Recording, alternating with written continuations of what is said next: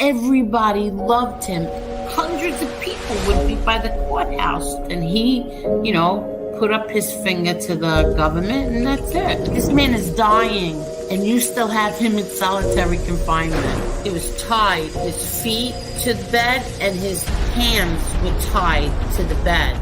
People want to question if my father was weak or tough. He had a severe kidney infection. He was sick. He didn't get to see a doctor. By the time he got off the bus, he was covered in blood.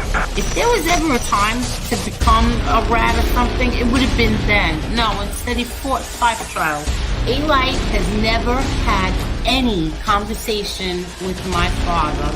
You lie about my son? Like, this is how sick they are. I defend my family. I think I do a pretty good job of defending my family. But other people defend my family also. I don't ask them to do it, but they do.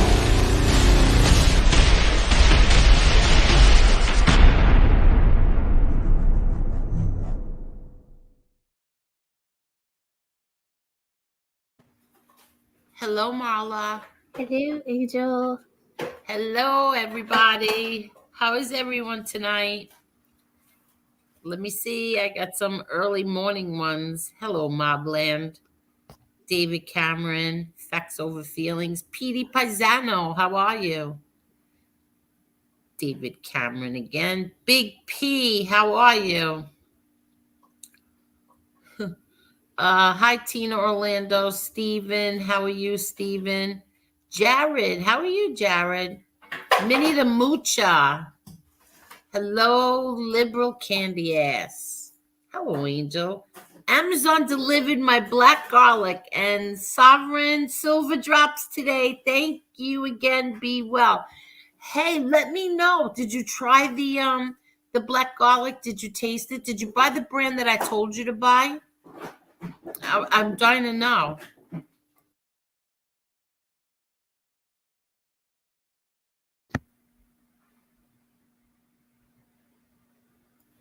I'm sorry, little Chucky made a salad and she was shaking it. I do that for the Yeah, dressing. Yeah, I do it too, but she's doing it right in the middle of my live. They don't mind. No, they don't. Hello, Joff. How are you? Minnie the Moocha. Facts Over Feelings. Buffalo Billy, how are you? Hi, Assassinino. How are you? Let's see. Who else is here? Carol. How are you, Carol? Hello, Victoria Young. Okay. Hello there, Mark. How are you? Please hit that like button, everybody. Please. Hello, Amber. How are you, Amber? Hello, Mark Schumacher. Is it? It's snowing in Chicago? It hasn't snowed here, thank God. It's only, I think, did it snow at all? No. It didn't snow at all. Little flurry. Little flurries, that's about it. Today it was 50 degrees. How was it by you, Marla? It was 50 degrees here. It was okay. I mean, it's not cold. We still have a lot, snow on the side of the road in certain places. Really? Yeah. You still have snow on the side of the road? Really? Okay, well, here we don't have snow. It's just been raining a lot. Hello, JL. Hello, Aegon. Let's see. Who else is here? Okay, everybody's saying hello. Hello, Gerard. Hi, Grind Jr. How are you feeling, Grind Jr.? How is everything? Hello, Maddie Marinara. How are you? I watched Zio Lesso before. I watched it 3 times because it was very hard for me to understand. Me too. Oh, it was hard for you too? I had to watch it twice. I'm not going to say why. I do. I have a question when you're done. Go right ahead. You got to finish saying hi, everybody. Okay. Hold on. I just got a text. I'm sorry. I'm sorry, everyone. But yes, Zio Lesso, I enjoyed that very much. Hello, Finn Freak. Hello, Paul Clinton. Hello, Jason. Let's see who else. Craig Mack. What's up, Craig Mack? What's up, y'all? I learned how to say that. Hello, Mobland. How are you? Mary Patterson, how are you? Jason, Paul Clinton. How is everybody? Giovanni John Gotti Gambino. Look at that name. Good Lord. Yeah. uh, Giovanni John Gotti Gambino. Good yeah. Lord. Do you know once I dated somebody with the last name Gambino? Okay. I'm not going to say his first name. His last name was Gambino. But he was not related to anybody like that, anybody that my family would know. No one. And all I kept thinking is, could you imagine if I marry this guy? My name's going to be Angel Gotti Gambino. Who would believe? Yeah. Like, who would believe that? Hello, Vinny Man Vinny. Hello, Vinny Man Vinny. Hello, American DeBella. I remember when I told my father his last name, and he was like, "Was he?" I was like, "No, he doesn't know anybody that you would know." Hello, Claudio Perry. Please hit that like button. Claudio says, "Hello, Tony Obats." And who else is here? Grind Junior. I said, Heidi Black. I've been watching you, Heidi. How are you? Heidi, you got to drop the link for her at some stage of the game. I got to ask her a whole bunch of questions, so don't you be sneaking off. Oh, really? Yeah. Heidi, I've been watching you, and I watched you when you were with your sister talking about the poll, Heidi. You were talking about the poll.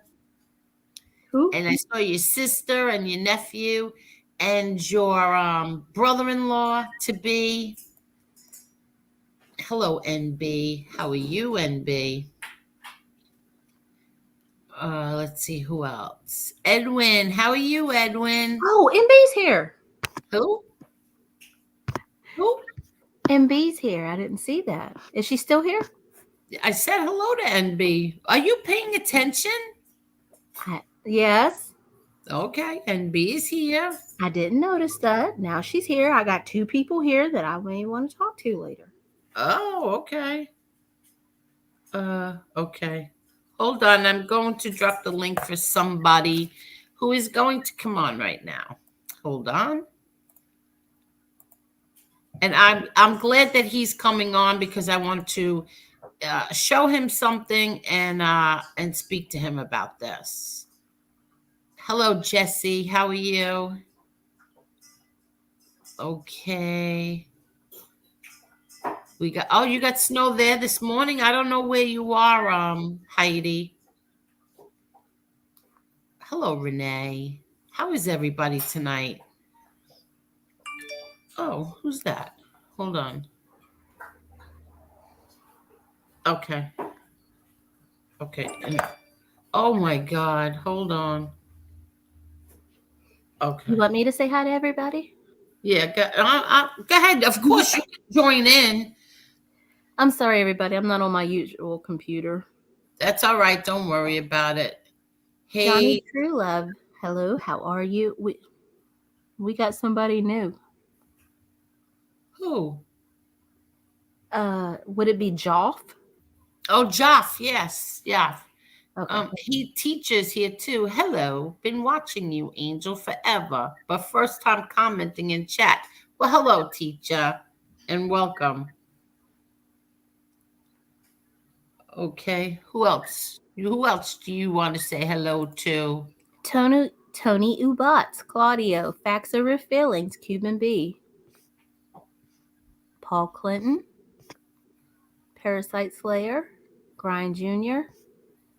So I said that right. Joff. Oh, look who's here! I haven't seen you in Hey, forever, Kevin. Kevin. How are you, Kevin? We haven't seen you in a long time. Wow, Ron Gross. How are you, Ron?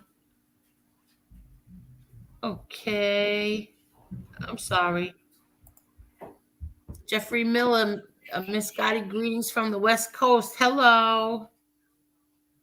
Speaking of the West Coast, besides, hit that like button, please. But speaking of the West Coast, JC, you happen to be the biggest idiot I've ever seen in my entire life. I just figured I'd say that. Um, I'm going to tell you this one more time. I never had Chicago Muscle do a damn thing for me or for anybody that I know. Chicago Muscle never did a damn thing for me. I never asked him to do anything for me. He's never done anything for me. You happen to be the most irrelevant asswipe on all of YouTube. Yes, Johnny Mac. That's the one with the glasses, right? I was talking about JC. JC. Which one is he? JC's the one who made the memes. And who You the one with the FBI boobs? knows made the memes. He knows he made those memes. Yeah. Waiting for him to denounce JC, but whatever. Wait a minute. Hold on. So okay. So I guess is he the one with the boobs? No, that's I can't take you. Angel, you gotta meet me halfway. Shit, I'm trying. I am coming on here and listening. I'm trying. Yeah. Who is the one with the black wife? Oh, that's Johnny Mac. Now that's the one I recall somebody saying he's the boob guy. Okay. Right? Yes.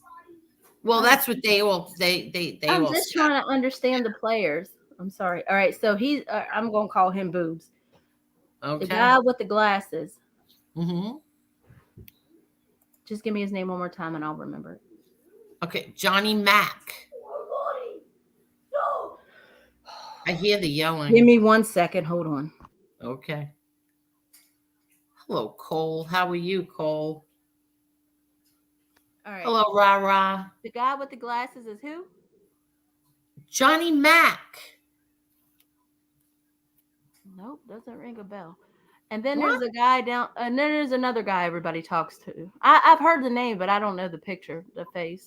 And then there's another guy everybody talks about. Who is who? I don't know. I don't know who you're talking about. I'm trying to remember who everybody is. Okay. From where? I know. Okay, so the guy out in California. I'll go by location. The guy out in California is JC. Then there's so the Johnny Florida Mac. guy is who? Who's the Florida guy? Never mind him. I don't want to talk about him. All right, so he's non and void now. We got boobs and the guy out in California. The guy in Florida is the Flo guy. Okay, let's finish saying hi to everybody. I'm trying to remember everybody. You really don't remember these guys. I really don't. I'll remember the boobs guy because he has a black wife, and the JC. Mac. Who's Johnny Mac then? Johnny Mac is the boob guy. Oh, okay, my bad. Okay, he's boobs. Y'all in here, this is not to be mean to that dude, but he's boobs. Who's the other irrelevant guy you talk about? That's JC. Okay, he's the one who pretends that he was a colleague of my father's. Oh, that's I'm gonna call him Cartel Crew. I'm gonna call him that. All right. Okay. Now we're good with the players. Okay. All right. So now I even forgot what the heck we were even talking about. I'm sorry, but if y'all would label these people so I could remember them. Hello, Parasite Slayer. What would make you think Convict Inc. is coming on? Grind. No. I haven't even heard from Convict Inc. I hope he's okay. Hit that like button, everybody. Okay. Hello, Paul Clinton. Hello, Renee. Okay, so let's let me see. Let me see. Hi, Susie. I think we said hello to everybody. Johnny True Love, Cuban B. I think we've got everyone. Maddie Grambino. Okay. Aegon Targaryen. I think I'm saying names twice. Tony Ubats. Alejandro. How are you, Alejandro? First time here. Hi, everyone. Hello. Hello, Angela, the right winger, my buddy. Okay. Yeah, we got about Fin Freak. I think we got everyone. Ian, David. Okay. So, Who Johnny the Mac. hell's JC? Who? Who the hell's JC? That's the same guy from the West Coast. JC, Gacy. That's what they call him. Oh, Cartel Crew.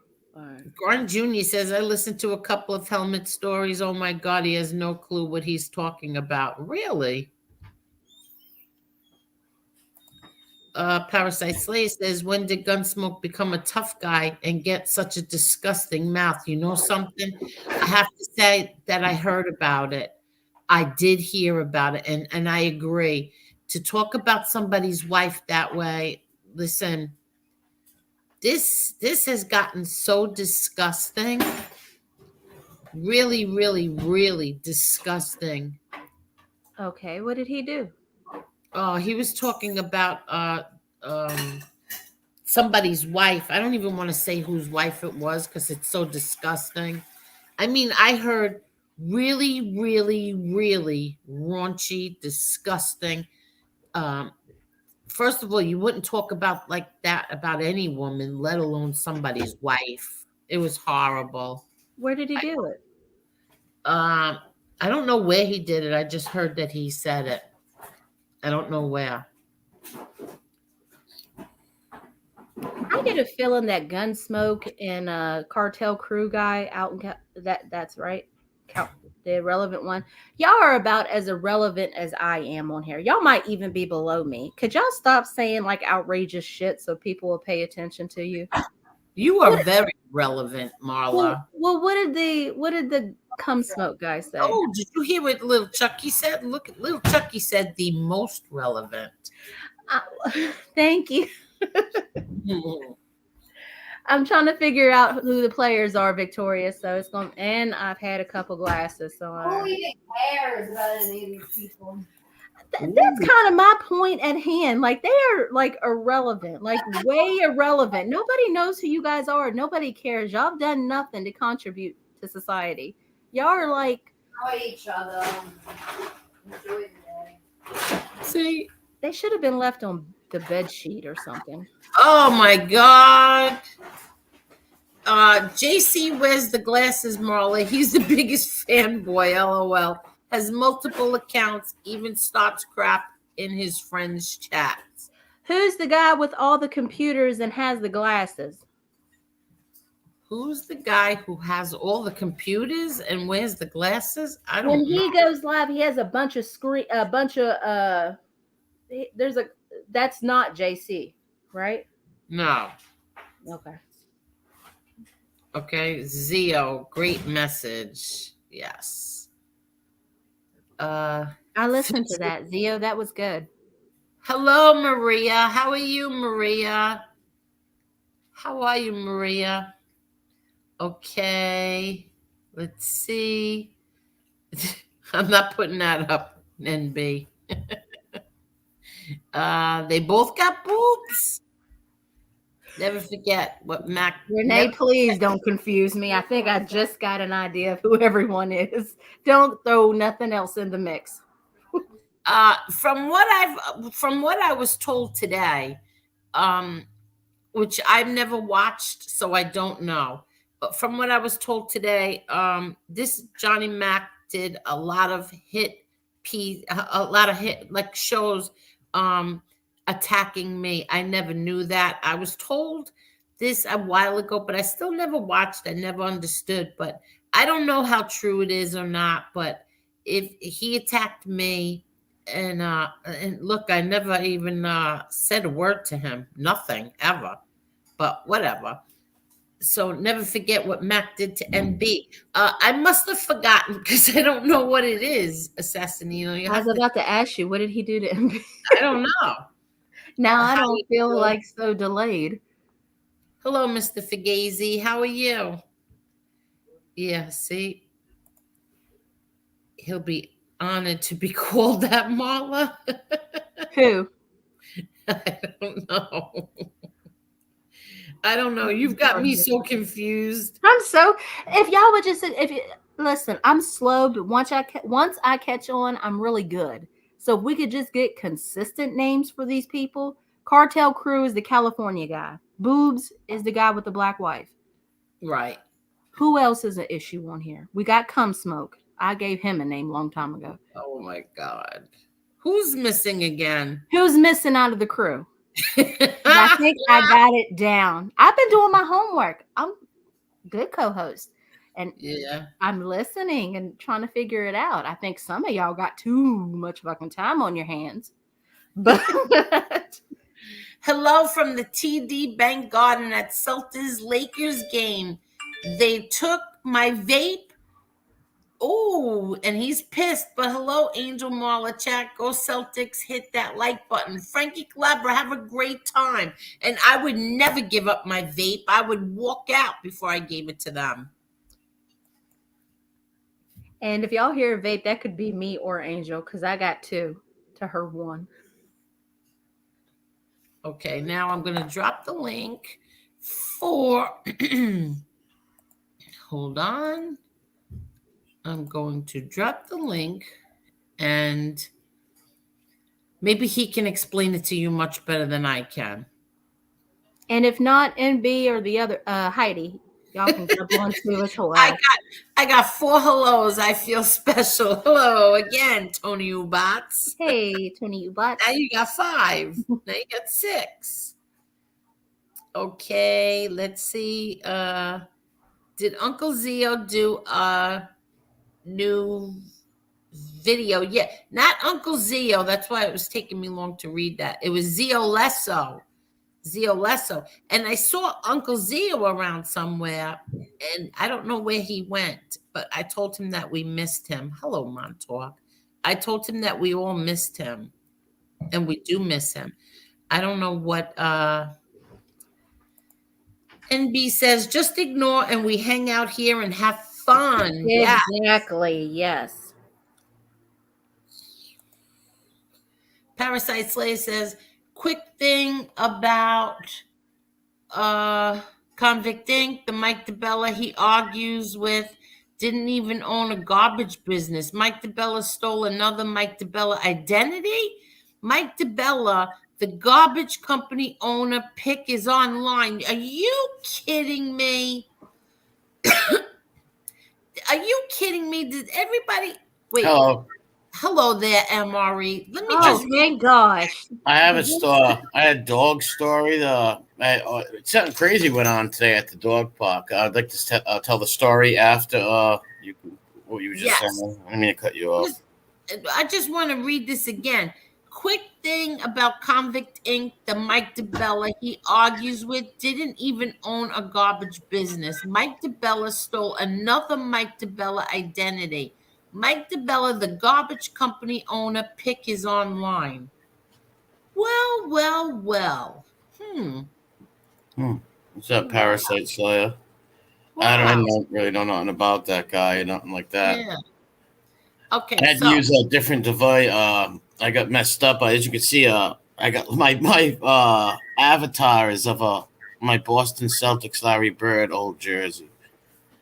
What does that mean? And they accused me of being a roadie for REM, carrying the guys' guitars, and that's false. I just want to say that right now. I heard a rumor. I wanted to address the rumor before it gets out of hand, because sometimes it can take a few lefts and you take the wrong road and end up at someone's house, and then your FEMA boat is in their freezer, and Jeffrey's sitting there wondering, should he have you for dinner or let's call it brunch? I'm done. Sorry. I don't have a clue what the heck you're talking about. Me neither. But I'll tell you about what happened today at the dog park, and this is why people who have aggressive dogs should not bring them to the dog park. Like everybody knows their animal, and let me tell you something. Today, it didn't involve my dog. It happened about 20 feet away with a bunch of other dogs, but basically, a guy took his dog there.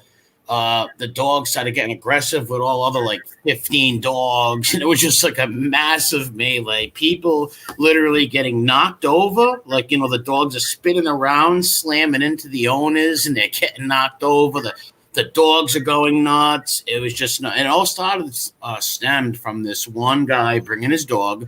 He was a beautiful dog, some German Shepherd mix or something like that. And he was just naturally aggressive to all the dogs. So all these dogs are running together, playing, and there was a lot of them there. It was a nice day out, and as soon as this dog, he let him off the leash, boom, he started fighting with this lab and the other lab, and there was some sort of mastiff. All these different kind of dogs were there, mostly golden retrievers, labs, but basically it was pretty nuts. And then he finally grabbed the hold of his dog, and him and one woman got into an argument. The other people were pretty cool about it, but one woman was screaming at him like, you gotta bring him down here, blah, blah. And she was in the right, she was in the right, because you gotta know your animal. You can't just bring him to a dog. That's crazy. It could have been a lot worse. Man, what kind of dogs? There was all kinds, from mongrels to pure breeds. There was a lot of them down there today, a whole lot. It was nice out. It was just so many people down there. But that's my point. Like, don't bring an aggressive dog to the dog park. And that's really the gist of the story, and what I want to bring to you and teach you and educate you on, so you never make this mistake. I'm only kidding. No, but seriously. Oh my God. No, you gotta be careful at some parks, because I don't bring my dogs to parks. I know you. I believe you have something from other dogs. What do you mean, like catch a disease or something? Illnesses, yes. Yeah, that's possible. But if you go to a good dog park, where most of those people love their dogs, and most likely not. But yeah, right, that's very possible.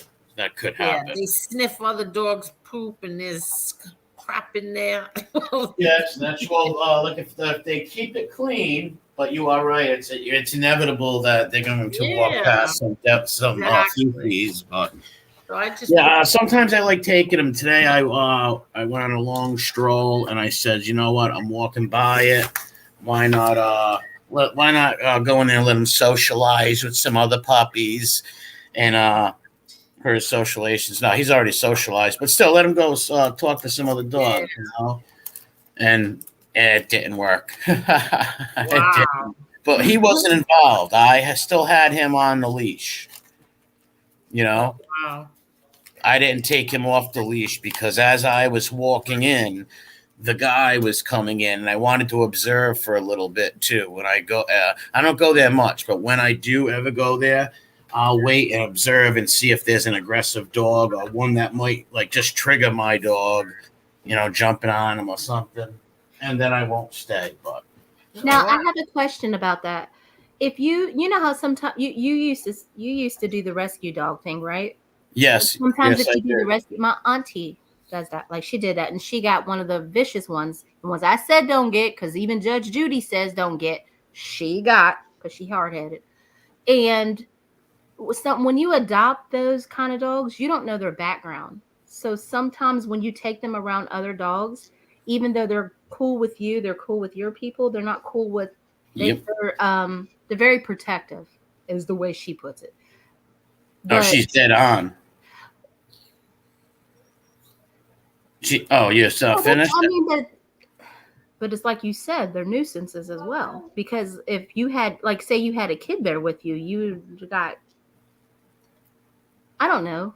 I thought you were, you're right. Certain dogs are just too aggressive to be. Yeah, there are some dogs that you can foster that, might be good with you, but not good with your kid or somebody else. Dogs. Little dogs too. Big might rip apart the little dogs. So before you would foster a dog, you would have to know that, you probably wouldn't have any little dogs, you know, or you'd have a room where they're constantly separated or something like that, because you can't even take the chance. It takes one bite from a bigger sized dog to open up and rip open that poor little dog, you know. So you really can't even take those chances. I don't even let my dog play with the little dogs for this reason of him jumping. He's 95 pounds. All right, if he's going to play with a little dog, he's not going to want to hurt him, but just jumping around, he might come down on that little dog's rib cage, break his leg, snap his leg. If he is 95 pounds, he comes down on his paws. Let's say he just hits him on the back of the spine. He breaks a hip. Anything could happen with those little dogs. So I have a lot of people that little dog come up to, oh, I'll let him play with him. I'm like, we really can. They kind of get offended, you know. Yeah, they do. Like, there's certain things I've learned that you have to say to people that have dogs because they get easily offended. But like people who foster dogs, they kind of like, they're being nice. I understand it. But then if you take them to like a dog park and they get aggressive like that, and a lot of dogs that get fostered are like that because you don't know their background. Yeah. Like they don't give you like classes or nothing. They basically just ask you. You just fill out an application and you just make sure, like, as long as you're clean and you can financially take care of them and you love pets, they'll let you have them. But yes. In situations like that, I don't know. Some people. Judy says don't get them, so I don't mess with them. Yeah, if like you said, if you have a little kid or something, probably not the best thing to foster dog, especially like if you do, you don't know where they come from, you know, like. But that's sad because you can't even do regular things with them. You can't even take them to a regular dog park. Well, that's why I always, if I ever hit the lottery, right, which I don't even play, so that's what a moron I am, right? I would build a rescue place for vicious, ferocious dogs, because I don't like to see them get put to sleep, even though they're vicious and ferocious. So I'd like to take all those dogs that are vicious, that want to be put down or deemed deadly. They're all over like I go to every place up the East Coast, you know what I mean? And say, well, what dogs are you putting down today that are deemed vicious? And I'd buy them and get them off there. And I take them to like a sanctuary, give them a big place where they can run. Yeah. Just make sure they can't hurt anybody or nothing like that. Big fences, fence over the top, the whole nine, and make it a big open area too, and big high fences, and let them run and have fun. But you did that. Well, you said you tried that. Yeah, well, we had dogs that you couldn't even like. They were still even into you guys. Yes, we had a 60 by 90 lot when I was younger, and my brother and me would bring the dogs. And there was a couple of them we could not. Eventually, they'll let you feed them. They let you give them a couple of pets, right? And even let them take them for a walk. But you're not going to sit there and constantly pet them. Some of them became cool, but there was some where you couldn't like hug them or put your face near theirs, and you know, like we could do with your dog because some of them were beat in the past and things like that. So yeah, there's certain ones never really you could totally trust, but you could still give them a decent life, and they're kind of cool with you. So one was a total maniac for like literally a week. It took my brother to be able to even touch him. Like it was pretty nuts. We liked it though. We had a lot of them too. We had some Rotties, pit bulls. We knew somebody who worked at one of the. I'm not going to say too much, but I worked at a kennel, and they said they put the dog down or whatever, and we would go in there and take the dog. It didn't go on long though. I wish it went on longer, but it didn't. We got about at least 4 or 5 of them from there, maybe 6. I forget. It's been so long, but good times. They rip you if they try to be biting the hell out of you too. You go in there with a lot of clothes wrapped around your arms, put it that way, and jackets on. Well, to change the subject, I wonder if Lee Cole knows this about Mike DeBella. Nope, and the Mike DeBella, the sanitation company owner, is still in the business. Pick is online because he was named CEO of the new company. Wow. Yeah, I don't know much about that guy. I just seen a Convict Inc. video, so I really don't know much about him. Yeah, well, obviously, that Mike DeBella has stolen another Mike DeBella's identity. Yeah. Really? Yeah, that's what I say. I'm like, What a nuts. There's some by this. crazy people out there. What's up, everybody in the chat? I can see you Everybody now. saying hello to you. Yeah, and, Grambino, Jesse, Lisa, Carol, Rick, everybody. Weevil, Santino, Ew. Fax, Susie. How's everybody going? Doing Parasite Slayer. I see Rick I Toledo. wanna Cheryl, how you doing? Mark, what's up? okay, so I want to show everybody something. I'm gonna read every I'm glad you're here, MRE, for this, Well, because watch, I'm gonna Well- read this. This is in today's New York Post. Let me Okay. get it.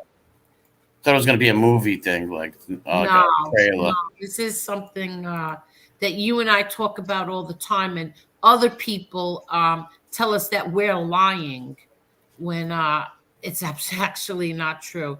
Can everybody see this? Can you see it? Yeah, I can see it. NYC NABS hiring off-duty cops and private security aimed crime surge. Mid crime. Mid crime surge. That's how smart he is. This is Howard. Yeah, this is Howard Beach. This is Howard Beach, Queens, and I'm gonna read some of this, but YouTube will give me a some kind of whatever it's called. But I'm going to read this to everybody because it seems that there are neighborhoods in New York who are hiring security because there is a surge in crime and not enough cops. Okay? That never happened when guys like your dad or Raymond Sr. are around. Those neighborhoods are okay. And I'm going to read it to everybody, but I'm going to take it off because I'm not going to get a so these how long do they have to walk around? Like what do they walk up and down the street? I'm guessing, or they must have like what do they got, a portable police station, or like a bus or something? I guess we'll find out. Yeah, hold on, and I'm going to read it because what they're saying is here. This is in another defiant show of force in the face of an out of control crime. Howard Beach is poised to join a growing number of battered Big Apple neighborhoods to hire their own security. Residents of the close-knit community and the old stomping grounds of late Gambino godfather John Gotti are fed up with the rampant shoplifting, beatings, and theft, and they're mulling hiring moonlighting cops to stem. Geez, this is so small. To stem the tide. Okay. Petty larceny has surged 9% so far in the new year from the same period in 2022, along with felony assaults up 50%. Burglary is up 14%. Auto larceny 69%, according to the NYPD data through January 22nd. People are starting to feel like we are not as secure as we used to be, said Phyllis Insorello, the co-president of the Howard Beach Lindenwood Civic Association, which outlined a plan for a detail of off-duty NYPD cops during a January 10th community Zoom call of about 100 residents. The group also discussed hiring unnamed private security guards. The list of New York City locals looking to hire private crime fighters is growing. The Post reported last week that the Bronx merchants took matters into their own hands by hiring private security guards to keep order on a bustling commercial strip. Let's see, I don't want to read this whole entire thing, but I'm going to get to this. And don't talk about them having like so they're basically other New York cops that are off duty, basically they're hiring. Yes, they want to hire. All right, so they don't. All right, so they're not from out of town. Where they? All right. Yeah, they're Where working. do they? Where's their little police station though? What do they have? Like a neighborhood substation or something? No, we have a 106 precinct in Howard Beach, but it's in Ozone Park, so it covers like a large area. So they might have little small ones. Oh, they Uh, might make them. Who knows? I'll shut up. Let me see. Mother of middle-aged schoolboys told the Post that her family is willing to pay up to $1,000 a year to get an off-duty uniformed NYPD officer patrolling Cross Bay Boulevard to ensure their safety. They just started walking home from school alone, and they've started venturing out to Cross Bay. The attorney said nothing. Everybody has to be all in. There's a shortage of NYPD patrols. I don't see a downside. Many of the neighbors are willing to pay. Wow. Yeah, they're willing to pay for this. Hold on. That Working. says a lot right there. Yeah. I don't want to read the whole entire thing. This is a long one, but I'll get to the bottom. Oh, I know that woman. And so will they walk around the neighborhood? Will they drive around? That's what I'm trying to think. This says like it's a shame that the people in the neighborhood have to go into their pockets because they do pay taxes in Howard Beach. uh, oh, this is Bodito. Okay, so it's a damn shame that people in Howard Beach have to go into their pockets with all the taxes that they are paying. Fumed retired detective Bo Deedle, an Ozone Park native who heads his own security firm. I've never seen it. I've never seen it.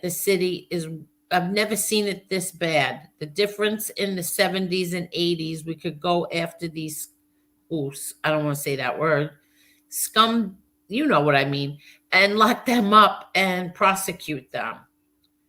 Here's another one. Here too. All right.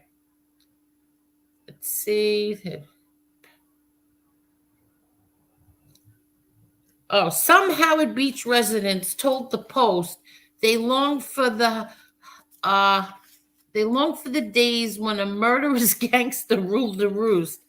It was tough years ago in the 80s when Mr. Gotti was the guy, recalled Bill Adams. When I say tough, you didn't come into this neighborhood. Added another Dapper Don devotee. When Gotti was here, you never worried about crime, ever. It wouldn't be tolerated. So that's the end of that thing. I just wanted to. And can I say one thing? And that's why I always say this all the time. Like neighborhoods that were, if you want, whatever you want to call them, people call them mob neighbor, wherever mob guys lived or whatever. And I always say it about the Federal Hill up there in the old days, all the way up until maybe the late '80s after Raymond died. You couldn't do nothing up there. A woman could walk down the street in her nightgown at 3 a.m. and nobody would have cost her or do nothing. It was safe. The neighborhoods were safe. You could lock your doors. You didn't have to worry about people robbing you. Nowadays, nobody knows their own neighbors. The neighbors don't even know each other nowadays, basically. It's not like it was growing up where, your neighbor, you lived there for how many years, their families, whatever, It's different now. You don't even know your neighbors anymore. Yeah, exactly. But then when I was talking to, I forgot who I was talking to today, and they said that, I'm not saying his name because I can't stomach him, but that another content creator on here had 2 cops on. I don't know what they were, detectives or something. And they said the same thing, that the neighborhoods that had these guys, like my father, in them were the safest areas around. So the people that are pushing that crap that these neighborhoods weren't safe when these guys were around, they're lying, because these neighborhoods was safe. Even that time when I had William DeMayo say it, like the neighborhood was safe with these guys were around. Yeah, I remember that. I have many friends who say the same thing. I have friends that tell me now that they had to move out of Ozone Park because it wasn't safe there. When the club was there and my father and all his friends and my uncles were there, you could go to sleep with your doors unlocked. But you can't do that anymore. Yeah, I can only speak for Providence and same with Providence and wherever those guys lived, or if it was an all Italian neighborhood like that back then with them around, safe as you can be. Literally, nobody from the neighborhood would ever be preyed on. You'd get your crazy. Don't get me wrong. You get your crazy person do something stupid. Yeah, of course. There was no crime, no cars getting stolen, nothing. After Raymond died in the early '90s, Federal Hill was like literally the car. We had more cars stolen up Federal Hill. It was like Grand Theft Auto. It was crazy. It wasn't like that before when Raymond Petrarca was around. 60s, 70s, early 80s, 1983. That, like I said, a woman could walk down the street in her nightgown. Nobody messed with her. You could leave things in your yacht. Nobody would touch nothing. It was safe. Yeah, exactly. I'm not saying with and people say, "Oh, you're advocating for organized crime." No, I'm just telling you a fact that these neighborhoods were very, very safe. And if you lived there, you'd be kind of blessed to live there, believe it or not. You don't have to worry about going out, taking the garbage out, and getting attacked by a crackhead. Exactly. Or a meth head, or a fentanyl head, or someone coming out of the woods. Yeah. Exactly. You have, like I said, there's psychos that can go anywhere, obviously, or serial killers, whatever you want to call them. But nowadays, it's getting out of hand. That's why a lot of those neighborhoods, I bet, have new fences. They have guard dogs, I bet. A lot of the people, the old timers that still live around there, or their kids who inherited the houses, probably have big dogs in the yard and stuff like that. Because I know the gun laws are pretty strict in New York City. So, God forbid someone try to break in your home to kill you or hurt your family and you shoot them, you're on trial. It's like, what?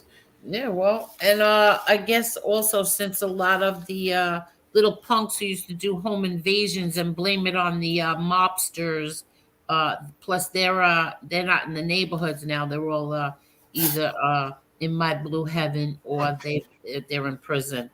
So, yeah, those and then you'll get like that's the times when you get predators like that. When you got a weirdo like what's his name, Tanto, I call him, in your neighborhood. That stuff happens. There's always a bad apple or something like that who will home invade his neighbors. Yeah. Nate Dew is spineless for removing the Mike DeBella from his YouTube.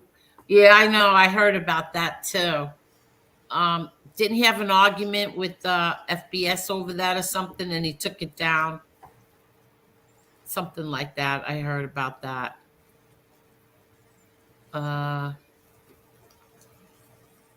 Wait, I'm so far behind. Yeah, I'm so far behind. Oh, hold on. I can see it over here.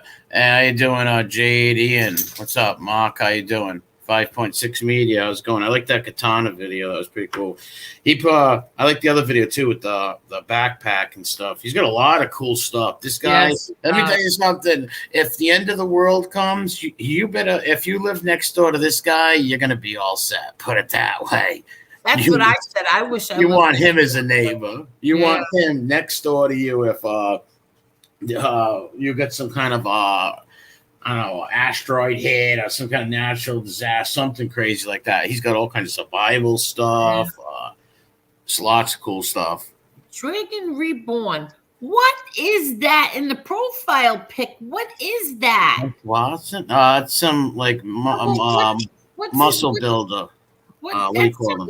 Like real? That doesn't even look real. That looks like, I don't know, big giant potatoes or it's something. Probably some guy who was in prison who just worked out like every 4 minutes. What? Yeah, sometimes you get those guys, and I've seen like lock up and all that stuff, and had buddies in prison. They work out a lot, and they come out big. So he must have been a big guy anyways, and went to prison. His arms are huge, size of people's heads. Yeah, that's a good point, Cuban B. 100%. You really do. Angel, they are doing that here in the Bronx by Fordham Road, Wednesday to Sunday, 2 to 8, I think. So what? No crime happens on Monday and Tuesday? Where's our sleazeball and his red what do we call Guardian Angels? I don't know. Guardian Angels, where's he with all that? I know. I saw this. This was horrible. This was disgusting. That's why I used to get so mad at people when they said defund the police. No, no, no. Keep them on the subway. When your kid gets on the train to go to work every day, you want them down there. Yeah, I for saw sure. that. This Fox News reporter, he got beat up. Wow, that's terrible. That was horrible. Did they know who he was, or they just beat him up because they were going to mug him, or was he attacked because who he was? Well, how do you know what the crime is in Mikey? How do you know? Did you just hear what I wrote? What I read? How do you know that it has the least amount of crime? No, Angel, I was curious. The reporter, was he attacked because he was a reporter, or he was just no? He was just on the train. I think he got mugged and beat up, something like that. He's a Fox News reporter. I think a weatherman. Wasn't he the weatherman? I can't remember. Oh, was it the black guy that lost all the weight? What? No, it's well, actually, he told Which people. one was it? No, the guy who he told it was going to snow on Christmas Eve. He told everybody that, and people got very upset. No, They beat him on the train. That's possible. That's not true. Listen, you don't know if that's his motivation could have been. Maybe he lied about it was going to rain. No, that's not true. No, I'm only kidding. But it's possible. Like maybe he said something he didn't like about a sports player he liked or something. You never know. Oh, that's not true. Sean says in my city, which is a shithole, so they're making landowners pay for security. Really? We have to pay for it here. Why wouldn't they pay for it there? Really? In your state? You have to pay for it there? It's a part of our dues. Oh, okay. Hello, Wise Up Show. How are you? What do you mean, dudes? Like city HOA. taxes? No, HOA. Oh, yeah, the homeowners. We have to pay for them to be here. We have to pay for security to be here. yeah, we pay our taxes, which pays the police and stuff. But Well, some we don't have enough police to come out our way. The Rangers come out here. We don't have police. well, some of them small towns, correct me if I'm wrong, only got like one or two policemen, right? Sheriff, or deputy. Patrol the whole time. Yeah. Yeah. Yeah, It was Like a that sheriff, in the a home- deputy. Yeah, it was like that in the town that I grew up in. We had a sheriff and we had the sheriff, and then it was like a handful of deputies, but we all knew them. And yeah, sometimes they just let you know we can't. What do you want us to do? We don't. Have you And been where I live now here in the Poconos, we don't have the police out here. Have you ever heard of the sheriff named Bonnie Fife down that way? No. Yes, and he is awesome. I didn't know she might not knew who he was. I don't know. He's from West Virginia, Morgantown. Yeah, well, that's how you know about Don Knotts. Yeah. Remember I told you to watch Ghost and Mr. Chicken? Hit that like button. Yes, and that was what I did find it on Tubi. He's young in that. I didn't see it though. Yeah, he is young. He's young in it. It's like back in the day.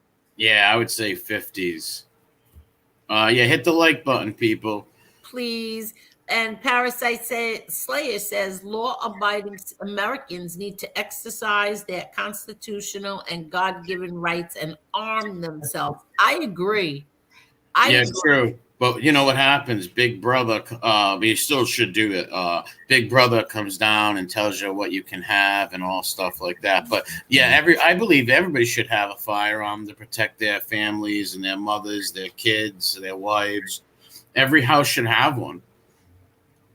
There'd be no break-ins. But you're not allowed to shoot the animals here. We have them here, but you're not allowed to shoot them. Who wants to shoot? Why do you have to talk about the animals? Well, no, Angel, no, I should not. I love animals, but I like them to stay in their place. I love animals. I love my animals. God, I'm not listening to No, that. no, I don't mean nothing bad. I just was I love picturing my animals. dog. I love people. I just want you to stay in your place. See, they're crazy down there. We had a black bear. A I black. had a black bear too. No, Angel. We had a huge. Like when they had the family, they messed in our trash, and so we put the trash in our garage and then we have to That's put what it we in our did too. We did that beforehand. too. But sometimes they come the night before. Have you seen it? Like, so my kids, they work late at night, so sometimes they don't come. They don't get home till 1 o'clock midnight or 1 o'clock in the morning. We caught that black bear and Angel. They Wow. come. They come. Yeah, they will attack. Family. They're huge. You seen one of those things in real life? I Yeah, was they will scared, attack. and I was in the house. I'm on the second story.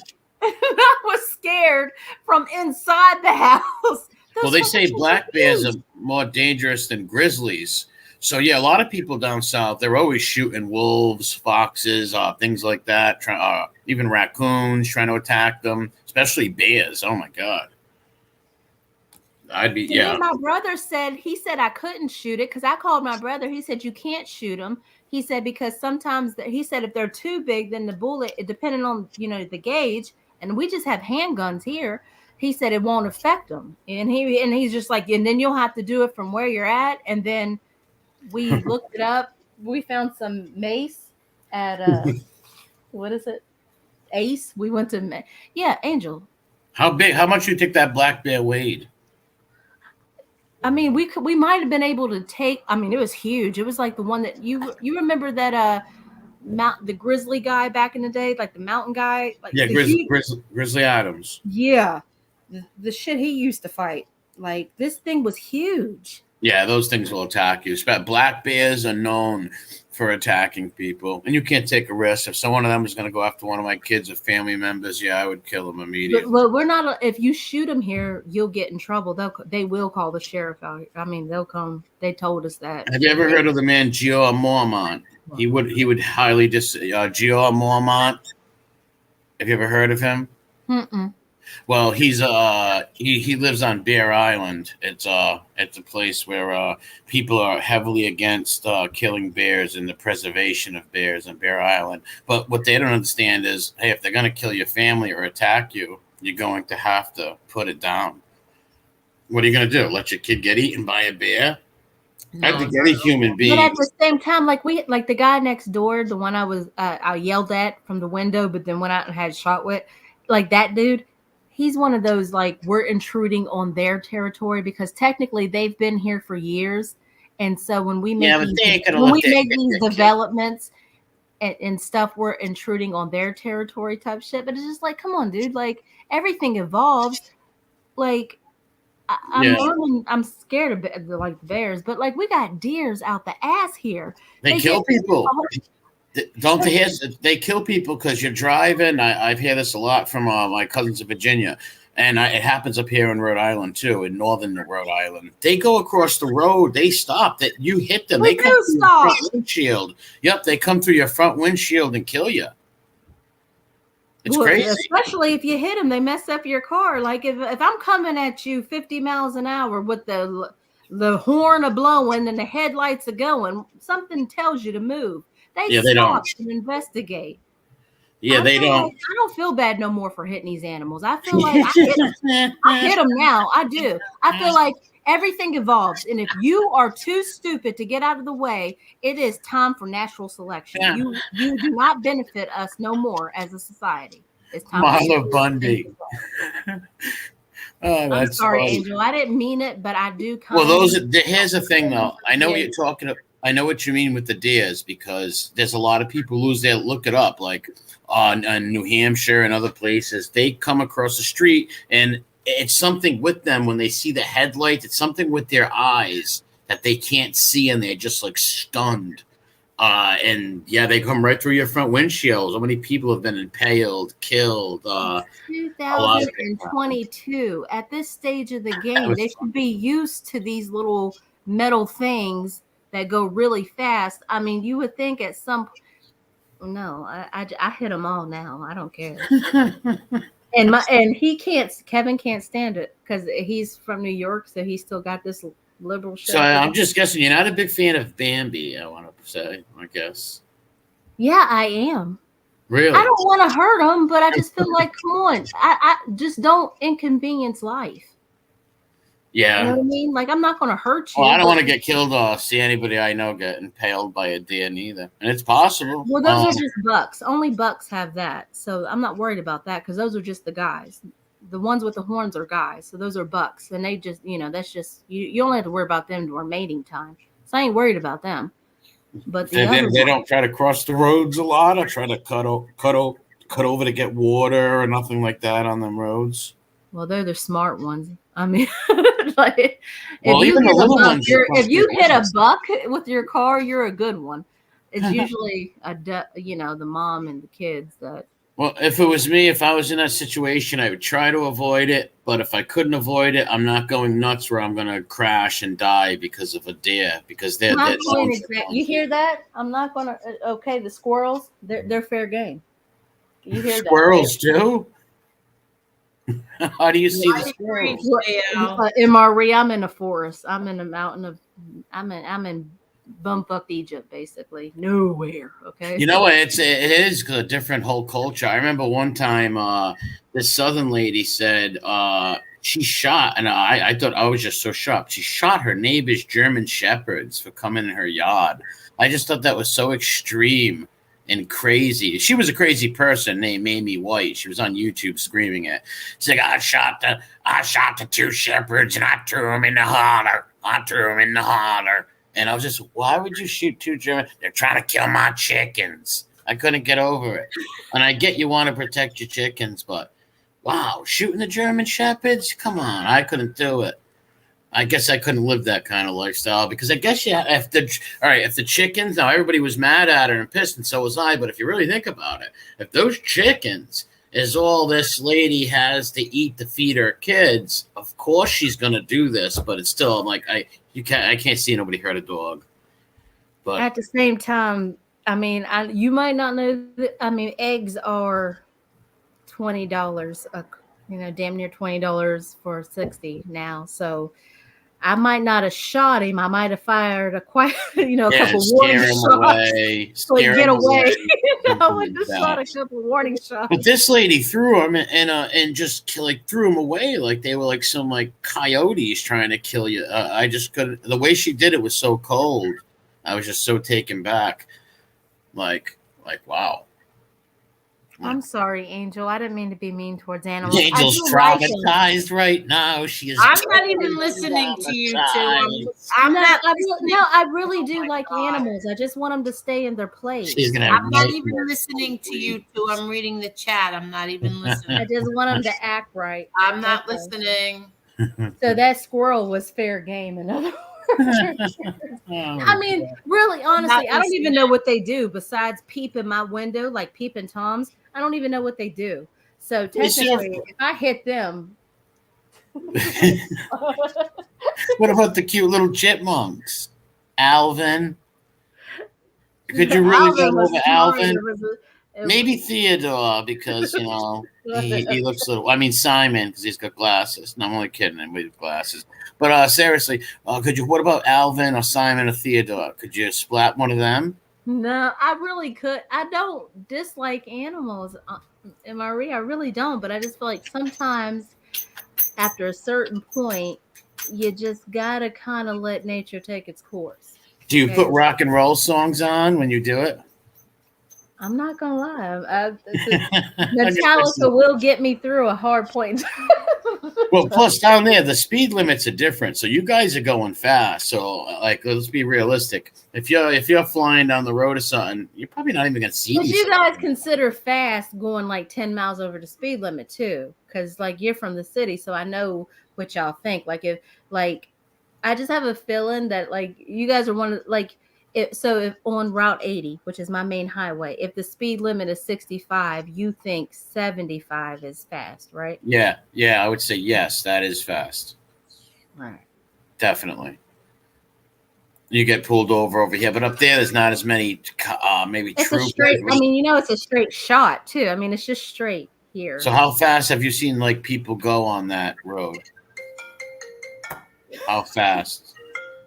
Well, I have to go through Jersey, And I think those people ordered their license through Sears catalog, and it got grandfathered in or something. Because can't nobody from Jersey drive. I don't know what's wrong with them people.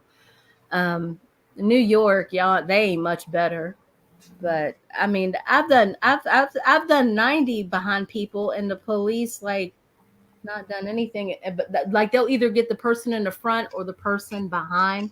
They never get the person in the middle, which is always me. So what you're saying is they're used to people driving fast, and the roads are pretty secluded, right? Yeah, they call them stadies up here, 5.6. Yup, stadies. The roads are secluded. People are flying. Yeah, because when I have cousins in Hopewell, Virginia, right? They're Italian rednecks, and they fly. They're so fast in their cars. The people drive down streets like where I grew up. If you come down the street flying in a car, people are throwing things like screaming. You slow down, man. In Virginia, it wasn't like that. These guys were flying down the street with these big engines and this stuff. And I'm thinking in my head, what if you hit a little kid? Like that's all I could think of it. Yeah, in neighborhood, I always do under the speed limit in neighborhoods because kids are always on bikes and you never know, little kids and stuff. So in neighborhoods and stuff, I always do the speed limit. But on the interstate, like, come on, it's 65 up here. I get that. But my cousin's neighborhood was literally like a neighborhood, and I couldn't get over how fast these people were flying down the street in their cars. And they were all ages. Teenagers and grown guys with their those trucks, derby trucks or whatever, derby cars, or they had all kinds of different things coming out of them. I'm not good with all that stuff, and they were flying, and people and all the neighbors and stuff. It was like nothing. Nobody was even. If you did that in my neighborhood, every neighbor would be screaming. You might get a brick through your window if you came down the street. It was pretty nuts, but yeah. I mean, back in the day, they used to let us play in the street, but they would always have the adults watching. So when you come flying like that, they don't have time to tell you to get out the way. So yeah, they feel, like the guys would yell if you actually stopped, or, like they would yell at you because like they would let us play in the street, but adults would be there watching us so we could do kickball. And because you can't play in the yards where I'm from because in the city parts, because the yards are a little bit smaller. They don't have open spaces in the city. So you could play in the street, but usually the adults were out there and they would watch. Everybody would come out on their porch and watch you. And if somebody was speeding, they would start waving and whatnot. Gotcha. And you can't do that nowadays because these kids, like, their music is not only shitty, but extremely loud for some god awful reason, even in a country where nobody's going to hear you other than, the ones that are trying to go to sleep at a decent hour. And they're just like, they just play their music. I don't know. I feel like an old person saying that. I remember when I was younger and when I used to ride bikes, I remember my father used to tell me, always ride towards traffic. So let's say somebody goes off the road or something, and always look at the eyes. Let's say if you're riding your bike as a kid and there's a car, he can take a right or a left, and you got to go by him and he's parked.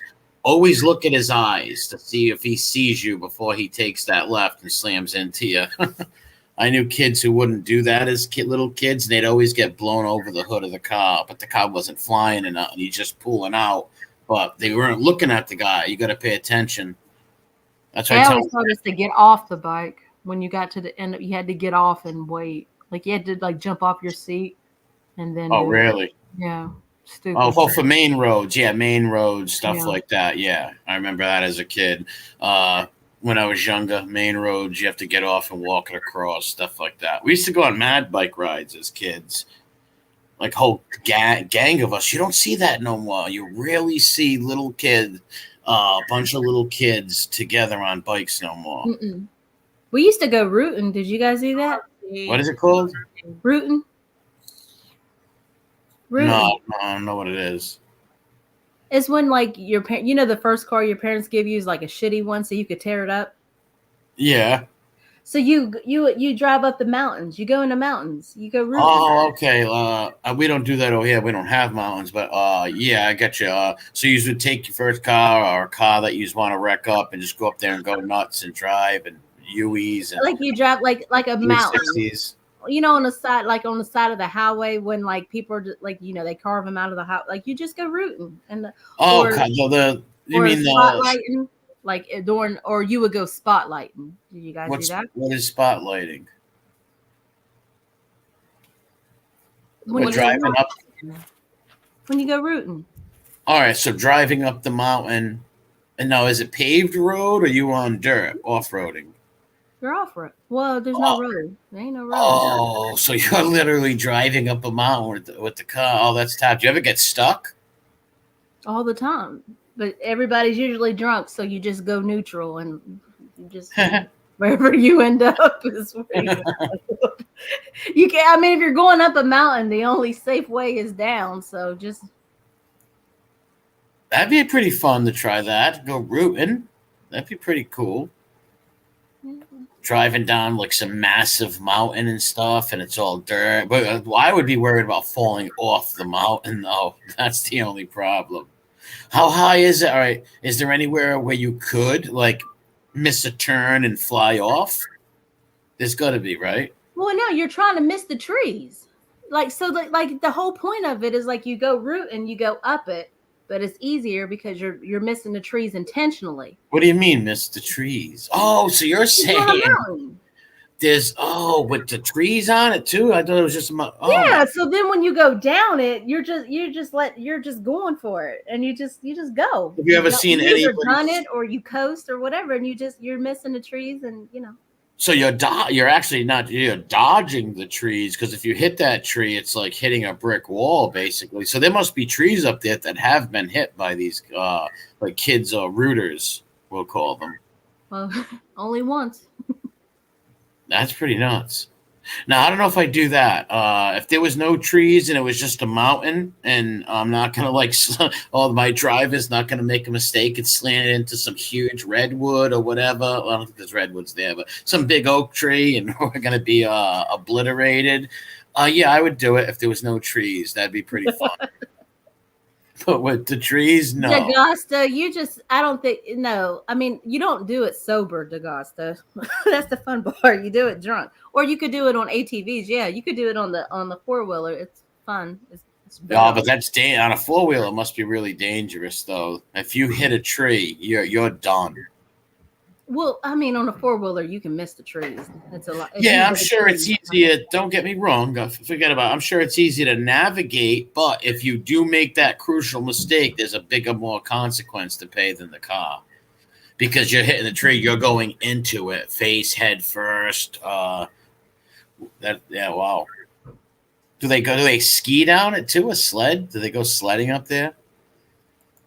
No, you can't. No, you can't take cars where they sled. No, you do it in a You must have some huge hills that you've been sledding down as a kid growing up there, though.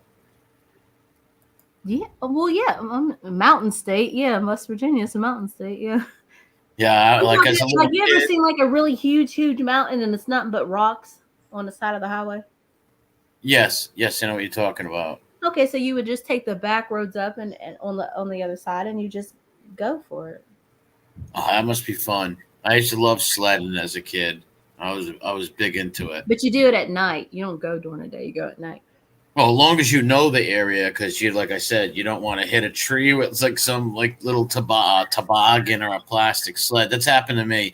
No, that's the whole point. You don't want to know the area because you have to know how to. I mean, that's how you know if somebody's a good driver or not. Oh, so it's more like a competition, is what you're saying, between the people. Yeah. All right, I know. All right, so it's like a competition, a little daring, and so they all want us to be maybe who's the best rooter or the number one rooter, who's good at rooting and who's not. Yeah. I'm saying this shit out loud. I see why people make fun of people. I will not be doing any. I would not be a rooter in the future.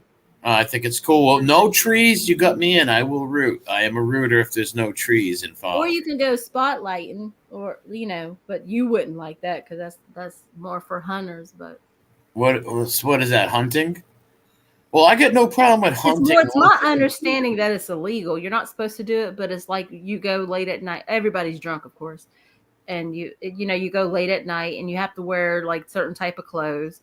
And yeah, you used to go spotlight, and then they just give you a gun, and they if you, depending on what they're going for, and they like somebody, usually they'll show you how to hold it and how to shoot it, and then Well, as long as I would eat it, if I ever hunted, I've hunted before, and I yeah, there's no point in shooting it if you ain't gonna eat it. I don't eat it because that's how I found out Venice is deer. Oh yeah, I would eat it. I've had venison before. When I was younger, I went I went hunting and stuff a couple times, and it was good. I've ate rabbit before too. I've went hunting a couple times as a kid, maybe once or twice. Did you skin them? Oh no, I didn't know how to do it. No, my cousins, friends and stuff did. They were older than me, but no, they knew how to do that. I didn't. I just watched them do it. Yeah, they skinned them, they cut them open, took all the guts out, the whole nine, and then they roasted them over the thing and twirled them on the spit. Yeah. On the spit. Yep. Because that's what they did in the old days. If you lived out there, you'd have to hunt your own rabbits and stuff, your own game. And that's what people might still do today. Eat. Look at all how expensive the food's getting. You're talking about the eggs, meats going up, everything's going up. People in the city don't have that luxury to go out and hunt and maybe fill up your meats for a few weeks with a couple deers or something. A couple rabbits too. How you doing, Amber? Cleveland, what's up? Cuban B, Bong Donkey, Parasite, Slayer, Jason, Ian, how you doing? But yeah, Jesse, how you doing? Definitely look like some Mexican mob guy. But yeah, I would definitely, if I had to kill a rabbit and eat it to survive. Sorry, Bugs. Yeah, Bugs Bunny, I'm terribly sorry. Sharon, can we talk about something? Well, you pick a topic, Sharon. I'm sorry. I'm the one that did that. Sharon, you pick the topic. Can we talk about the little Couzette, that dog? Is that dog's name Couzette? Joffrey Baratheon. He was defending a woman against a group of fan. Oh, you're talking, Sander Clegane.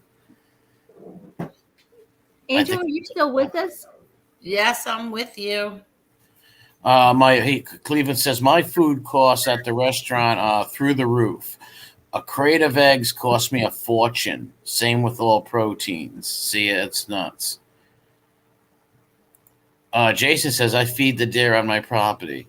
That's pretty cool. What do you got? One of those little spinning things that go around? Karen says, here's a weather person on Fox Cable News. He tried to stop a gang of teenagers from beating up an older man. They turned and attacked him. That's sad. Those damn teens. Police killings in Tyree Nicholas was an outrageously hot break-in and unethical act, and it was completely uncalled for. Should be treated as a murder. Don't know what you're talking about, but I think it was something about that on Newsmax. I don't know what city, but I know it was all the cops I know were black, and it had something to do with some kid. I don't know if they shot him. I don't know if they shot him or beat him up. I saw like the very tidbit of it. Did the arrest that were any arrests made or anything? Oh yeah, the cops. I believe the cops have been arrested. Oh wow! Did the kid have a weapon or anything? Because I don't know nothing about this story.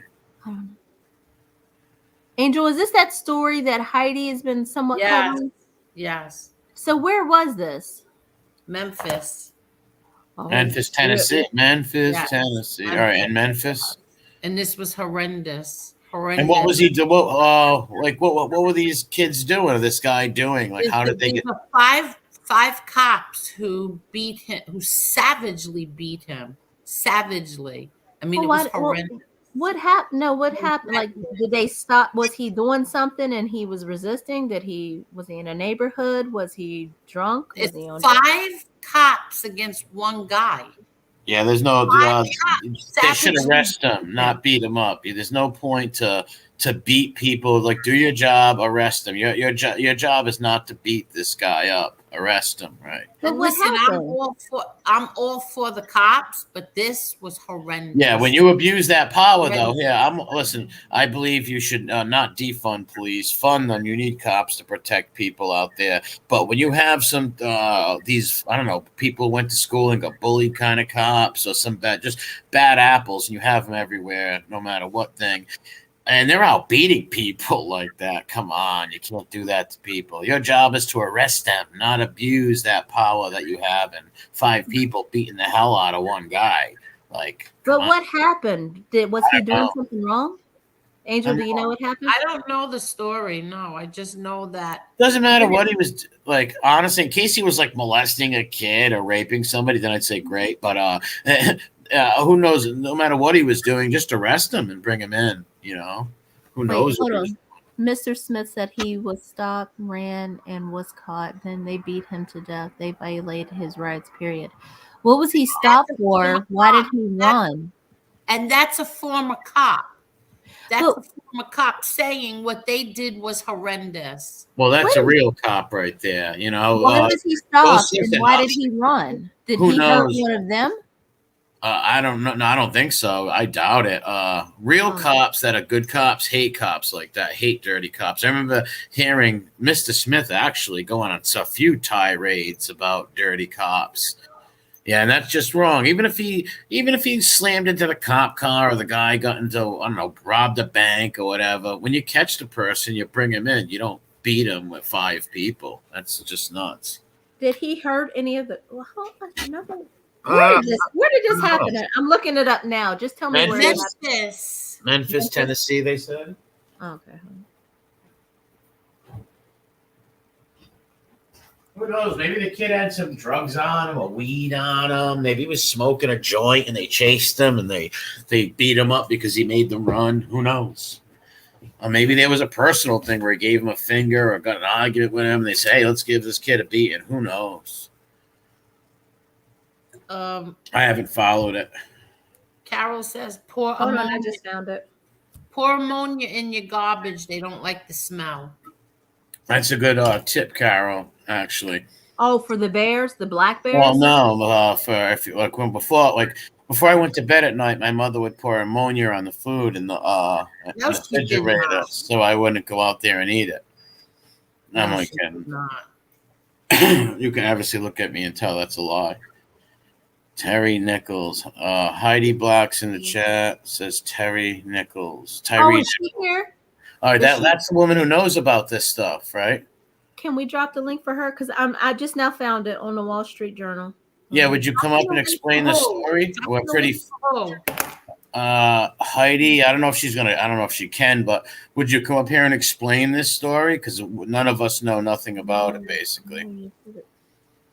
Ammonia for the like what happened and what were the charges, all that stuff. What were they trying to chase the kid for or whatever?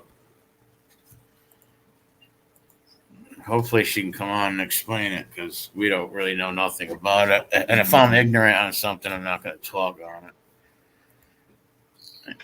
The Supreme Court being so all 50 states must issue concealed carry permits to anybody who is not a felon. New York has to follow suit. Good.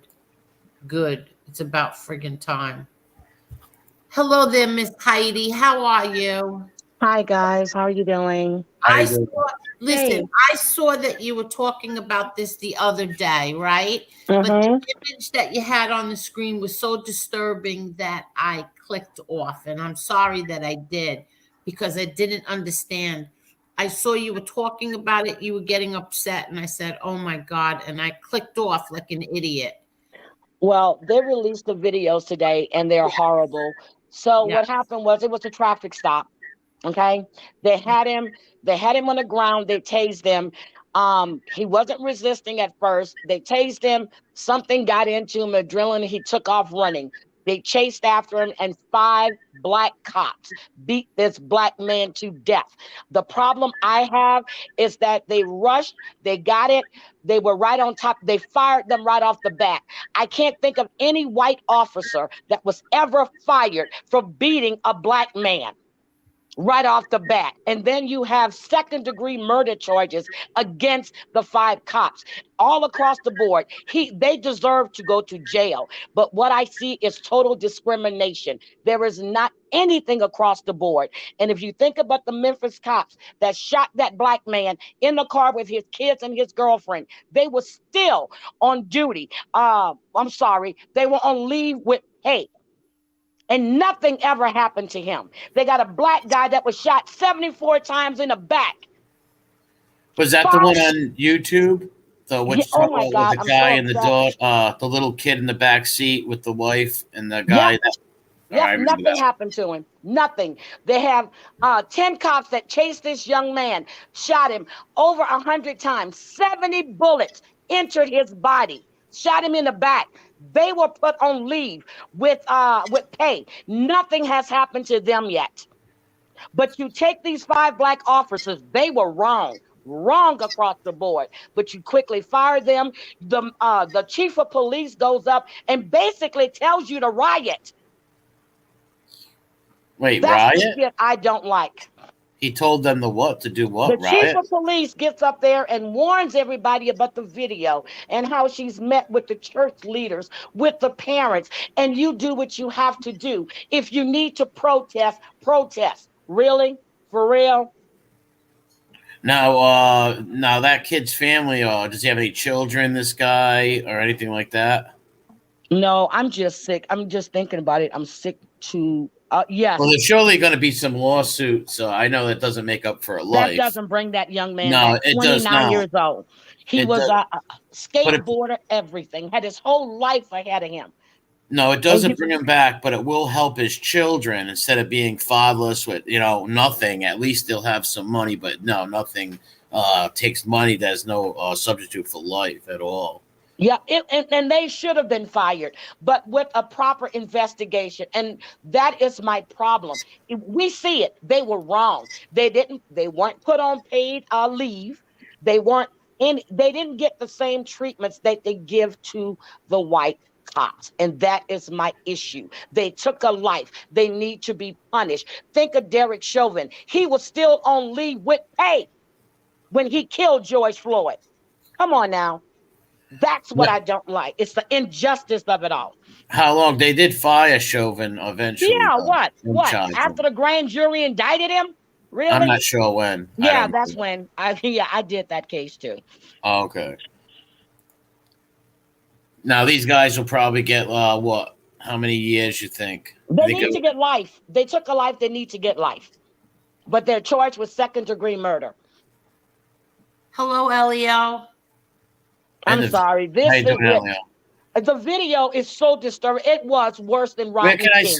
Where can we see the videos? Oh, go look at it. Look at it. It's I'm watching it now. Hold on. I'm watching it now. It's disgusting. Oh, I want to type it in my phone too. Tyreek Nichols beating. I'll put in. It should come up, right? I'm sure there are, Jeff. Jeff. That's why I'm talking about the treatment across the board. What's good for one is good for all. And they all deserve to go to jail. There are good cops, there are bad cops. And I know good cops don't want to deal with bad cops. But it's 5 officers that beat this man to death.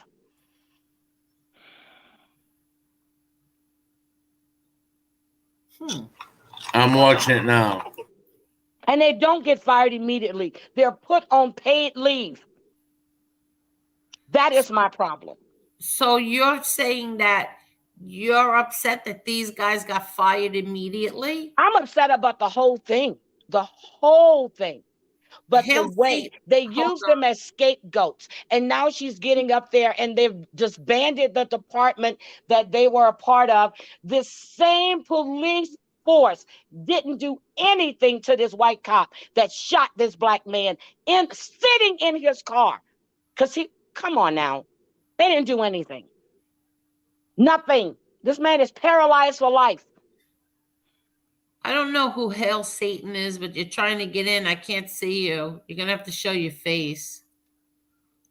Anyway. Oh, wow. Yeah. This is pretty oh my God. This is graphic. I'm getting hot just thinking about this. I don't even want to talk about this. Okay, what part of the video are you on? Because I'm at the part where he's okay. This is brutal. What I'm looking at thus far. So this video right here, I don't know if this is the one everybody's watching, but this is 26 minutes long. So all right, so I'm at the first part of this.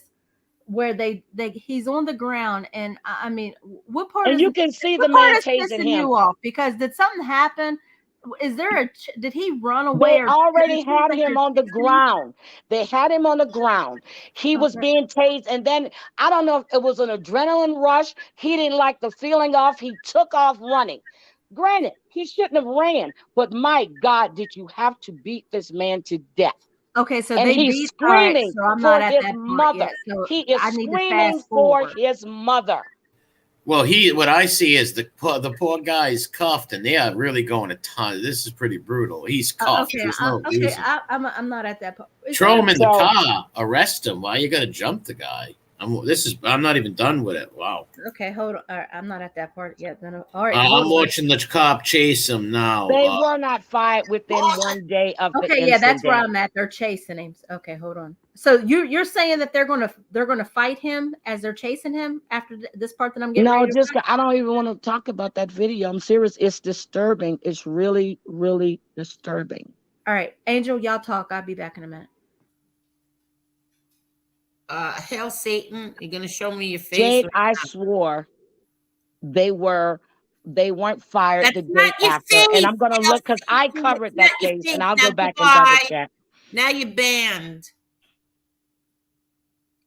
I'll go back and double check, Jade, but I covered that when it first happened, and I'll go back and look. This case has just really pissed me off. Zephyr, is that your name? Just want to let you know that your friend NB docs Mike Slick to Piggy and SoFlo. Real nice. What? You have proof of that, you imbeciles? You have any proof? Show the proof before you accuse people. You're constantly accusing her of everything under the sun. Everything that ever happened on YouTube, it's all NB's fault. Everything is NB's fault. I can't even watch that Proof video. before you accuse us. Show the proof of that. Just like NB made the memes, just like NB sent naked pictures. That was all bullshit too. That was all fake. I want to see who's loyal and who's not. I mean, it's ridiculous now. Oh my God. Well, this is are they in undercover cars? I can't make out if these are. I don't even. I'm serious. I get sick. This is pretty brutal right here. These guys are nuts. Like doing this poor wow, just wow. I gotta finish watching. This is brutal. Can I get to that part? And Murray, what part are you at? Because they're still trying to find him at this stage of the game. This is like, all right. Well, I've seen go on forever. Can I get to that point? Yeah, it goes on for a long time. What happened is they go to each cop's body cam. When the first cop gets to him, the second cop, and they're all drilling, beating this guy while the other ones are running there too. So this guy is just getting nonstop beat, pepper gas while he's handcuffed. This is pretty nuts. So they all couldn't have been. What the fuck? Okay, I'm not getting this. I just can't make out if these cop cars are. I'm gonna go look. Cop cars are undercover cars because there's no like siren things on the top. Neither they look like undercovers, but who knows? Maybe the city's got different type of cars. All right, I'm just telling y'all. I don't know if at this point I'm not upset, so I don't know what the hell I'm supposed to be upset about at this point. Is there something more to this video? Because I'm seeing this is 26 minutes long. I'm only 12 minutes in, and they're still trying to find him. So what did this cat do where he's running? Like, I don't understand. What the hell's going on? JBC, I'm looking to make sure, but Derek Marla, I swore it was right before it, and I'm going to go look to make sure. Hold on. PD Paisano said a task force. Honestly, it doesn't matter what he did, honestly. Like I said, in case he molested a little kid or raped a woman, it doesn't matter what he did. There's no reason to beat people like this. Is some brutal Are stuff. They beating? Where are they? Yeah, they're beating him. Okay, hold on. Really bad. Like it looks like they're jumping him. He's like some enemy they found just to kill and beat up or just savagely attack. I'm going to see when was he fired. DeGusta said they were talking like they were gang members to the guy. I'll break your mother effing arm.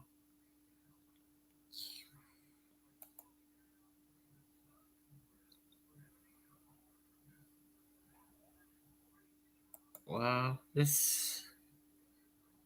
Okay, so Mr. Smith said he was stopped, ran, and was caught. Then they beat him to death. They violated his rights, period. Exactly. Wow, from what I've seen, it's probably even more footage, I guess. Wow, they were like putting this guy up while he had handcuffs and trying to like say square up, and they're hitting him. And Oh, so this guy says, Rye guy says he slept with one of the cops' wife. yeah, but where's the proof of that? Done. I don't Is know. there- Is this a fact? Is this a fact? I don't know. I don't like. It's just the first I've heard about this. But that man, let me tell you something. That was a brutal beating, and like I said, nobody deserves that. That's just nuts. That would suck. Really. And then this guy died, right? Wow, those guys, these dudes are gonna get in trouble. Well, any cop who beat somebody like this, he abused that privilege. I always said this, and I still say it. No good comes from resisting arrest. None. No good comes from it at all. Don't resist arrest. I told my son that.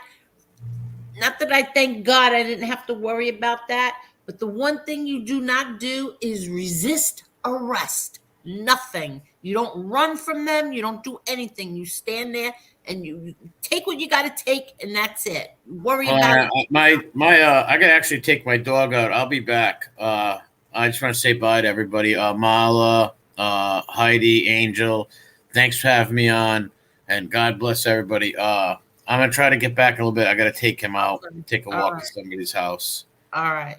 Named Jesse Pinkman. Okay. I'm only kidding. Bye bye. Right, bye. Everybody's muted. Oh, I'm sorry. I was looking for Derek Oh, that's Chauvin. okay. And I was looking to make sure because I went through, I'll pull my book. So he was fired on the 29th after he was charged. So I'm trying to see what day that incident happened. Because when Jade said that, I read her comment. And yes, I'm looking to find the exact date. But she was right. He was fired before he was indicted. He was charged, but I'm looking for the exact date to see the number of days. And I was reading her comment and I see what she said. But this is horrible, Angel. And I watched it and I was going to talk about it this morning, but I couldn't because I just couldn't do it. And to see his mother crying, and I pictured that. And I talked to a friend of mine this morning. That could be my son, her son. That can be any one of our sons. Yeah. I don't think it matters the color of our children either. No, it doesn't. It could be anybody's son. Exactly. It's just what happened to this young man. It was disgusting. It was disgusting. Then you see the video of him skateboarding and doing all the things he liked and the smile that he had on his face. I couldn't anymore. I couldn't. All right. I'm sorry. I'm back. Whatever they were showing on NBC, whatever NBC or whatever, y'all don't watch that because whatever you're talking about, that's not what apparently y'all are talking about because that's not the same video. If you want to see it, just go to the Memphis Police Department, go to their website. It's on there. The camera recorder release. CNN broke it up into 4 different segments. It's 4 individual. They just broke the video up, but it's on the website. Okay. All right. So yeah, whatever I just told you, don't go on that one. Go on whatever one she told y'all to because it's been all over the news. It even made it here in the Pacific Northwest, and they don't talk about anything here. As soon as that video dropped, it was everywhere. It was everywhere. And they made bail. 4 out of the 5 made bail. Right.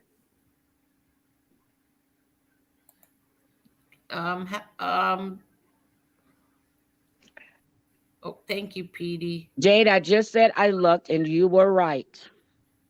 You were right. And I'm looking at it. You are right. And I said you were right. They were charged. He was charged on the 29th. He was fired on the 27th. I said you were right. Okay.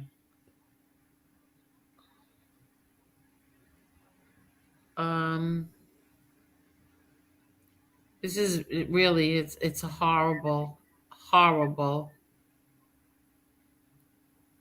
Yeah, see, I agree. I'm not for defunding the No, police. I don't believe in defunding the police at all. Me neither. I don't. They Especially need to when be your kid, trained. yeah, They need especially more training. yeah, when your kid has to get on that train. Um, I want cops down there with my son when he gets on that train.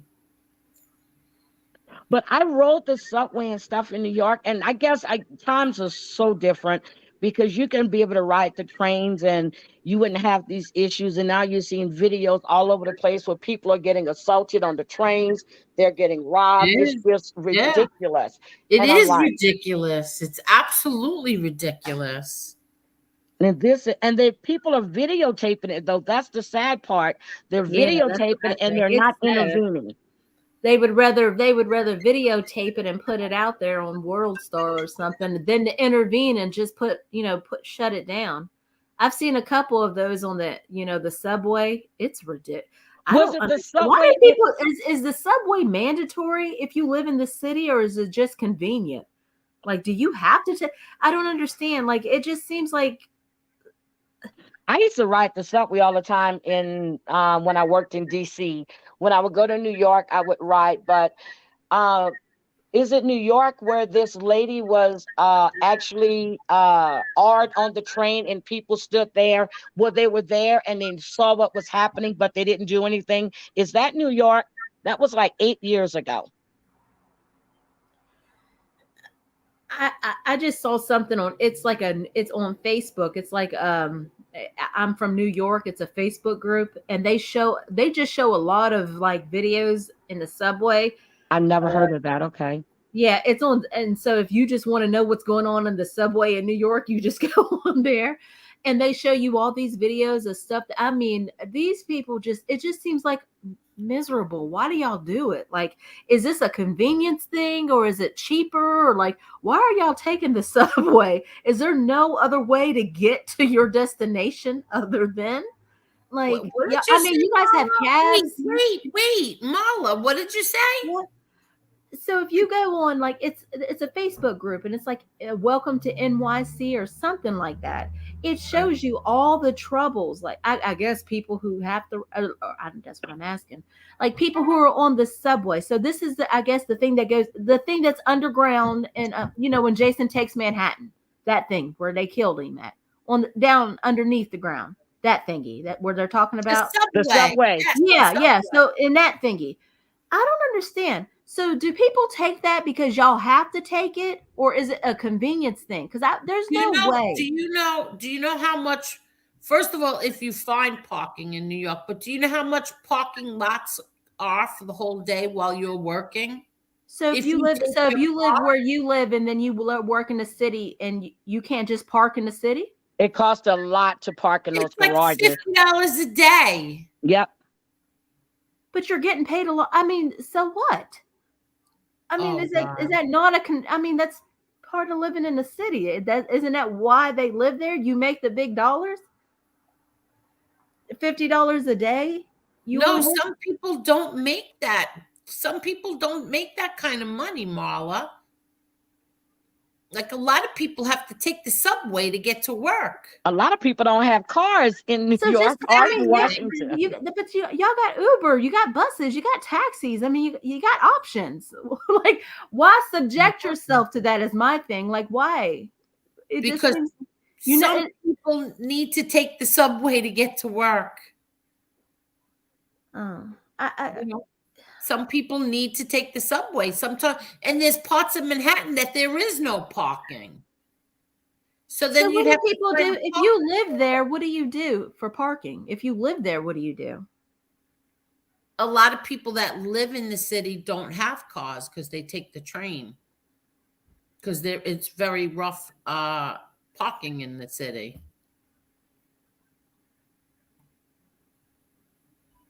Hello? Marla, have you been to New York? I don't think I've been to the city, but we just drive. We just drive through. And if I want to go, then I just park. And but we have to leave somebody in the car in case they tell us to move, but I just do that.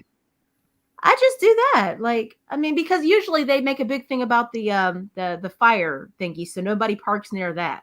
The fire hydrant. Yeah. So I'll take one for the team, especially if I'm in the city and just park there. And if I get the ticket, I take the ticket. It's just. But I know that I'm not. If it's like a 5-minute ordeal, I'm just trying to go somewhere and come out. That type of thing. I just don't understand. Like, yeah, there's no other option. I don't understand why they take it. I don't understand why they take it. It just seems so dirty, and everybody on there is in a bad mood, and everybody's just looking. It's just like they're looking for trouble, and it's just like, just get a car. But you're saying the parking thing, but I Okay, don't know. so you saw what Karen said. She goes, I worked in Manhattan for 40 years and took the subway every day to work. Do they have security in there at least? Like, are there cops that are at least in a? No, because they're cutting back. They're cutting back on all of that. So, well, wait a minute. So they don't have any police in the subway anymore? On the platforms? They have them, but they're especially when the mayor was de Blasio, they cut back on the cops. So he's not mayor anymore. So now what's the problem? Because you have Eric Adams, who really hasn't been doing anything differently than Bill de Blasio did. And they're shocked? Mike Slick doxed himself, says Parasite Slayer. How do you do that, Parasite Slayer? I'm with DaGosta.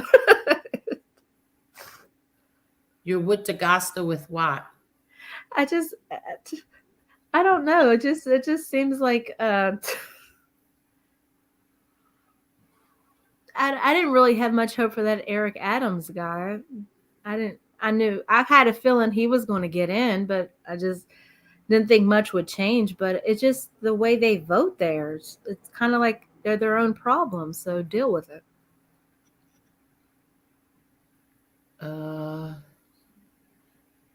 Last time. Okay, well, a lot of some people are mad at you, Heidi. Well, I don't care who's mad at me.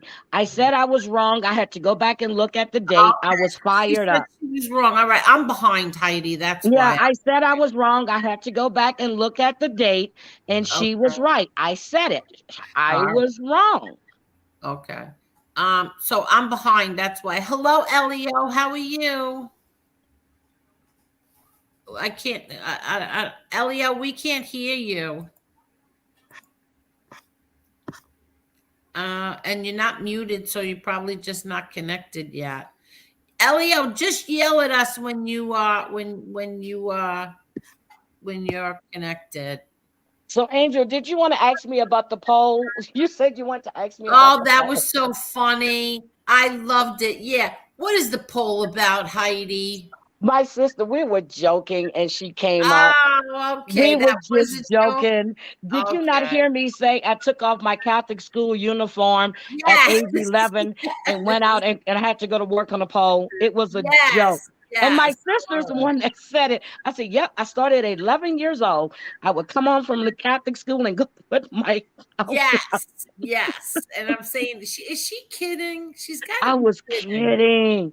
My girl, my mother, no, because they said Catholic girls are naughty. So, okay, I went work on a pole at 11 years old.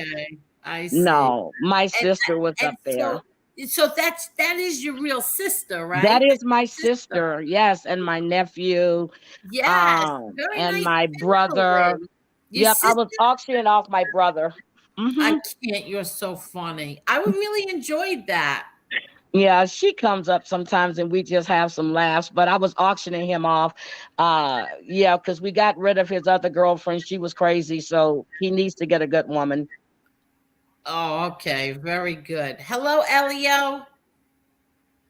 Yeah, thank you, Jade. I am, but you were, I'm telling you, that's one thing you're going to know about. If I'm wrong, I'm wrong, and I admit it. And I was wrong. I just got overheated. I was wrong. So I don't have a problem with saying when I'm wrong. No, I But was no, happy to. Yeah, y'all run off people in y'all's family if you don't want them to date either. uh, We do that in our family. I just wanted to make sure this was universal so that we're not wrong for this. Yeah. she was just, she I was don't like really, these young heifers. That like you I know, don't yes, I she don't was like them. trifling. She was trifling. She was disrespectful. He, she wants him to take care of her kids. She can't stand his daughter, treated his daughter like shit. And no, she couldn't be around anymore. So no, you had to go. Yeah, Yeah. okay. So y'all know that's universal. We run you Yeah. off. We don't like Yeah. you. Yep. And that's You, the I mean, mother. That's mother, auntie, or big mama's right to do that. yep, We I'm all have the telling right you. to. We And all have the right to run you off if we don't like you. and when I first met her, I liked her a whole lot. And then the more I got to see her and I started spending more time with her, I started going, okay, yeah, this isn't going to work. And then when my niece was telling me about the things that she said, and my brother was telling us the way she treated his daughter, that was a no-no. You're not going to be with someone that's not going to respect your daughter. I mean, she's 17, graduating high school, and the stuff she said to this young girl. You can't have your daddy all to yourself. You act like you want to do him. This is what she was telling my niece. And that was a Ew. no. No. No. She had to go. Yeah. So my sister took care of that. Oh, okay. My Okay. sister took care of that. But no, she and he's a really, really nice person, easygoing, and it takes a lot for him to leave a relationship. So yeah, it was time for her to go. Yeah. But my Yeah. family comes on a lot. They do, and we have fun. My sons come on, so we just have a good time. Yeah. See, Carol, Elio, can you hear us now? Carol, get an Elio? easy pass. No. Marla, Carol's husband, between gas, parking, and tolls, it's about 400 a week. A lot of people can't afford that. I mean, it's the price of doing business in New York. I mean, honestly, I mean, they can't keep. I just So, do you think that my son, who has a family and two children, can afford $400 a week for taking his what? car to work? Hold on. Marla, it's expensive. Even when I Yeah, lived in well, I think Teaneck, listen, it's I wouldn't expensive. live in the city just on like there's a lot of reasons I wouldn't live on the city just on moral and family reasons, like just the reasons on those reasons alone. But I mean, like I don't like I understand the parking is bad. I just don't understand like I don't like you really feel bad for some of these people on the subway. Like it's just like why do y'all take it? Like get off of the subway. I feel bad for them because like some of those people, they just want to go to work. They don't want to go to work. They're doing the right thing. You make it harder than it has to be, dude. Fuck with somebody who ain't got shit to do today. You know what I mean? Like some of those people on there seriously just want to go to work. They don't want to be bothered. Let them do them. Okay. And then you have these like this younger generation, like I don't know where these mofos come from. And it's just like, why do y'all ride it? Like there's got to be another solution to this. Like you feel bad for them because it's just like, there's got to be something else y'all could do. There's no way y'all can't work from home. There's no way y'all can go in a couple times a week. Y'all can't work for a competitor or something. I don't. It works. I guess I'm learning. It works different in the city. I just don't like. You feel bad for these people who ride with this riffraff, Okay, but look at the people that undesirables. In other actually, words, you feel I had bad it because on. they It's just trying to go to horrible. work. Hey, Angel, am I on the show? Yes, you're on. You're on. Can they hear me? Yeah, everybody can hear you. Hey, Marie, Marla, how are you? Hey, Elio, what's going on? I had to call in because every time when the link came, every time I log in, my 5G collapses on my phone. I lose my internet connection. I have Ooh. no idea why it's doing that. It's very strange. So he's on the telephone now. Yeah, I'm on the telephone. Otherwise, there was no way of getting through. Literally, if my 5G comes up and I can go on the internet, I can go on Facebook, I can do anything. And then, but soon as I hit the button and go to the room, my 5G collapses and I have no internet connection. It's like the link that Angel sends me kicks me off the internet. Yeah, I don't know why. What about if I sent it to you in the chat? I don't see a chat either. Oh, you don't see a chat. No. Did you turn your phone on and off? Oh, yeah, Like you said 5 times. Yeah. Oh, you did. Okay. I had to reset my network setting this morning. I really did. I couldn't do a call out. I couldn't text. Sprint is now T-Mobile. So they had me to reset my network setting this morning. And I haven't had an issue since. Really? Yeah. I had to reset my network setting this morning. Oh, all right. So I don't know what's going on, but Elio. MRE's there too? No, MRE left. He said he'll be back, but I doubt it. He always says that. But we were talking about the people in Howard Beach. There was an article in the New York Post today that people in Howard Beach have to pay for private security and for off-duty police officers because the crime is up in there. The crime is up in Howard Beach and a lot of boroughs around New York. So they were saying that the people were saying that it was a lot safer when, like, my father was home and other men were around. What do you say to that? Oh, I agree 100%. It was a lot safer when your father was around. A lot of people don't know, but your father cleaned up the angel dust problem in Forest Park.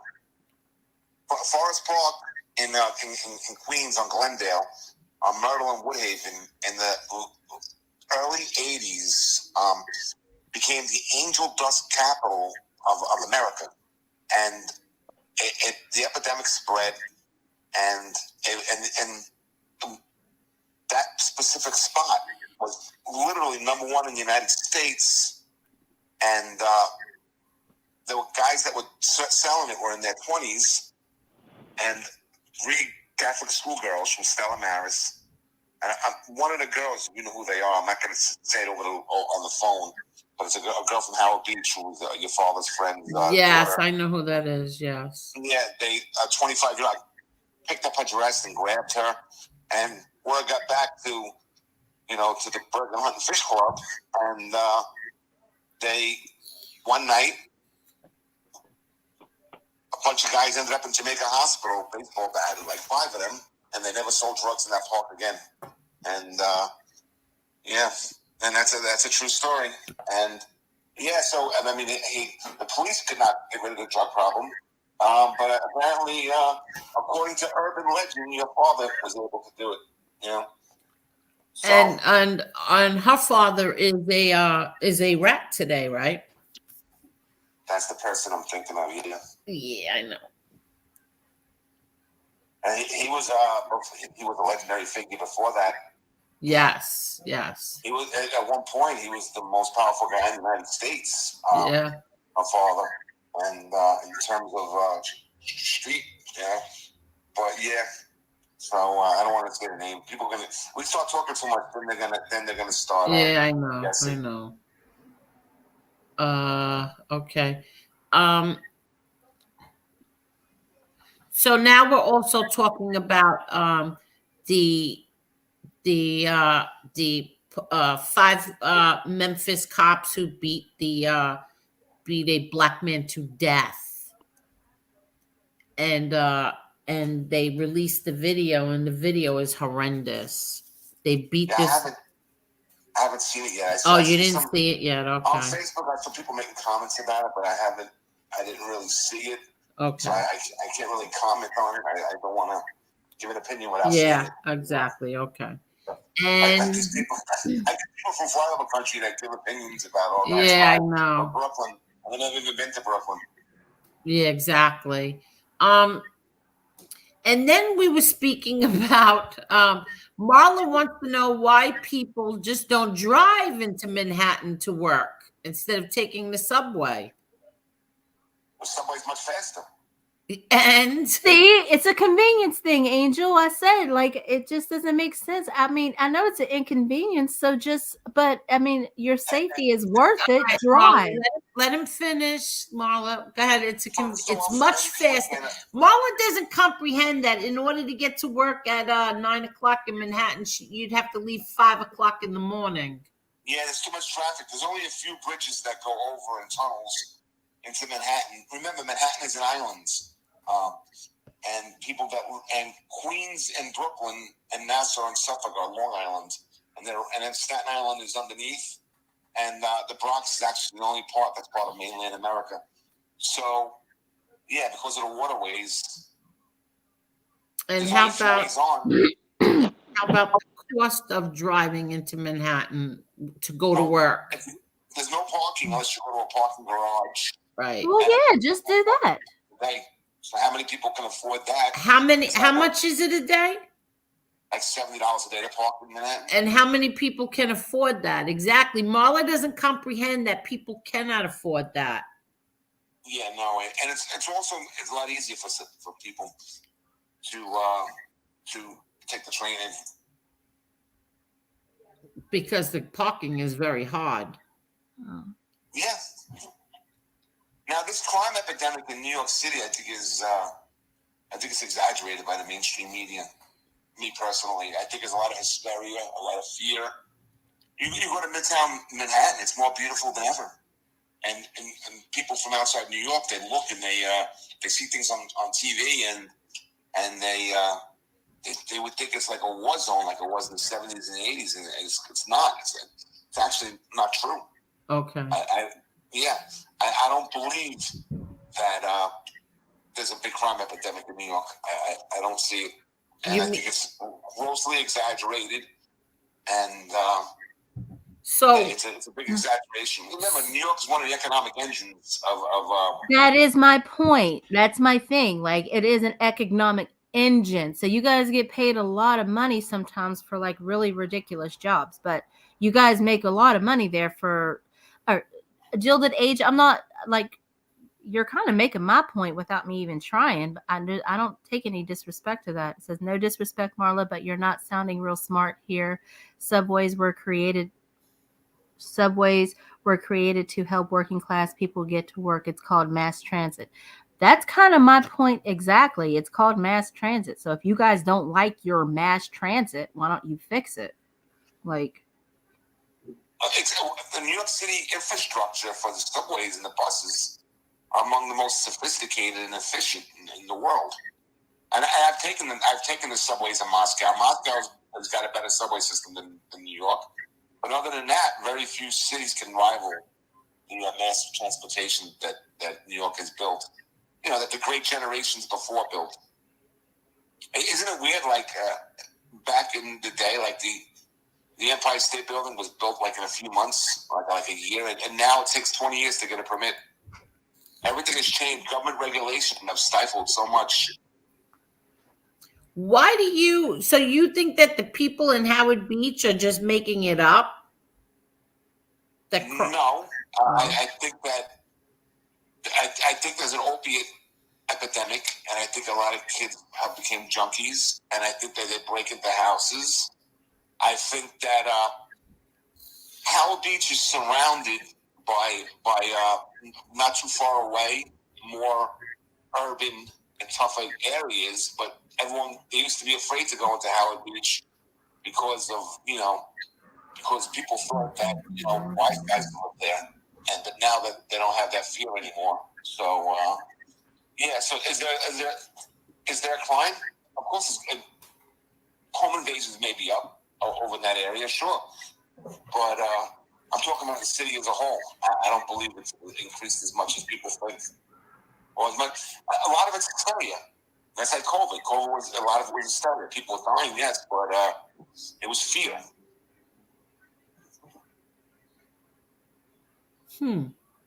Yeah. And I think a lot more, the dynamic of the world changed with the breakdown of the family, maybe a lot of women are home alone, or there's the rise of that and the rise of men not being in the household because they don't feel protected, so they want the government to have a stronger enforcement in the neighborhood. So they want more police presence. I mean, that's a part of it too. Men and women don't see crime the same way. My friends that are female are afraid to walk in Manhattan. Like, I've never ever crossed my mind to have a fear of anything in walking around in terms of crime. And in the worst neighborhood, I don't care, But I guess some women they feel more vulnerable, they feel weaker, and they're more frightened. I don't know. How do you feel about that, Heidi? How do I feel about what? Crime as a woman or what? Yeah. Do you feel do you feel afraid? Are you single, Heidi? Yes, I am. Okay. But do you feel more afraid as a single woman? Not really. I don't put myself in situations that I would have to be worried about. You know what I mean? Yeah. I don't. I travel a lot by myself, even on vacation. So I don't know. I just don't think like that, I guess. Maybe I should, but I don't think like that. Okay. Yeah, like I said, I believe the epidemic is more hysteria than it's truth. Really? Yeah. But let me ask you this, Elio. Would you let your daughters go to Manhattan without you? Well, not the 11-year-old, but the 17-year-old, yes. Oh, you would let your daughter go to Manhattan without you? Yeah. Oh, We're okay. friends. Oh, you would? Oh, okay. Yeah. Okay. She's got a cell phone. All right. And she has a lot of guys that would defend her, very fast and quickly. Oh, okay. So, yeah, she should send a text out to me, find out where she is, and I'll send a text out somewhere. She'll be fine. Oh, okay. Yeah, I have a lot of friends, so I'm not worried about the city, Just, from living here your whole life, you meet a lot of people, and, so I feel like, yeah, she's very safe. Okay. Yeah. All right. But you know what, Angel? I think a lot of women too, they can sense danger. I think so too. I mean, I've been in places where I didn't get a good feeling about being there. And if I get that feeling, I leave. So that's what I mean when I say I don't put myself in certain situations. If I don't feel comfortable someplace, even if a friend, I went with them someplace, if I get an uneasy feeling, I just leave. Okay. See, I don't go on the train. I don't like the subway. I could count on my hands how many times I've been on the subway. I just don't like it. And but I understand people can't afford to pay $500 a week just for their transportation, just to bring their car to Manhattan. So I understand that. Um, I don't ever want to go on the train. Like the Long Island Railroad, yes, the Long Island Railroad is a pleasure, but the subway, no. So what do you say to that, Elio? I think New York City's much safer than people say, and that's just my opinion. Now, people always say, "Oh, everyone's moving out," but just as many people are moving in that are moving out. That's number one. People from around the world come here, and another thing is, I'm drinking a soda. All my friends that left New York City, they say, "Oh, it's the liberals and this and that." The reason why people leave New York City is because they can't afford it anymore. Like, you really can't live here if you're on a fixed income, and so it's easier, to take a house that you have here and sell it, and then move south or like Florida or something, and then you get a bigger house for cheaper, and then and that's what people do that. If you don't have, if retired individuals, it's not a city for retired people. It's a city for hustling and for working and for entrepreneurship. That's what it's for. So if you don't want to participate in commerce or participate in the arena of business, it's really not a good city for a lot of people. I'm gonna agree with that. Yeah, that makes a lot of sense. Yeah. I know none of them refuse.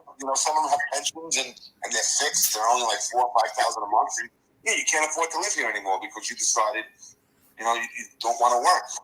So or you can't work, or so that's really why a lot of people leave New York. It's not like they can't afford it anymore. Right. I plan on working until I'm 85. Every one of my family members has worked until they died. One. And if Trump can do it, right? If Sleepy Joe Biden can do it, and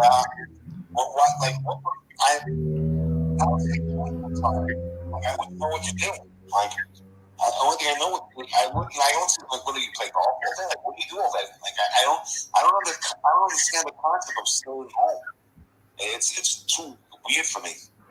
Well, because you're still working.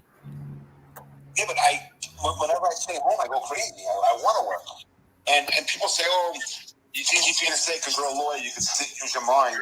But if I wasn't a lawyer, I'd be doing something else. But I would be working. And I'm going to work until I die. And I'm never going to retire. Never. I don't care how much money I have. I just give more to my kids. I don't care. Really? I don't. Yeah. Well, I go to Florida, and what am I supposed to do down there? Sit, eat a bagel and just look. How much TV, how much Facebook can you look at? Well, you can enjoy the fruits of your labor. You can read a book and smoke a cigar and hang out with family and friends. I mean, that's. So that's. Well, yeah. I plan on Go staying. travel. You can travel. You can travel, Marla's saying. I travel now and I still work. You can. Yeah, but He's been to 40 countries. I have been to Monaco. I've traveled all over. So it's me. I feel like he does. I don't want to retire. I don't want to do it. I enjoy working. So that's just me. Yeah. Yeah, and you get so much to offer, at an older age and stuff like that, and the action of it and getting up. That's just the way I am. And it's not for the money. It's to do something. It's feel like you're participating in the world. yeah. Yeah. So I travel quite often when you want to hear about my travels, Marla? Go ahead. Yeah. Well, in 1986 and 1988, I went to Italy when I went to Christ King High School for the summers. And then I went to the Marine Corps. While in the Marine Corps, I deployed overseas ice in the Mediterranean on a ship. And we stopped off in multiple countries. And then in the late 90s, early 2000s, me and Nympha, my beautiful wife who passed away, we backpacked through Europe 3 times. And then I also want to do that. program in China. I did one in India and I did one in Russia. So I went pretty wild from traveling from 1986 to about 2003. And then since then, the only place I went outside the country was Montreal. But I need to go soon outside the country on a vacation. My son just left Italy. He was there for 3 years and now he's in Korea. Wow. He just left Italy, and my other son was in Germany for like 6 years. Now he's in Japan. So they've traveled all over. One's an officer in the Army and the other one's an E7 in the Air Force. So they travel all over the place. So I travel to meet them. I'll go to Dubai. When they were deployed overseas, I had 3 sons overseas at one time in the Iraqi war. And I would meet them in Dubai because they would fly from Kuwait, Afghanistan, and Iraq, and they would meet me there. How did you like Japan? Me? I think I was shocked when I went to my daughter-in-law's mother's house. It's this small little apartment, and it's the city itself is beautiful. I love it. It's fast. It's technology driven. I traveled there for work too with Siemens, but when I went, visiting homes, and when she came to the United States, she asked me if I was the only one that lived in my house because I had too much room. But the people are nice. Everything is nice. The culture. And with the work that I do when I travel, I have to respect the culture where I'm at. And that's one thing that they tell us, you adapt to their culture. Like when I was in Germany that one year, women shouldn't be walking on the street I forgot the city we were in, after 10 o'clock by themselves. You had to be escorted. And that was just one little part of Germany that I was in. I've been to Brande, Denmark. I've been all over the place. I love it. I thought Germany was very strange. I went to Germany. Munich was nice with the pretzels and the beer halls. And yeah. The mountains. Bavaria was really nice. But when you go to Germany, you see like this new age epidemic that's very bizarre to me. It's very very new agey. Like on every block, there's like a psychic reader or like a spa or like Reiki, and it's like there's no Christianity there, and whatever's there is either secular or because people are spiritual and because they have a soul, they yearn for something, they get attracted into New Age. And Germany is actually, people don't realize this, but Madame Blavatsky actually founded the modern New Age movement. And I believe she was in Germany, and Rudolf Steiner, who created the Waldorf school system, which is used in Germany, was a New Ager too. Basically, they took Hinduism, occult type of practices, Buddhist, Hindu, they mixed it all up. Mm-hmm. They packaged it for the European mind, and it was big in Germany, and they still have that. And if you're a Christian, if you're a devout Christian and you follow Christianity, you would think that's satanic what they do, or demonic. Is that it contradicts, a lot of it contradicts the Bible. I was my son just got an apartment in Korea. He doesn't live on base. So when he called me, he gave me the tour of this apartment. It's 3 bedrooms. The floors are heated. The home is technology driven. The oven, the microwave, the door. You either do a keypad or your fingerprint. He has a Samsung car. The elevator, he speaks elevator and it comes to him. This whole apartment is just gorgeous. And I'm asking him, when are you leaving so I can come there? And he pays $1,000 for it. It's 3 bedrooms, 2 bathrooms with bidets in both bathrooms. It's just totally gorgeous. And I was thinking, why would you live off base? Now I understand. It's a high rise. It's beautiful. Really? Yes. And where is that? Where is that? He's in Korea. He's in, oh my God, I'm trying to think of the name of it. But he bought a Samsung car. There's a Samsung car. Really? Yes, he drives a Samsung car. I gotta ask him.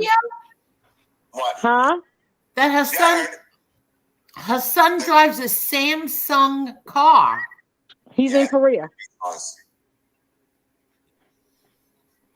And I thought he was joking, and he showed me. It looks just like a Honda, but it's Samsung. Yeah, it is. Yeah, I guess they don't sell them here in America. But yeah, I guess I'll Google that once we hang up. Yeah, I told him I need him to take a picture of it because he went in an elevator, took me down. The elevator, it's a heated, everything, the garage and everything is heated. And he took me down and he showed me his car. I said, what kind of car is that? He said, Samsung. I said, get the hell out of here. He says, no, it's a Samsung car. That's what he drives. That's what he bought.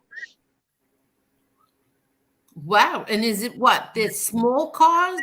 In Italy, he's 6. My son is, no, it can't be a small car. It looks like a Honda. He's 6'5.5".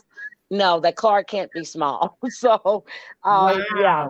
But he's there and he loves it. When he was in Italy, it's called Progresso.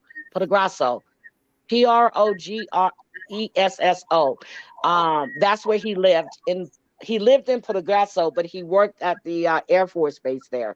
And my grandkids went to school on base. Well, let me just say happy birthday, Mark Schumacher.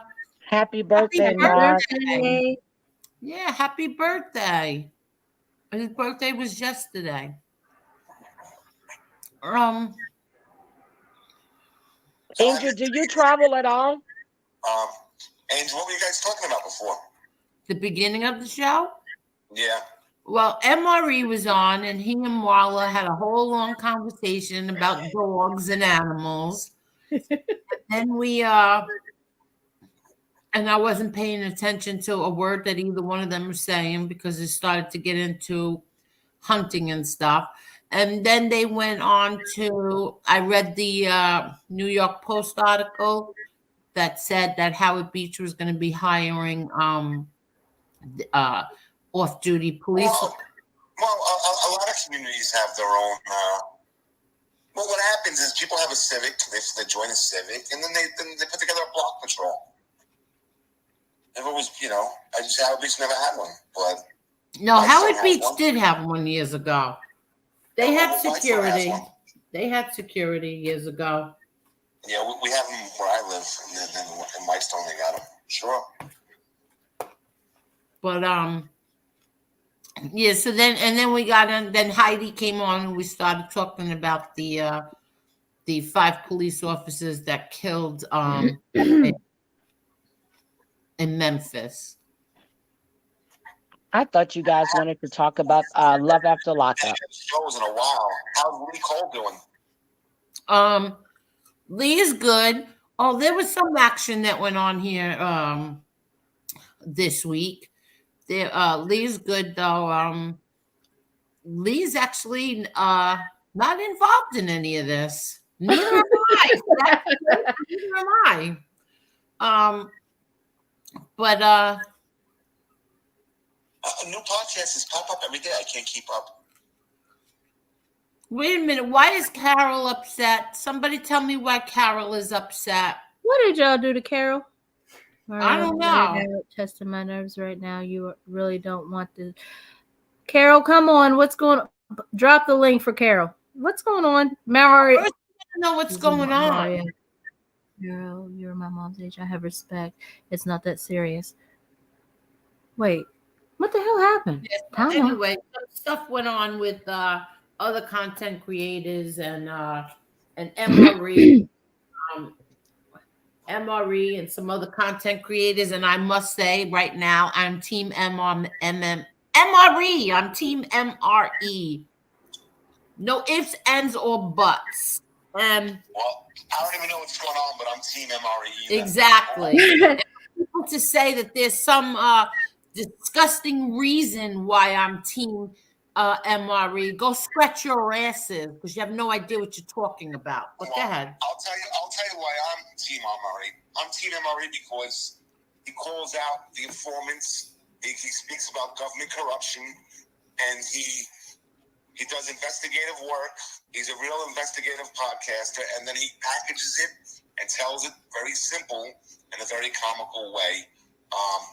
And he discusses these egregious type of conduct that all these acts of that these cooperators are doing, acts of violence, acts of crimes that they're still committing. He exposes all of it, and he pushes back.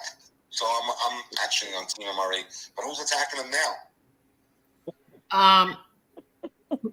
Well, somebody I used to be quite fond of that I kind of feeling some type of way about right now. Yeah, Chicago Muscle. Yeah, Chicago Muscle. No, so Elio's never heard of him. Chicago Muscle, never heard of him. He's another content creator. He used to be a sub. Yeah, he used to be a sub. Is he a rat? No, not that we know of. Oh no. Nobody knows who he is. No, he doesn't hang out with the informants. No, not at all. And he's attacking MRE for what?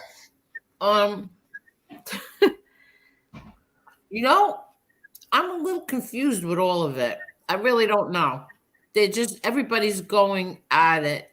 It's from 2 sides, it now went to 3 sides. I don't know Sean how said- MRE or MB come into this. I really don't, but Who thinks he's Superman? MRE or No, MRE is Superman. Well, he's doing a great service to the public for exposing all these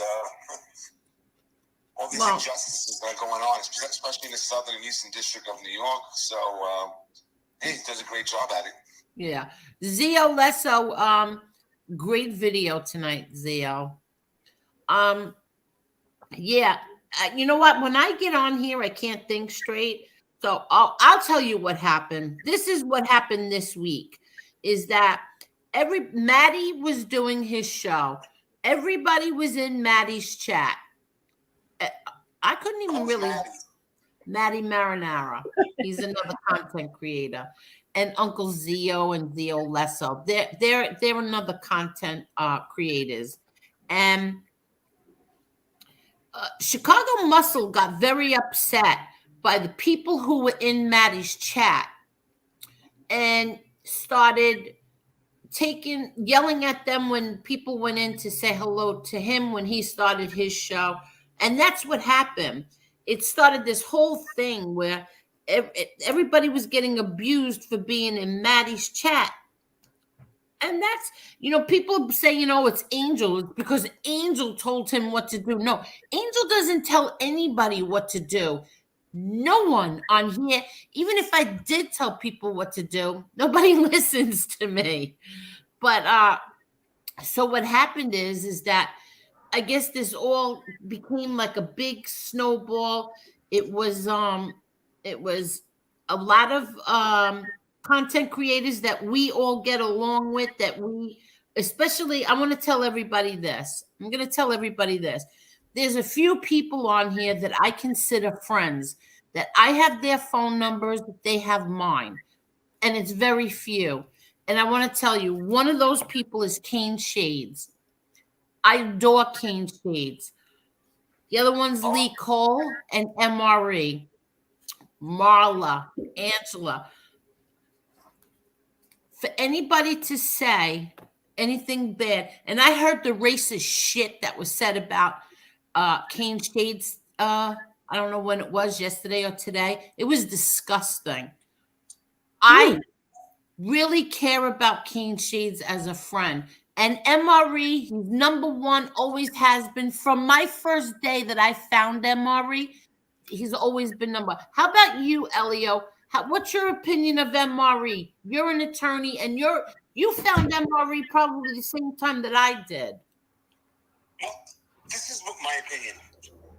As an attorney, we see things, and we also hear things from other attorneys that the public doesn't believe, and they think we're crazy. Okay. About people being framed, about corruption, prosecutorial corruption, about snitches making up stories, about what really goes on in federal courts, and how unjust some situations could be, and some of them are so far out that it's baffling. And we need people like MRE to educate the public about that, and he's doing a great job of it. And he's saying things that it almost sounds unbelievable, but they're true. And as an attorney, I thank him, because the public needs to know. People you're presumed innocent. You know how many people convict people without even knowing facts and how wrong that is? Yeah. And look at MRE.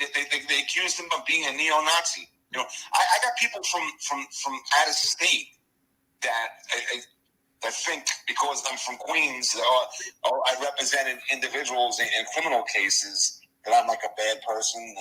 And meanwhile, people like MRE expose exactly what really goes on in the judicial system. So he's very necessary. It's very necessary. There's a lot of prejudices and biases with people, and people, they discriminate. Well, I had a former friend tell me that I should be ashamed of myself, John Gotti's daughter, supporting and platforming a neo-Nazi. But he's not a neo-Nazi. Thank you. Thank you. I never platformed a Nazi, neo-Nazi, or a white supremacist or any of that. I'm never platforming anybody like that. His enemies of the people that he exposed made up a fake lie about him, you know, and it happens anytime you're in some type of conflict. He's in the war of words, the war of hearts and minds against the network of informants, and they make up lies against him. As an attorney, you know, how many times I've been in a case where lawyers don't do it, but the clients of the people I'm suing, or you know, like if I'm suing someone, they make up a lie, they spread it about me. Sure, they take things personal, and yeah, so. Whenever you're in some type of conflict, people make up lies, and it's obviously a lie. And it's sad that that individual fell for it, hook, line, and sinker. He should know better than that. He should be smarter than that. When I can't. It's so puzzling how people can believe liars, you know, and it puzzles me. And you see it in court when you see these informants get on the stand. And they're framing somebody. It is unbelievable how people can just believe them. You know? Oh, that's definitely true. That's true. Like, look at Jerry Capici. Jerry Capici is the biggest liar. You know? I don't believe a lot of what he did. A lot of his articles, and people believe a lot of it is true. And he bashed me on his page. Something that wasn't even true. He made up. So. Did he make it up, or did a pathological liar tell him? Somebody told him. A pathological liar told him, right? Yeah. Exactly. So, I mean, a lot of what the press prints is not accurate. Not everything that, you know, some of Capici's stuff is good, but most of it, it's a lot of it is gossip column, and a lot of it's not true. Yeah, exactly.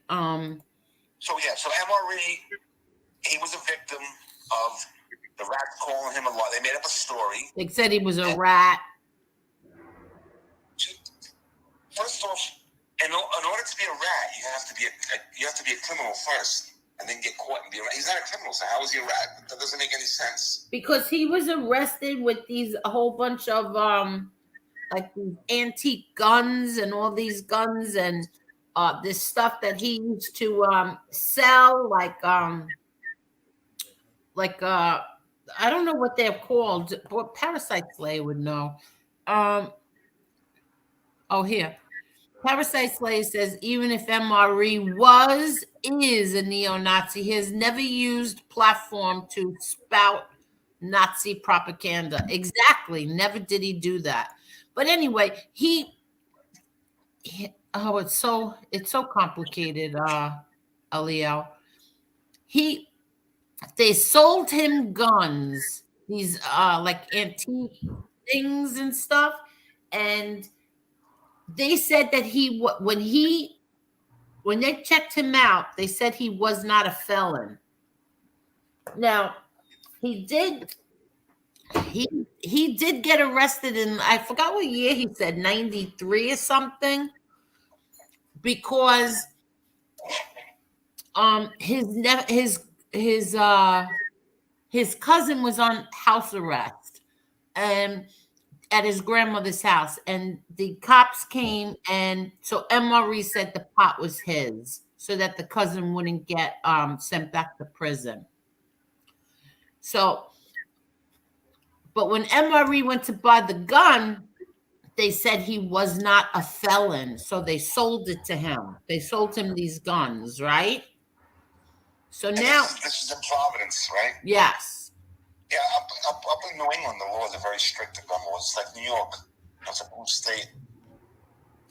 Yeah, but this is Rhode Island now, right? And what makes them think he's a rat? Is there a piece of paper that says that? Or Oh, because the charges were dismissed. a lot of cases get dismissed. Well, they're saying they're saying that the feds were going to pick it up, but then the case got dismissed.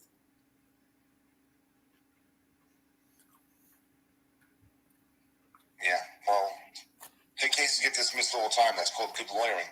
You know, a good percentage of cases get dismissed in New York. And then if you want to count an ACD, and that German contemplation of dismissal as a dismissal, which it is, then a good percentage of cases. If you get arrested in New York City, they give ACDs out for people who don't have a criminal record, or it's very low level, just to get rid of the case. That means if you stay out of trouble for 6 months, the case is dismissed like it never happens. Right. It's actually a very, very effective tool. You know, so if somebody got an ACD, I mean, now, 20 years from now, someone's going to look on the internet and say that the case got dismissed, and all of a sudden accuse them of being a rat. You see that they're looking. Well, first of all, liquid THC, a bulletproof vest in Rhode Island is not illegal. How's that? It wasn't illegal to have a bulletproof vest. In fact, the cops gave it right back to him. But go ahead. I'm sorry, Elio. Go ahead. Yeah, so there's no evidence. There's not a stitch of evidence to support their allegations. It's just them. Rats want everyone to fall under their umbrella. Uh-huh. So, listen, MRE is a big boy. He knows that he's going to attack people. He's going to expose certain elements on the internet. He knows he's going to get a blowback from it, and that's the life he decided to choose. But what bothers me is the people that believe the other side's lies, and that's more disturbing than actually what they said about him. That people could be so foolish to believe like a rat narrative like that. Mm-hmm. Exactly. I'm not going to say it online, but Noni said horrendous things about me, about Gerard, about other lawyers, about and just because we were in litigation, and you'd have to be a fool to believe what he said. Yeah. Well, you'd have to be, and some people are foolish, or they just want to believe it for whatever reason. Right. Yeah. Now, Parasite Slayer says, anyone ever think someone put in a word with the judge, prosecutor for MRE? Rocco Argenti had multiple cases dismissed, and he certainly was not a rat. Okay. I can tell you this much. Rhode Island is like New Jersey. A lot of democratic machine type of, and small.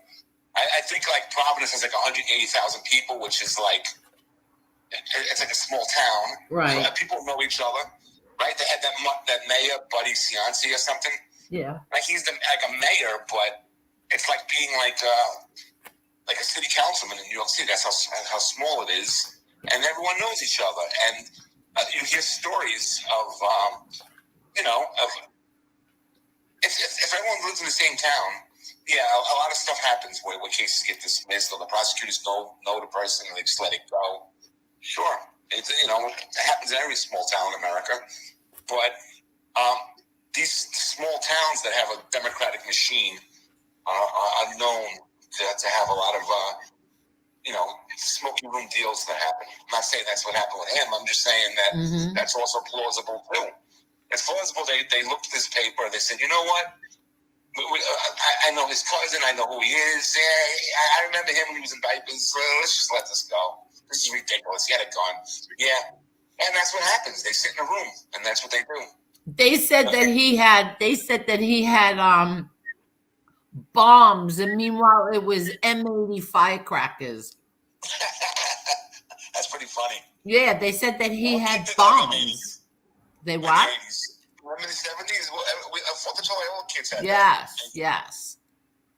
Blockbusters, M80s. They called it a bomb. Well, I guess it is kind of dangerous. I'm looking back on it, but you have a whole bunch of them that can blow up. But yeah, it's fireworks. It's not a bomb. Yeah, but but you know, the other side makes it that he had bombs on him. He was a neo-Nazi with bombs. Yeah. Yes. It is so ridiculous. Like I said, listen, the rats defending themselves because they feel like they're being exposed. Mm-hmm. You can understand that they're doing that. But the people who believe them are the idiots.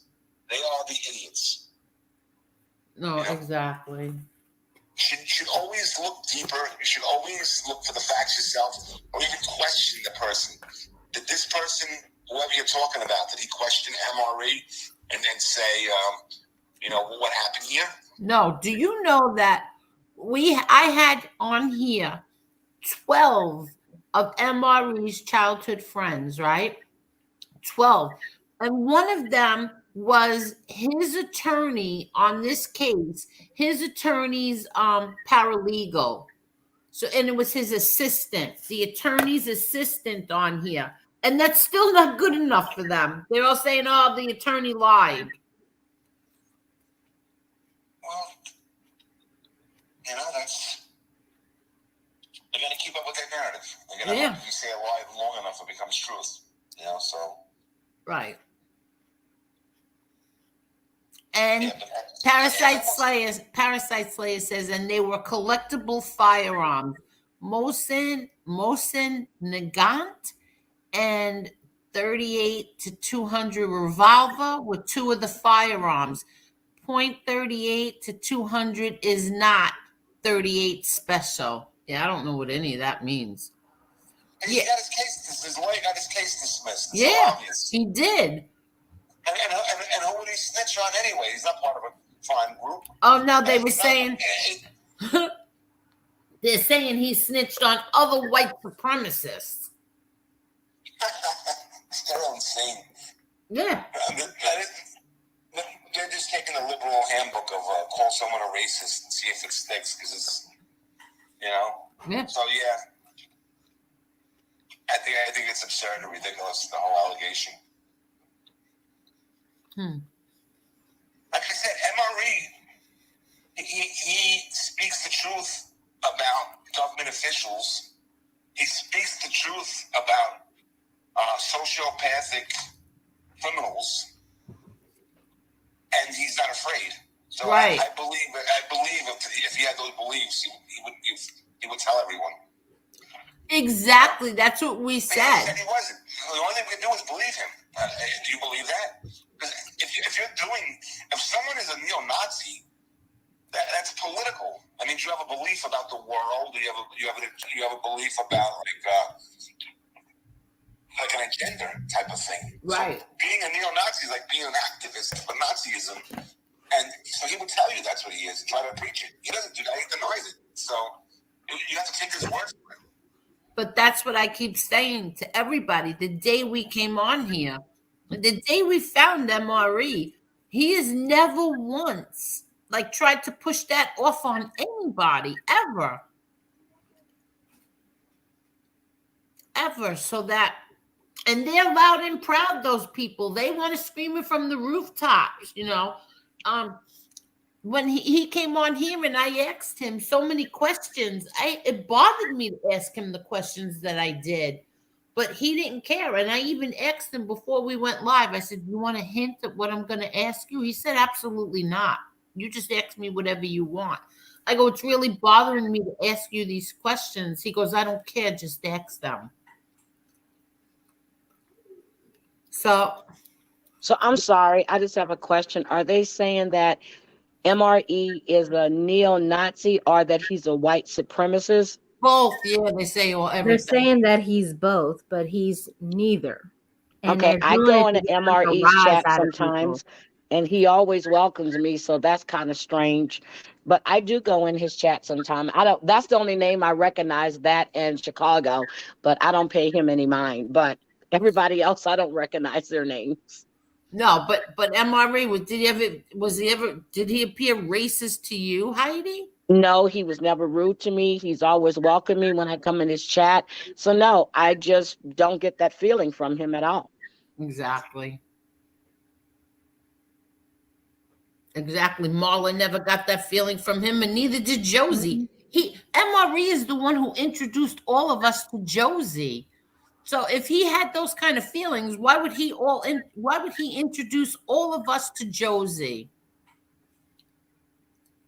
And if he was this this neo-Nazi, why would he be so close with MB, who's Jewish? That's It doesn't true. make sense. None of this makes sense, but the other side don't care.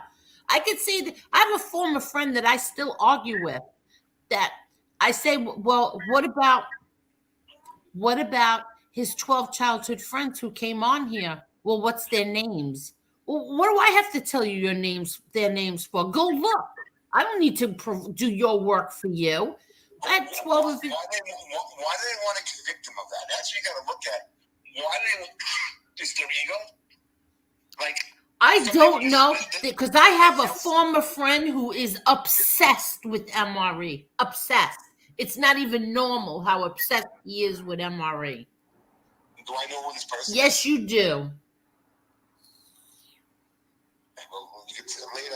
And then and then when I say, yeah, but why would he? First of all, here's the best part. His niece is married to a black man named Kevin. And she's got babies, little beautiful, half black, half white babies. Oh, that's they ignore that. Then he's very, very close with MB, who's Jewish. They ignore that too. Why would he be friends? Listen, the rats we know are lying because he's exposing them. We know that. Right. They all went with that narrative. But why do these people want to believe them so much? It's almost like they want to believe it. Because he's really good at what he does, and he pretty much can null and void anything they say within a second and make them look ridiculous for it. His show is very polarizing, so he's exposed a lot. Exactly. Well, it's their way of getting him out of the way, because he is problematic for them because of his beliefs, because of his stance, his do's and his don'ts. He's very problematic for them. So it's easier to it's kind of like what they did with Trump in a way. They're trying to cancel him. They're trying to anything and everything. Maybe not Trump. Maybe it's kind of more of a, throw anything up against the wall. Let's see what sticks. Okay, we'll go with it. I mean, they're just really trying to ruffle feathers, and and the other side is the one that has said the most racist shit that you can imagine. Exactly. Out of anybody, out of any of the content creators. I mean, if you want to define this side, that side, they're the ones that have said the most racist shit. And they're totally oblivious to it. But I think I think they're so good at picking it out because it's kind of like because they are, in a way. I mean, they are. So it's easy for them to pick up on it because they, to me, they are. They look for it. Well, what I heard Kane Shades call today, that was racist. I love Kane Shades. He's such a nice Right? guy. Thank you. We all love Kane Shades. How could you not love Kane Shades? And he's on the good side. Yeah. And he speaks truth. Exactly. And he's never allowed an informant to go on his show. No. I don't believe. No, never. That's a purist. That's good. And it's like once they're tainted, there's no going back. Right. With these podcasters. Once they fall into that realm of being platforming snitches, then they become part of them. So it's good that Kane Shades stayed away from that and kept his integrity.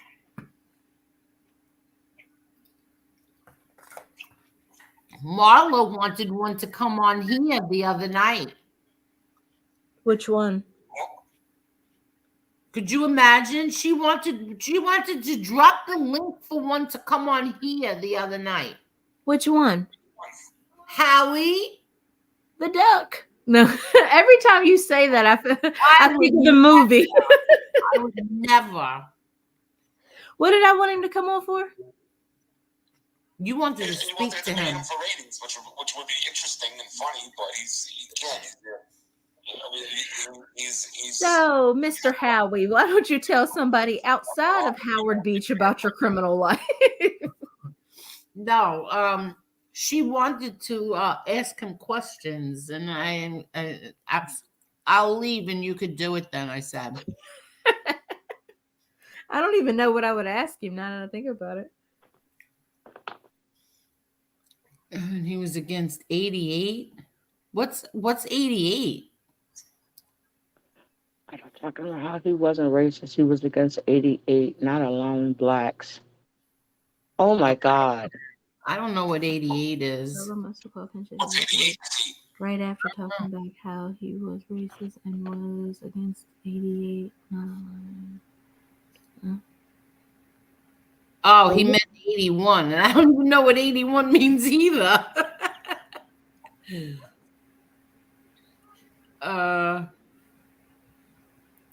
Yes. And I found humor in the irony. I'm sure Kane Shades left it off for the same reason. I don't know. Listen, all I'm going to say is that I consider Kane Shades a friend. And I don't say that about many people. Listen, and here's another thing. Like, somebody was talking about, I can't remember who it was. Oh, somebody was talking about being on in the middle of two friends, which was Chicago Muscle and MRA. And okay, I think it was Josie. It was Josie was speaking about being in the middle of the two. And I just want to let Josie know I know exactly how you feel, because I was in the middle of MRE and FBS. And that was for a long time. And Angel, can I ask you a question? of course. How many in the genre now? How many podcasters are there that have? What's it up to? Like 50? About how many people participate in all this with their own shows?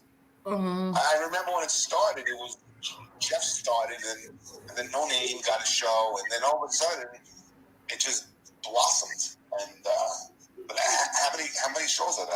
About 50, maybe. I don't have a clue. I only watch a certain amount. I only watch. Well, I did used to watch Chicago Muscle. I used to watch FBS. I used to watch who else? The ones that I watch now are only MRE, Kane Shades. There's a couple of the smaller ones that I like them too. I like Heidi Black. I get a kick out of Heidi. I watch her. Yeah, I do. I watch you. You just don't know I'm there. I feel your eyes. You what? No, I feel your eyes watching me like I'm watching you. I'm like, okay. Today you were talking about a show that I know nothing about. Love After Lockup, Angel. You know that every Saturday is Love After Lockup. Yeah, but I didn't know the people you were talking about because I didn't get a chance to watch. No, I've been doing a lot of interviewing with mothers that have lost their kids. We're doing this whole Memphis, Tennessee 13th Judiciary thing right now. There are so many kids, young men, young women that have either died mysteriously and they consider it a S. They never label it as an M. I have a friend of mine that's a forensic professor. She's looked over these autopsy reports. I have another friend that works for the federal government. They're looking at all these reports for me. I mean, I can read a legal document like nobody. I was in school for the longest for law, and then I changed my mind. But it's just sad. So I'll be interviewing another mother next week. Her nephew was found on in the woods on a cot. futon, blanket, no clothes, just his underwear and his watch. And they're saying that the animals got to him, ripped the clothes off of him. But there was no clothes anywhere around, not even a shred. But his underwear was intact. His watch was on his wrist, and there were no animal marks on his body. And he just laid on the ground and died. Oh God. Mhm. Drugs. Were the drugs It involved? could be okay. This is the thing in this part of Tennessee. It's a lot of meth, so he could have just let. But it's just they're not. You cannot. They've banned the parents from. It's a list of like 8 or 9 parents that are banned from the police station. There's this new 7 in Memphis, Tennessee. The anchor person is Dennis Fiera. I've talked to him a few times. In the cases that I'm looking at right now, he's saying, I ran one by him. I said, this man did not hang himself. They said one guy hung himself. His hyoid wasn't broken.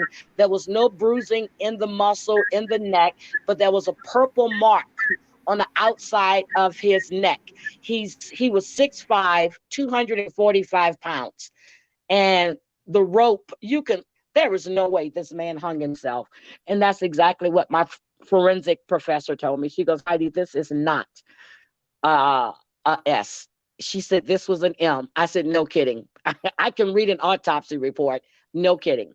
So, yeah, it's just a lot. And all of these young people seem to be connected to each other. And there's one DA there, I'm not calling his name, but he seems to show up at all of these crime scenes. Oh, wow. Yep. And this is all in Memphis? Yep, 13th Judiciary. Mm-hmm. Oh, Judicial. Wow. Yep. Yeah. Oh, wow. Mm-hmm. I can't think of the boy's name right now. Is it Hendrickson? I can't think of the boy's name. The one where he was found rolled up in a gym mat. Oh my God, yes. I remember that. Drove me crazy. The young black guy. I don't want to talk about stuff like this. No, I know, but I'm just saying I know. that was I'm gonna remember the name and then I'm gonna talk about it. But this is another thing that I wanted to say, but this was going to be the topic of my show tonight, but now I'm going to have to change it and make it for another night. But I want to talk about this with Kane Shades as well. He said it was typical Cuban, but that's not true. And I want to talk about that because what Kane Shades described, while I have to mute you, because what Kane Shades described is exactly what happened with Lewis and I. And I'm going to get into that on the next one because tonight we're already 3 hours. And for me to start talking about that with my father, me, and Lewis, I'm going to save it for the next one. And I believe Kane Shades came out. He didn't have to tell everybody that, but he came out and he told everybody about that. So, and we'll talk about that when the time comes. And let's see what else. Oh, Elio, are you still there? Yeah, I'm here. Oh, okay. I'm smoking a cigar. Oh, you are? You smoking your cigar? Yeah, I'm in Whitestone. I was supposed to go to Connecticut today. Oh, and what happened? Yeah, and I didn't feel good. I got to take my daughters to church in the morning, and I was just like, I was out last night, and I was just like, I called her and said, let's just do it another night. And then I saw your show on, and then I said, you know what, this sounds more, I'll do this tonight, but I was going to drive there. It's not that far. It's only like an hour from Whitestone, but it goes by fast. But, yeah, a quiet night tonight. Oh, yeah. Well, I love this weather. It's beautiful weather. Isn't it really nice out tonight? Yeah, it was 50 degrees here today. Angel, I heard you say you guys haven't gotten any snow. We've been getting pummeled with snow here. It's crazy. Where are you, Heidi? Pacific Northwest. Oh, really? And you've been getting snow? Yeah, we woke up this morning, it was snowing. Woke up Friday morning, it was snowing, and then the sun came out. Right before Christmas, we had so much snow, but we didn't get nothing like they did up in uh upstate New York. But it was horrible here. The roads were frozen. It was just horrible here. But yeah, so you got to think, I came from Texas in 21 in October. They relocated me for this job. So the first year I was here, it was mild. This year it says, welcome to the Pacific Northwest. I'm like, okay. Yeah, we got down to negative, what, 6? Really? Mm-hmm. But it's, -6. Well, there was a week like about, I don't know, a month or two ago where it was brutally cold. Brutal.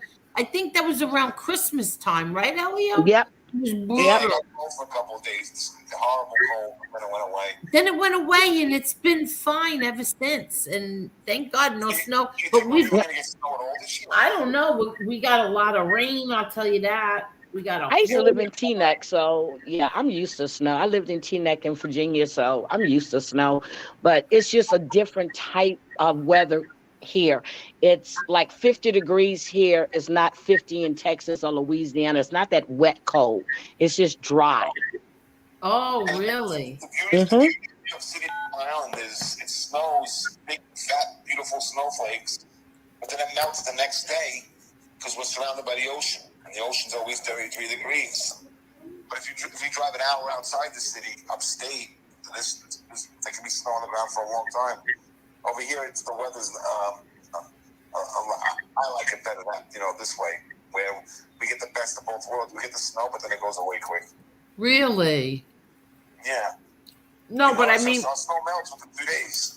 the what? Whenever it snows here, it melts right away. Yeah, I know. But we've had some really rough winters. This seems, thank God, to be okay. Yeah. You know what? Great memories of blizzards. Just Yeah. like the great memories that I had. I Our last big remember. one was 2010. That was the one that was 2011. Remember that one? That was incredible. I think And people lost power. I think I lost power that year. Yeah. There was one blizzard where we lost power. I don't know why. And we had what was it? We lost power and I was really upset because of the refrigerator, the refrigerator and the freezer. So what I did was, it was so cold out that I just got the coolers. Put it in the garage and it was perfectly fine. Yeah. The best thing about living on Long Island is you're always 15 minutes away from water. I love the ocean. You love what? Yeah, I what? love the ocean. Yeah, I know. I love it in the winter, and I love the North Shore too. I like the sounds. Yeah. I could walk to the sounds from my house, and I love water. I like to live in the water. Yeah. I don't think I'd be happy living somewhere like Iowa, Ohio, where there's no water. I don't know why. So much noise is coming from Marla. I don't know why. I know she just muted herself, so Yeah, I muted her because I wanted Oh. to see if it's coming from her. Okay. It seems better now. I'm not doing anything, Angel. I'm sitting here listening. No, it's not you. It's you. But wait. So Mark Schumacher, nobody's ever asking you that you had to choose. See, that's the thing. That's what I was going to talk about also, is that nobody ever asks anybody, especially me. MRE doesn't either. Nobody asks anybody to choose a side. That's number one. Number two, you can come and go as you please. I don't care if you're even a person in FBS's chat. Who cares? As long as you're respectful here, nobody cares. Nobody will kick you out. Nobody asks you to choose. Just be respectful. But some people don't like that. And Exactly. that's how the whole thing started. That's how this whole thing started. Yep, that's the way I am. I don't care what chat you're in.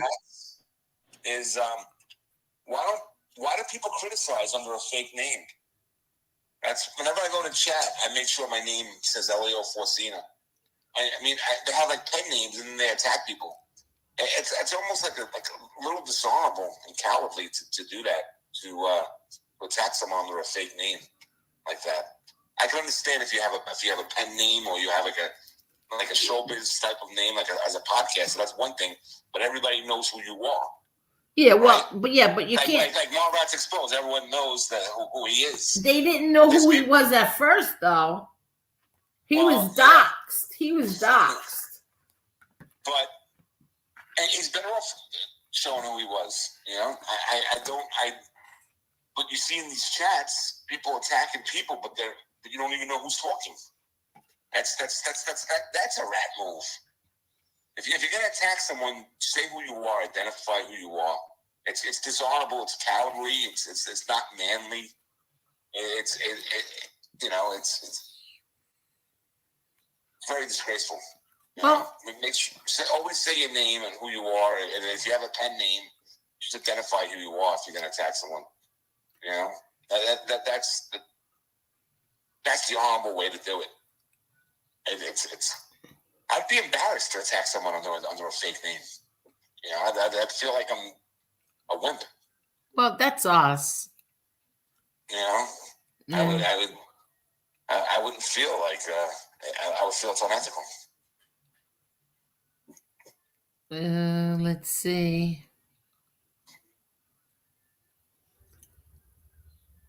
Mark Schumacher, thank you so much, but I'll never ask you to do that.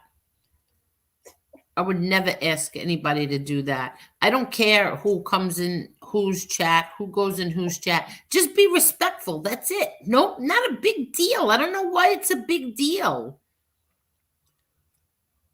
An MRE doesn't do that either.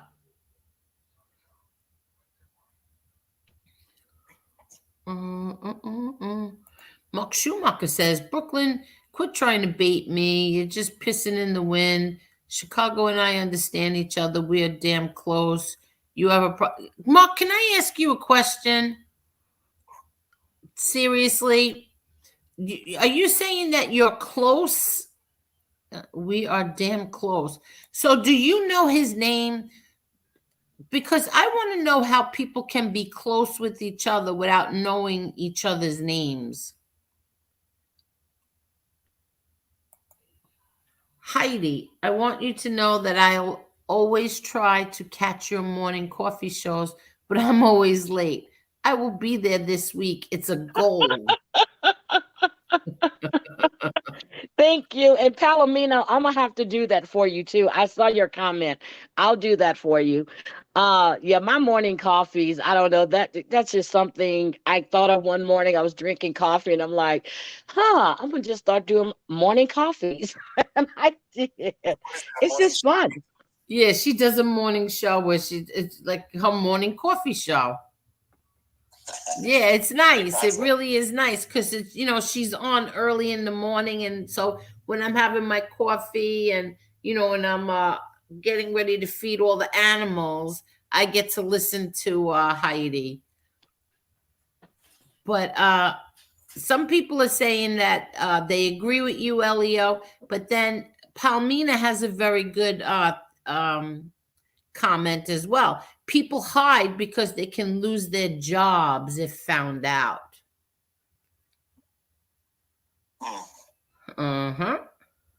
People hide so they can lose their jobs. Yeah, because there's a lot of people on here, when you say things that they don't like say, my friend Angela, she comments, she defends me, and she comments. So she has a content creator who's trying to find out who she is. Who's that, Angela? Angela, you talking about? Yeah, Angela. So they're trying to find out. She's still around? Yes. She was around in Yes, 2016. exactly. So they're trying to find out who she is. Like, for what reason? You want to dox her for what reason? Because she's my friend and she comments.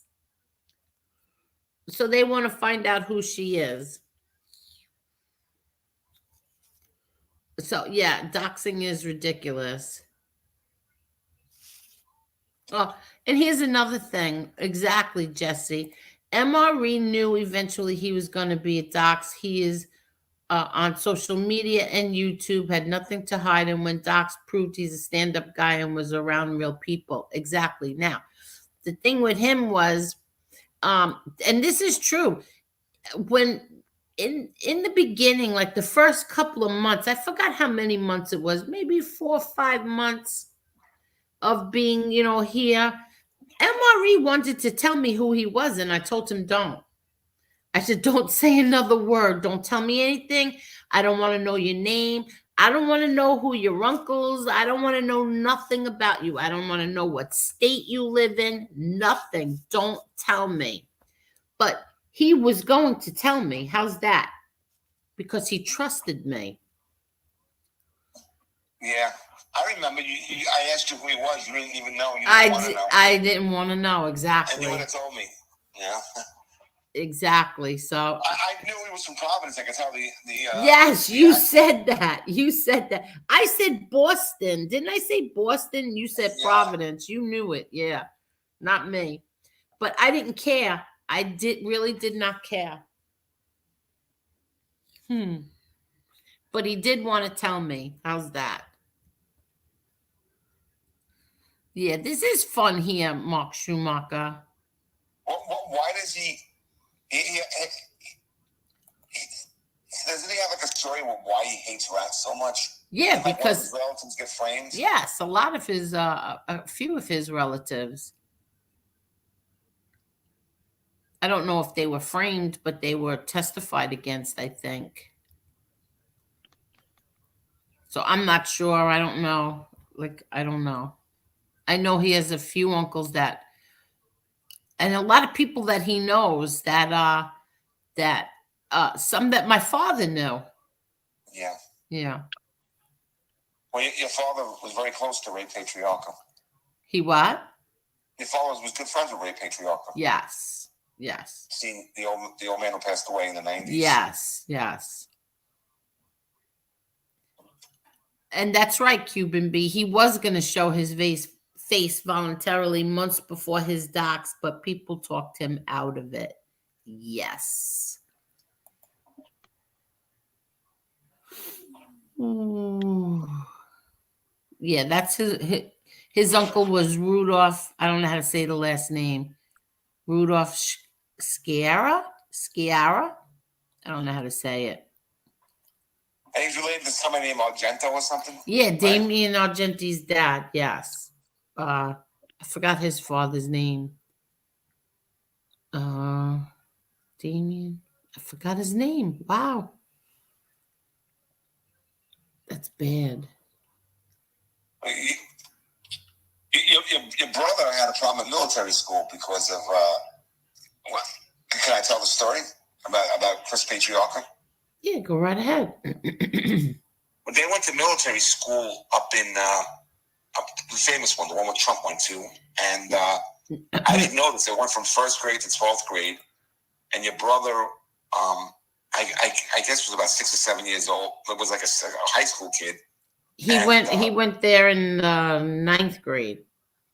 Yeah, he was a high school kid, and Chris Patriarca was in grammar school. Right. But a bunch of kids bullied him, and Chris was a sensitive kid. He was crying, and your brother didn't like that Patriarca was being bullied by these kids. So he went and he destroyed a few rooms, busted up a few guys in his class, and they wanted to expel him. But then they gave him another. I think they were going to, but then they had a meeting and they gave him a chance. But nobody would take. They were all afraid of your brother, and nobody would would give him orders anymore after that. So there was a colonel there who really liked your brother and wanted him to succeed and graduate school. So he made him like the head of the boxing team. and he stayed in the school and he graduated. Yeah. But and your dad said, you're getting thrown out of school, but you did the right thing. None of those guys should have made that kid cry, and he did the right thing, sticking up for Ray's grandson. Yeah, exactly. And do you know that he just recently died? I think it was a year ago. That was a shame. I met him a few times in Providence. He was a nice, sensitive guy, nice kid. What was that place? Andino's. He was good friends with, I believe, Charlie and all of them. Yeah, but yeah. And MRE, and Damien. Yeah. Yeah, I met him a few times. I thought he was a nice guy. That's a shame. It really is a shame. He died very young. Oh, do I still have Marla muted? I'm sorry, Marla. Oh, no, she muted herself. Okay. I thought that I had her muted. Oh, did I do that? Yeah, you muted yourself. I thought I had you muted. Okay. Yeah.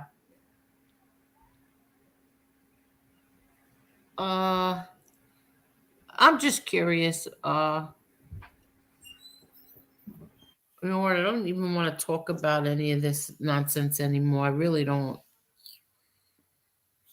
About the other content creators and the fighting that goes on here. I don't know where are all where's Tony Ubats? Is Carol still here?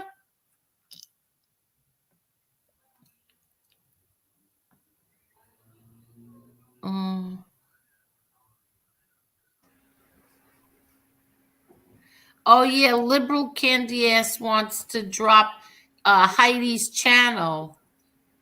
Heidi, I gotta give you a wrench. You could drop your own. Oh my goodness. No, I'm sitting here listening to you guys and about all this stuff, and I'm trying to put it together in my head about these different channels. There is so much hatred right now. It's sad. It's just across the board. It's really sad. Isn't it very sad? And I don't know why people that you're never going to meet. You're never going to meet these people, and you have so much hatred for them. You know what? I never even thought of it that way. These are people that you are never going to meet.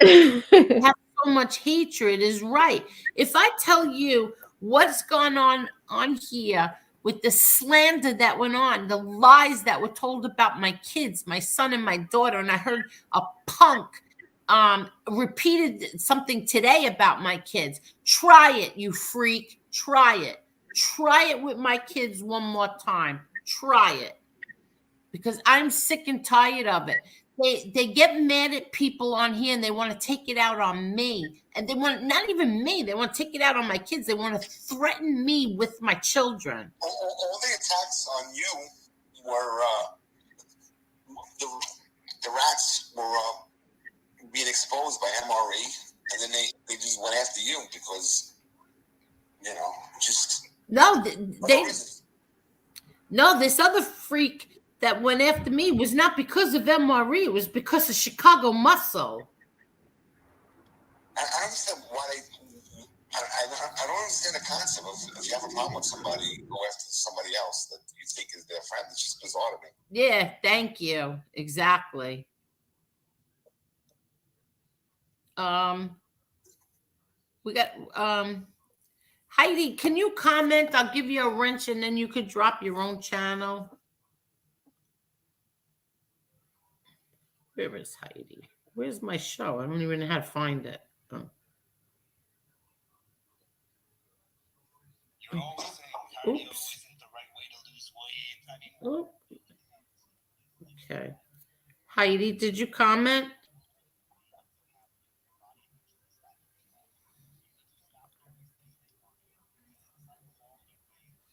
Heidi?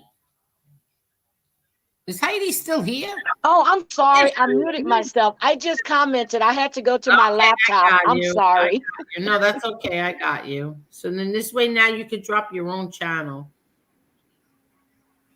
Elio, you're still there, right? Oh, thank you. Okay. Yeah.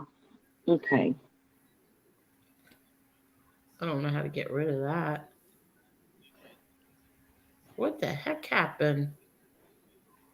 No, but what we did in June and October, a few of my followers and other content creators, we all met in Vegas and we had a blast. We just had a good time. Nothing about YouTube.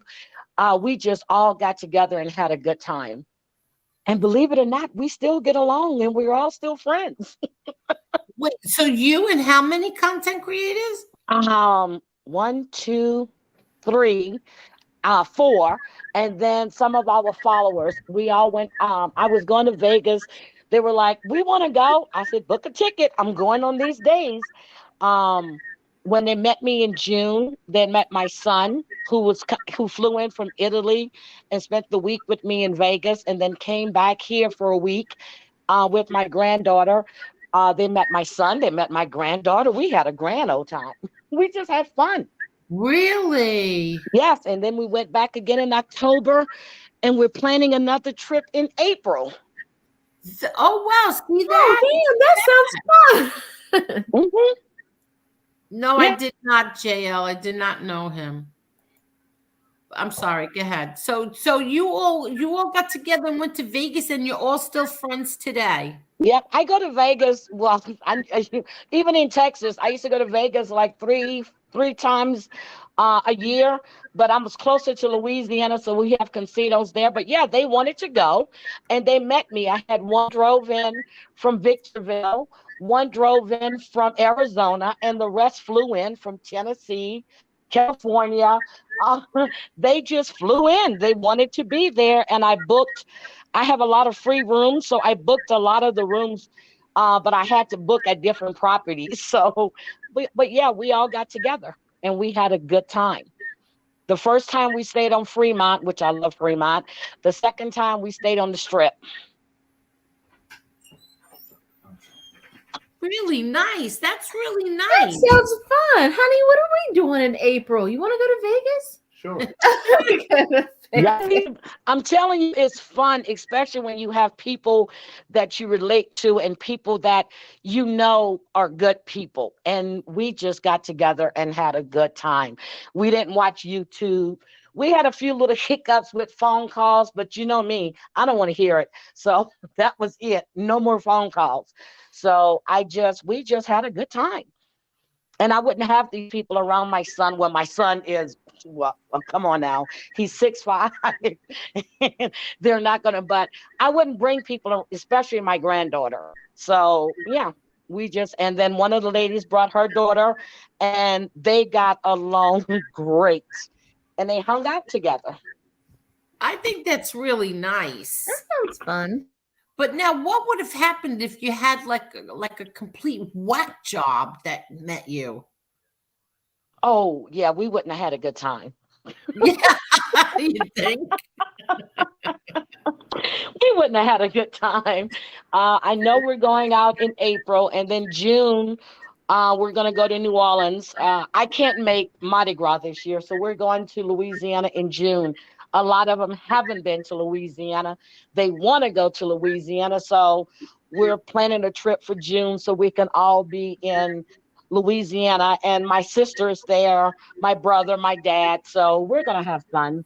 And all of my family just about in Louisiana. So we're going to have a good time. See, now, I want to go to Mardi Gras. This will be my second year not going since I've been here. But my sister rides with Zulu, and I'm used to going to like the governor's ball, the Zulu balls, and I haven't had to do that in 2 years. So it's kind of like I'm homesick. But one of my followers sent me a king cake to make me feel right at home. So I did get my king cake. Oh, Mardi Gras, did you ever go there, Elio? No, what happened was I was in Queens College, and my buddy was a stockbroker, and he just bought a new Mercedes, and he just sold a lot. He got very successful very fast. He had a brand new Mercedes, and he picked me up and he took me to Manhattan, and we're hanging out, and he got very sentimental, and he said, I want to see, I want to see what my father's doing in Virginia. Take a ride with me in my new car. So we started driving, and he's listening to country music, and he's like, you know what? Let's go to the Smoky Mountains. It's beautiful. Now, I was in college, and I was off for the winter, and for like the winter break, and I was working at my dad's restaurant, so I had no commitment. So it was like I could not show up. So we're driving, and we end up in the Smoky Mountains. It's gorgeous, and it's really, really, really beautiful. And then he's like, let's keep going south. Let's go to New Orleans. Are you kidding? Yeah, with the clothes on my back. We pulled over, we bought clothes, and then we kept going, and then we ended up in a place called Meridian, Mississippi. And we get a hotel, and we're there, and we walk into a bar, and it's a biker bar. So we're there, and the bartender is a young female. She had to be about 30. I was like 20. I guess I was about 23, 24. I just came out of the military. And what happened was, she was like, this is an outlaws bar. And I didn't even know what an outlaw was. It's a 1% biker club. I said, what's an outlaw? And they all like turned around and looked at me.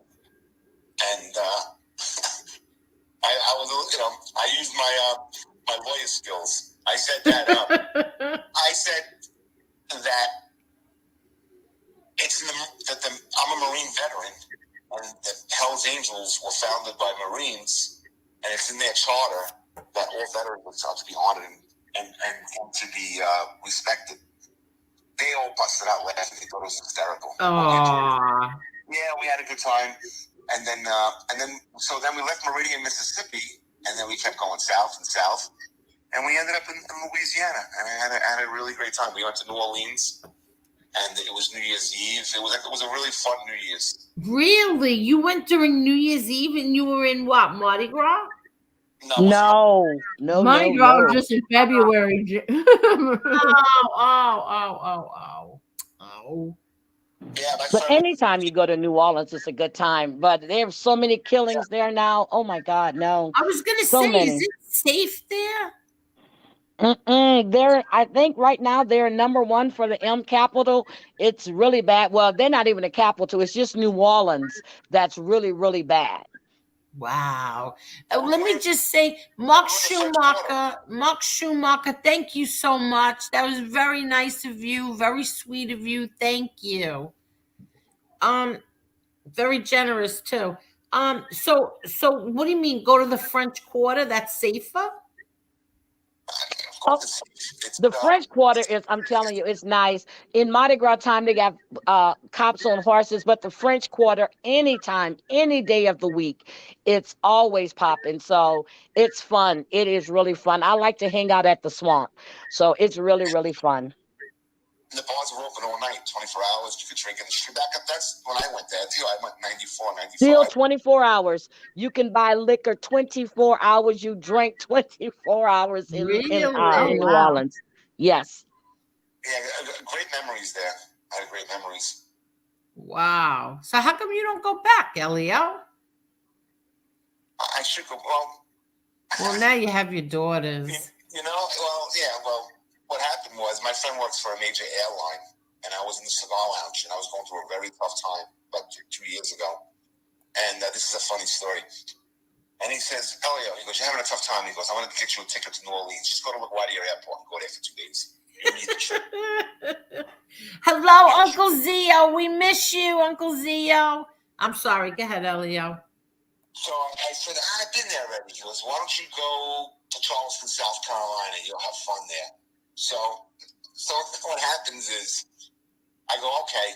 So he books the trip, and I was living in Oceanside at the time. And I just went to Oceanside really quick, and then I went to Kennedy, and then I just flew to Charleston. So I land there, and I see like a new modern hotel. And I go in there, and it's booked. So what happens is I go to an old hotel, right? Yeah. And I go in there, and then I go and take my jacket off, and I feel like electrical energy across my back, right? And then I'm like, what is this? I really needed this trip. I'm hallucinating here. And then I lay down, and the door opens up, and the water's running. I said, this can't be. I'm going crazy here. And then I lay down again, and I have a weird dream.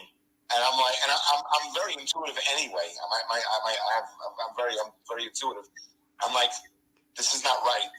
So I walk outside, and there's 30 people standing at the building. I'm like, what are these people staring at?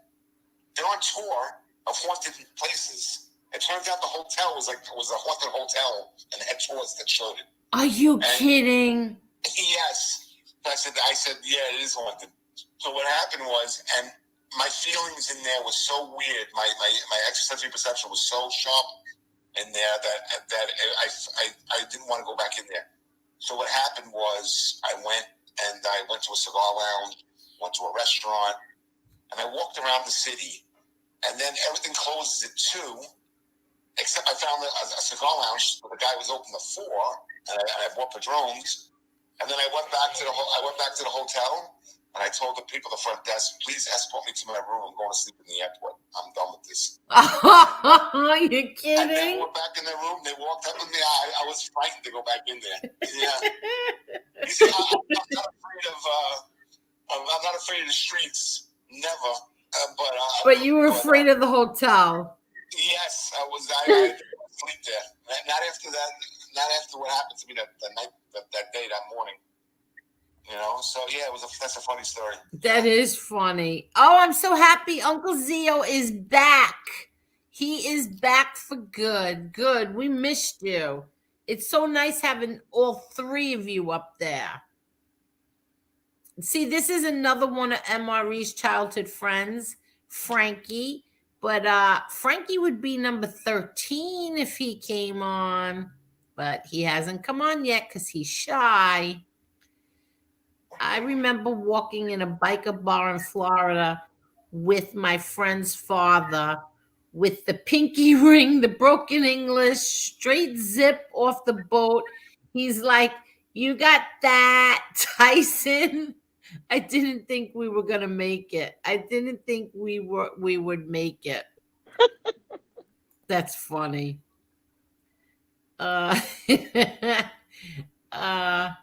Let's see what else. Oh, I can't believe Uncle Zio's back. I'm happy. Oh, with the yellow caddy? With the yellow caddy. That's funny. Hello, Charles Sullivan. Hello, my peoples. I'm happy. Now Maddie's got his full team back. See, I'm happy. Thank you so much, Mark Schumacher. You earned it, Angel. Thank you. Was that Uncle Zio on the panel with Maddie? I mean, was it Maddie was live the other day? I went in for a little bit. Is Uncle Zio the one with the raspy voice? No, that's Zio Lesso. But okay. Uncle Zio also has a little bit of a raspy voice. And it's funny because the 2 uncles kill each other. They get mad at each other. And yeah, and so they're so I seriously, when the 3 of them are on, they are the funniest show on YouTube. They are. They are hysterical. And when things are good and we just laugh. But look, lately things haven't been good. When I was in the Marines, because of my name, they thought I was more Italian than I really am in terms of speaking the language. Right. And there was an individual, we pull into Sigonella, Sicily. And what happens is, no, Catania, Sicily, I'm sorry. Sigonella was where the base was. And I went to Catania. You were in Catania? It's Yeah. beautiful. Yes. Right by Mount Etna. They what? And you can see Mount Etna. Yes. So what happens there is there's an individual from another platoon who's a corporal, and He says he has to go see his sister. But they said, you're not going up to Rome. It was a city. It was outside of Rome. It was Frosinone, I believe. Yeah. And you can't speak the language. You're not getting a pass. He goes, well, Forcina speaks the language. Let's bring him in here as a translator. So, and next thing I know, I'm on restriction. I was on restriction because I kicked out a window in Spain, and I wasn't allowed off the ship because what happened was we were in a bar, and somebody shot mace at me and my friend, the owner of the bar, and he slammed it, and I kicked the window, and it shattered. So I wasn't allowed off the ship. And then they gave me a special pass to go to as his translator. And I'm like, I don't want to say the guy's name. He's on my Facebook page, by the way. And he says, you got to come with me to Italy and be my translator. The captain signed off on it. I really can't speak that well. And so I said, I'm great. This is great. I'm going to get out of the ship and I'm going to go for a 4-day pass. So what happened was, my people from my platoon got very upset because I was on restriction. They thought I went over their head to get it to the captain when I didn't. He did it all on his own. And so what happened was we go to Italy. There's a reason why I'm telling this story. It's about bikers. So we go to and the officer is driving us to the ferry to go through the Straits of Messina. And they're asking me to ask directions. And it's me, 3 officers, and this individual, the one who I'm supposed to be his translator, and they're pulling over, and I don't know how to speak the language. I don't know how to ask for directions. So I'm just saying, ciao, como stai, bene, bene, grazie. Until there's words I knew, and like, he doesn't know. By a miracle, as we're driving, there's a picture of the ferry. So I said, it's that direction. So we ended up, and they dropped us off, we get on the ferry, and then we take a train up to this town in Italy. He tells me on the train, it's not my sister, it's really my girlfriend. I said, okay. Yeah, so we go up there, and when we're there, we're having a good time, but 3 towns over is where my father's from. So I have relatives there. So I call my mother calls them, and we're gonna stay with them for 2 days, right? Yeah. So we go there, and we stay with them. We're walking in the middle of the town, and all of a sudden, like 7 Italian kids, this guy was about 24, 25. I was only about 18 and 19. And these kids had to be my age, maybe a little younger, 17. And they start surrounding us, yelling, Tango! And like wanting to fight us. And my friend turns around, he goes, are you kidding me? He goes, where I grew up, we have Hell's Angels with Harley Davidson. These guys are revving mopeds. And he goes, it looked ridiculous. And now this individual, now he's a father, now he's he's a businessman, but back then he was very touched. Let's just say he was one of the crazier people in the company. And that's saying a lot because a lot of the guys in the infantry that I was friends with, they're a little bit, their fighting spirit's better than the average public, let's just say. Yeah. So he starts charging all of them. And they just all drove off, frightened. And I just thought it was hysterical because those were their bikers, kids on mopeds revving it towards us. Oh my God. Yeah. Maybe somebody else might have been intimidated, but my friend he wasn't. I just, Jason wants to know, Angel, ask Elio about a good cigar. Well, okay. Does he want one that's expensive? Does he want one inexpensive? Does he want one that's a good bang for the buck? What does he want? What do you want, Jason? What is it? Let's see what he says. Ask him where he lives. And what state do you live in? Thunder God Entertainment wants to know both.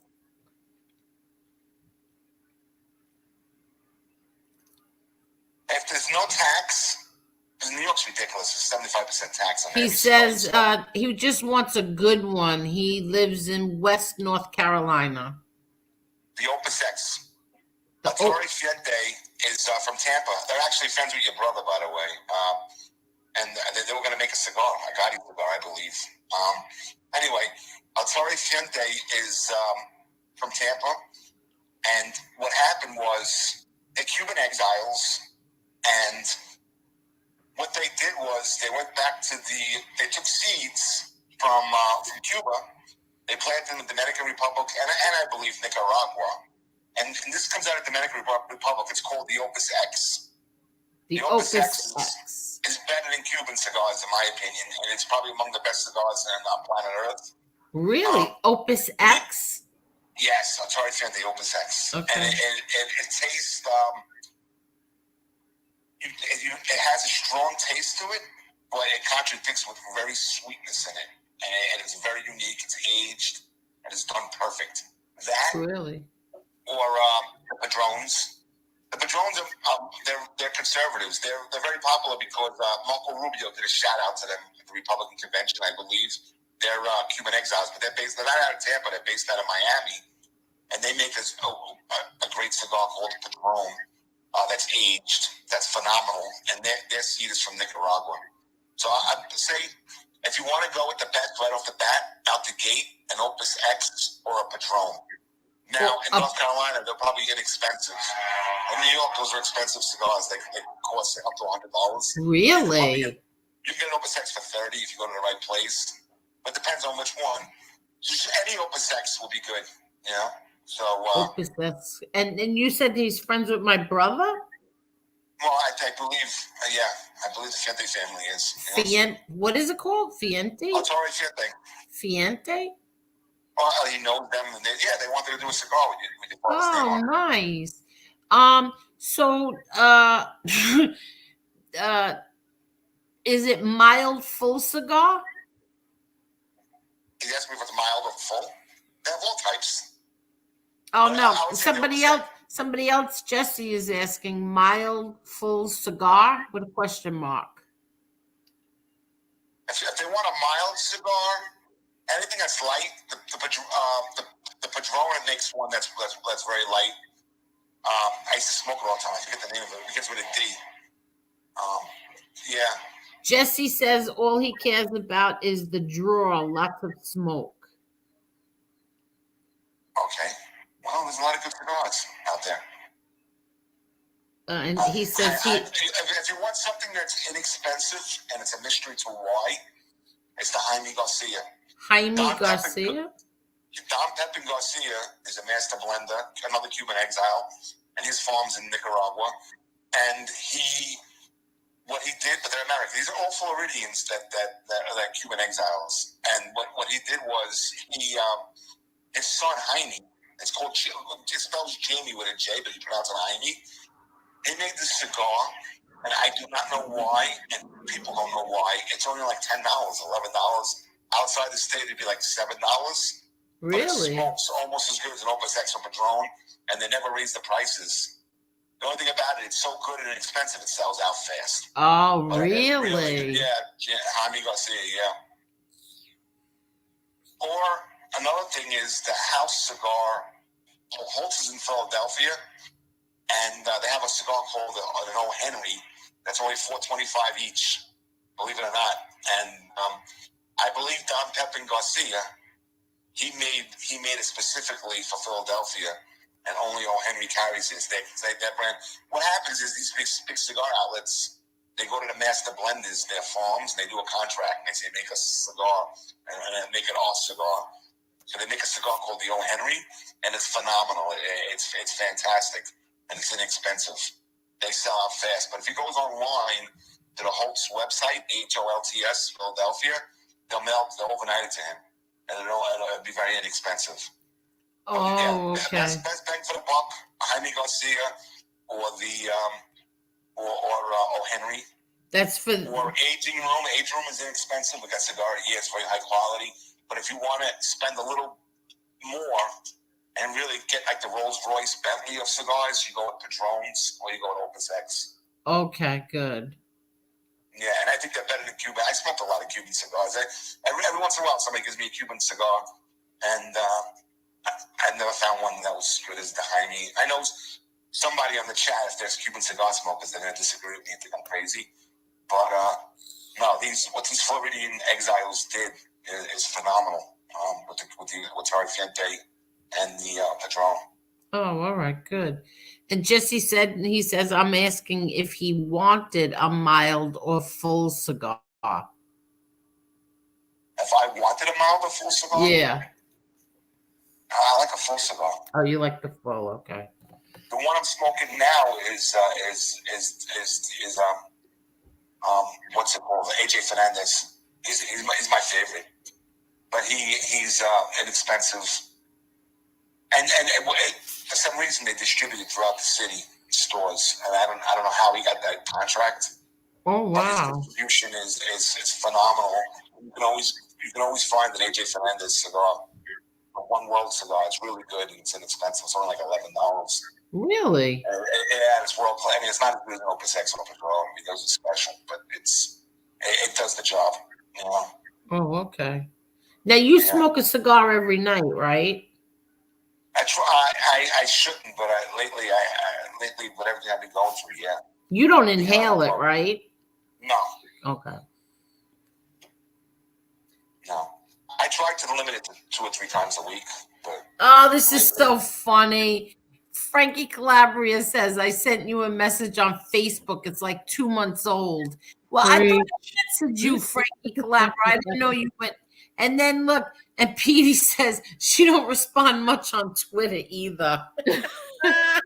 I don't feel so bad, you guys. I am. I'm terrible. I'll go on Twitter. My son texts me every day, at least twice a day. Ma, retweet for me. Okay, no problem. I go on, I retweet. That's all I do. Go on and retweet. Once in a blue moon, I'll sit there and go through some tweets, but I always forget about the message, that there's a message there, the private DMs. And then the same thing, Facebook, I never go on anymore. I have to start getting back on there. And Instagram, I always forget there's the messages in Instagram. So yeah, I'm sorry. I'm very sorry that I'm not good with my messages. I'm sorry. Carol, thank you. You didn't have to do that, Carol. Thank you so much. Angel for the pet treats. Thank you, Carol.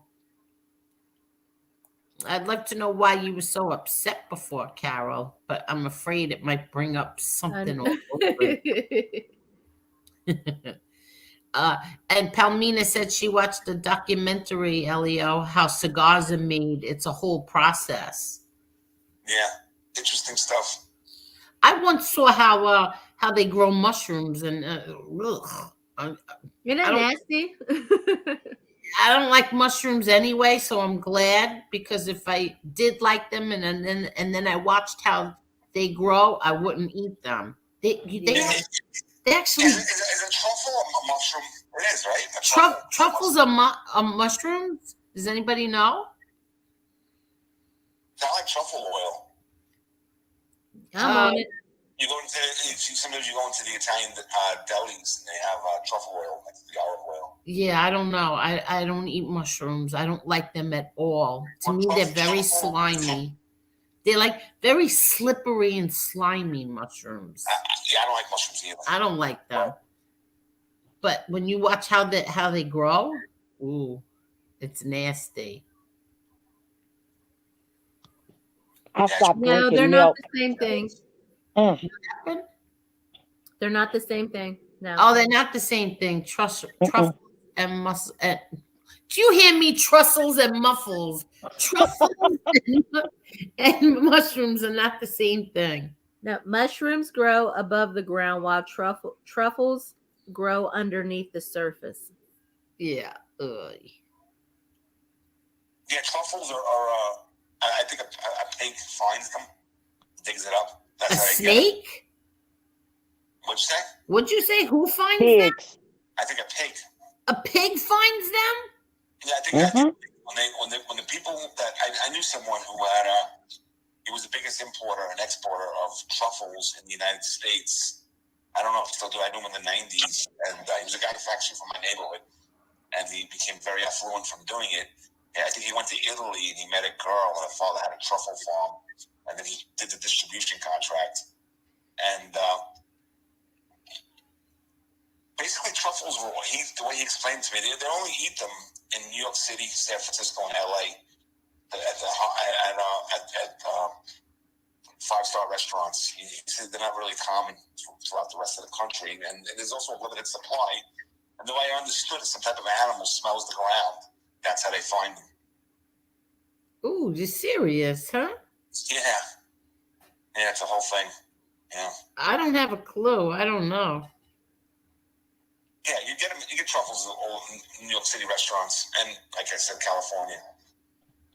I use truffle seasoning on my macaroni. 90% of all the truffles from Italy went to those 3 cities. Wait, what'd you say, Heidi?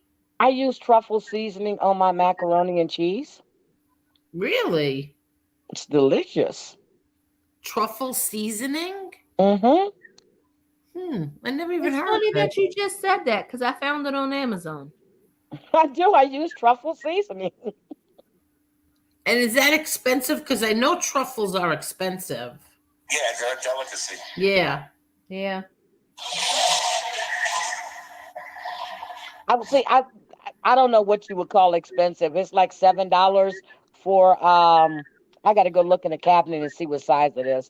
But it's like $7, like $6.59.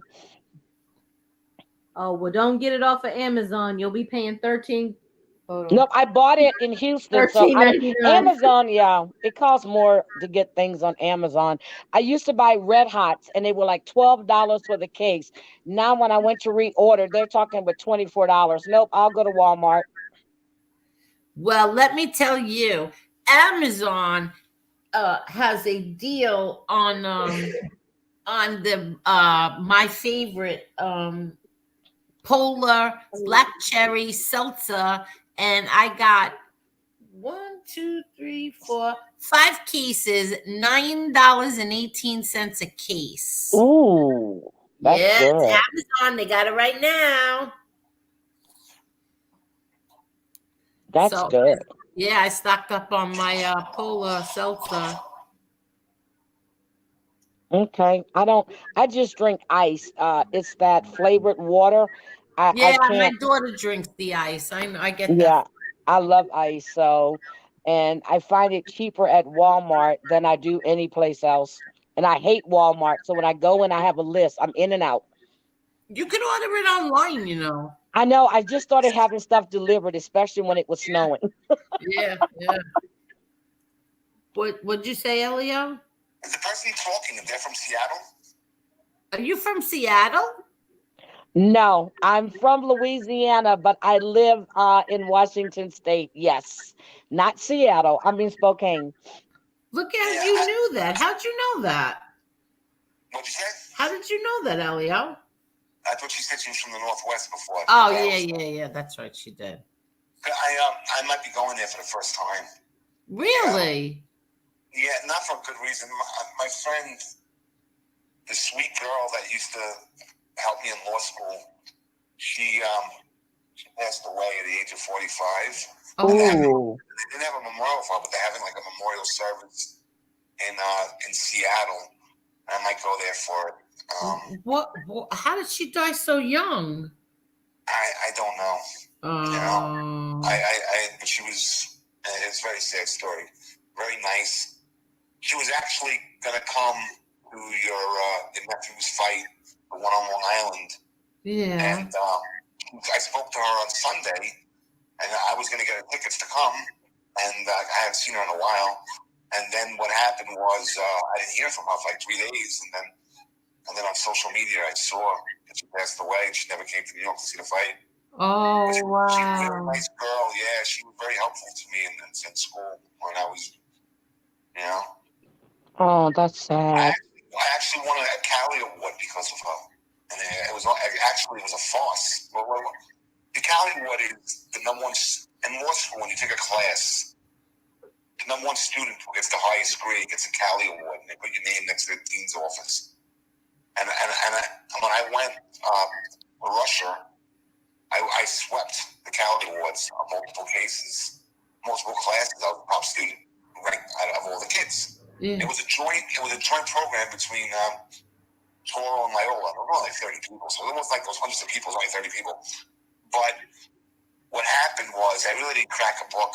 She broke down everything in outlines, and she gave it to me, and she tutored me, and I ended up just getting the award based on her work.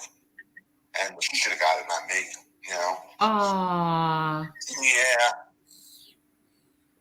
Yeah. No, she was a real good person. Wow. Elio, let me ask you this. Mark Schumacher says that truffles are a rat's kidney stone. Really? I didn't know that.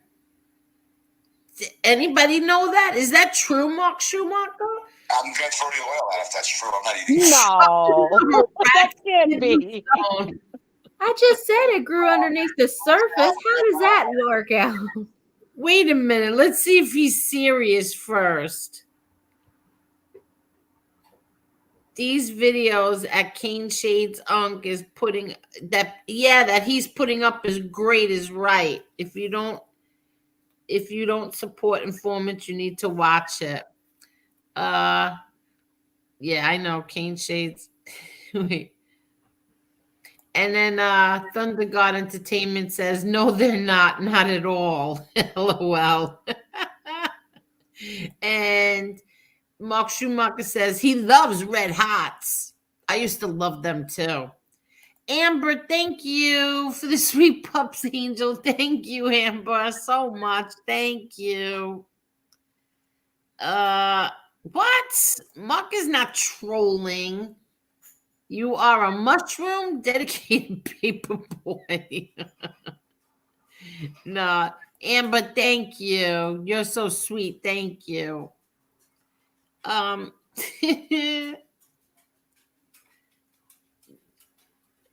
yeah, truffle is a fungus. So is a mushroom. They're fungus. Yeah, I thought it was in the mushroom family. But yeah, it is. It is.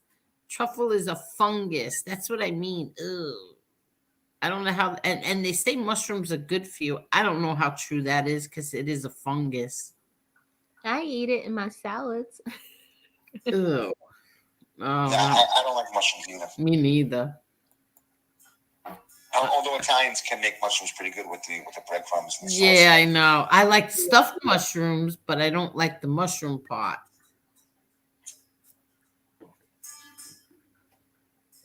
Oh, what? Amber, what are you doing? Amber, don't do that. Thank you. Thank you. Between you and MRE, best channels. Thank you. But thank you so much. But don't do anymore. Thank you. But seriously, check out Heidi. Amber sub to you, Heidi. Thank you, Amber. I appreciate that. I can't compare with MRE and Andrew, but I'll try. Yes, you can. You have a pretty good channel. I enjoy it.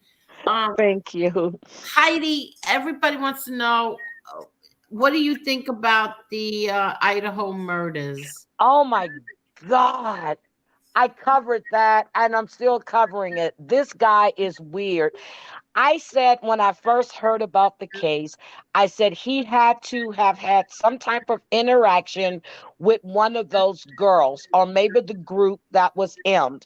And the fact that Kaylee received the most the most wounds, he had a thing for Kaylee. They said he went to the pizza place, this all vegan pizza place where she worked. He stalked her on IG. He was around the house. He went back the next day. He's guilty. I want to know about his dad. His dad was there to help him drive back to Pennsylvania. I think it's Pennsylvania, New Jersey, wherever, on the East Coast. And the dad seems pretty weird. The whole family says he's weird. The aunts weren't even shocked when he was arrested. So they had been tracking him when he left that area. They knew what they were looking for. They were just gathering. And once I read that affidavit, I was like, oh my God, they knew it was him from just about the second or third day because they looked for the white car. They said the occupants of the white car. So was his dad in the car with them when he went into the house? How did he get into the house? Did he stalk the house? Was he there at a party? It's a whole bunch of stuff. He's guilty. He is guilty, guilty, guilty, guilty, guilty. Oh, Just wow. guilty. I mean, yeah, it's weird. That was in Moscow. It's just sad. 4 students lost their life behind BS. Well, we don't even know what it was.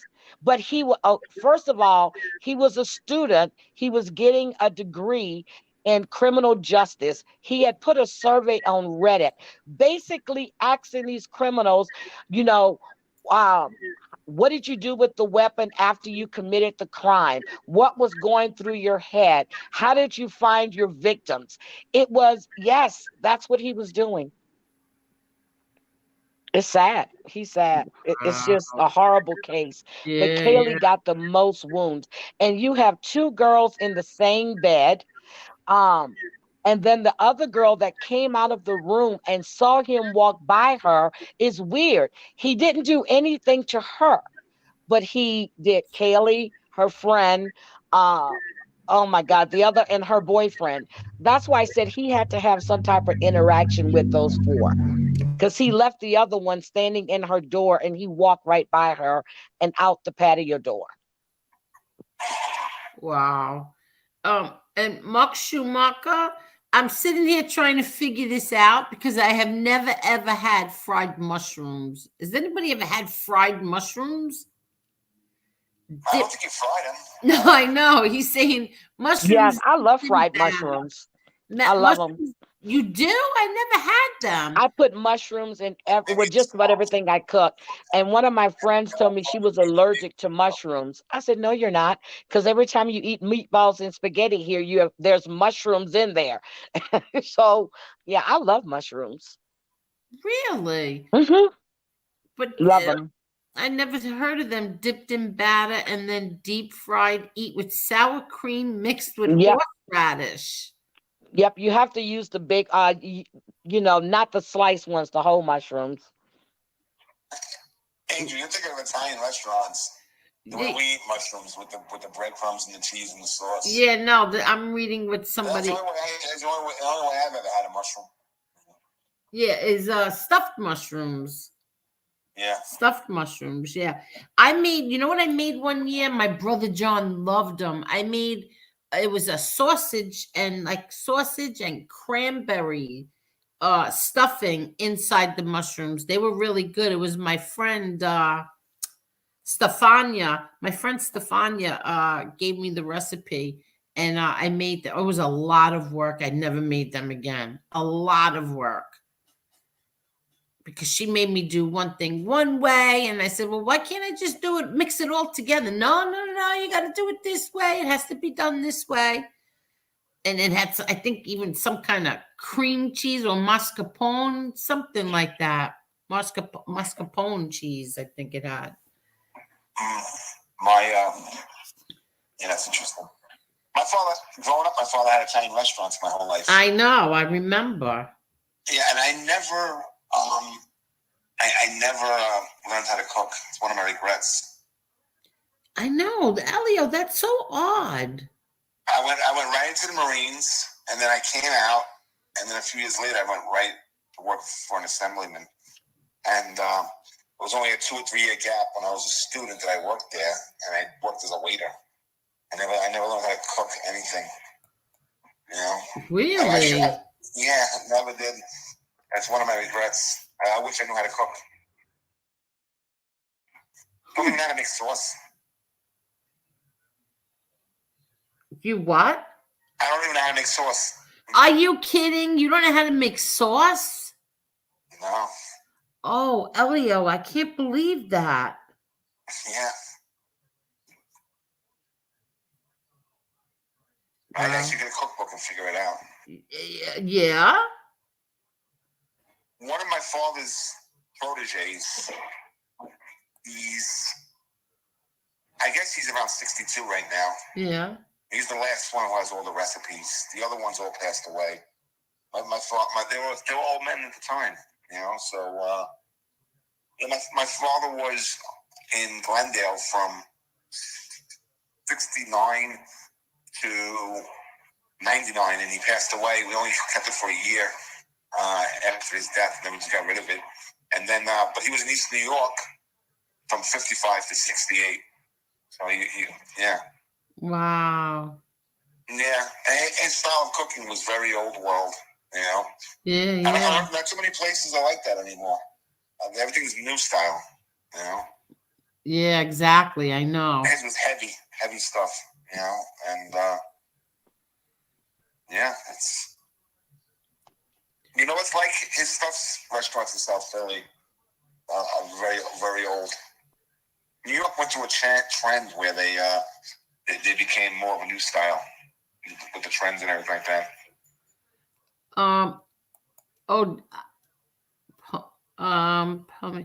Sauce needs sugar. Don't trust recipe without it. Well, I never put sugar in my sauce. Never once. I don't like sweet sauce. I got a funny story. When I went and did a study abroad program in China with the students, what happened was I would eat their fruit, and the fruit was like the most delicious fruit in the world, the bananas and strawberries, and it was just so good. And I said, how is this so good? I mean, I would eat it. I wouldn't want to cry. That's how good the strawberries were. And then they said, oh, because we grow it naturally from this province. I was in a place called Xiamen, which is, if you go to Taiwan, it's across the water. It's on mainland China, though. It's directly across the north of it. And so I'm like, wow. And then the big talk among all the students is how good the fruit was. So we used to go for breakfast in the morning, and I used to get up and go running. Back then, I used to run. I used to be a long distance runner, and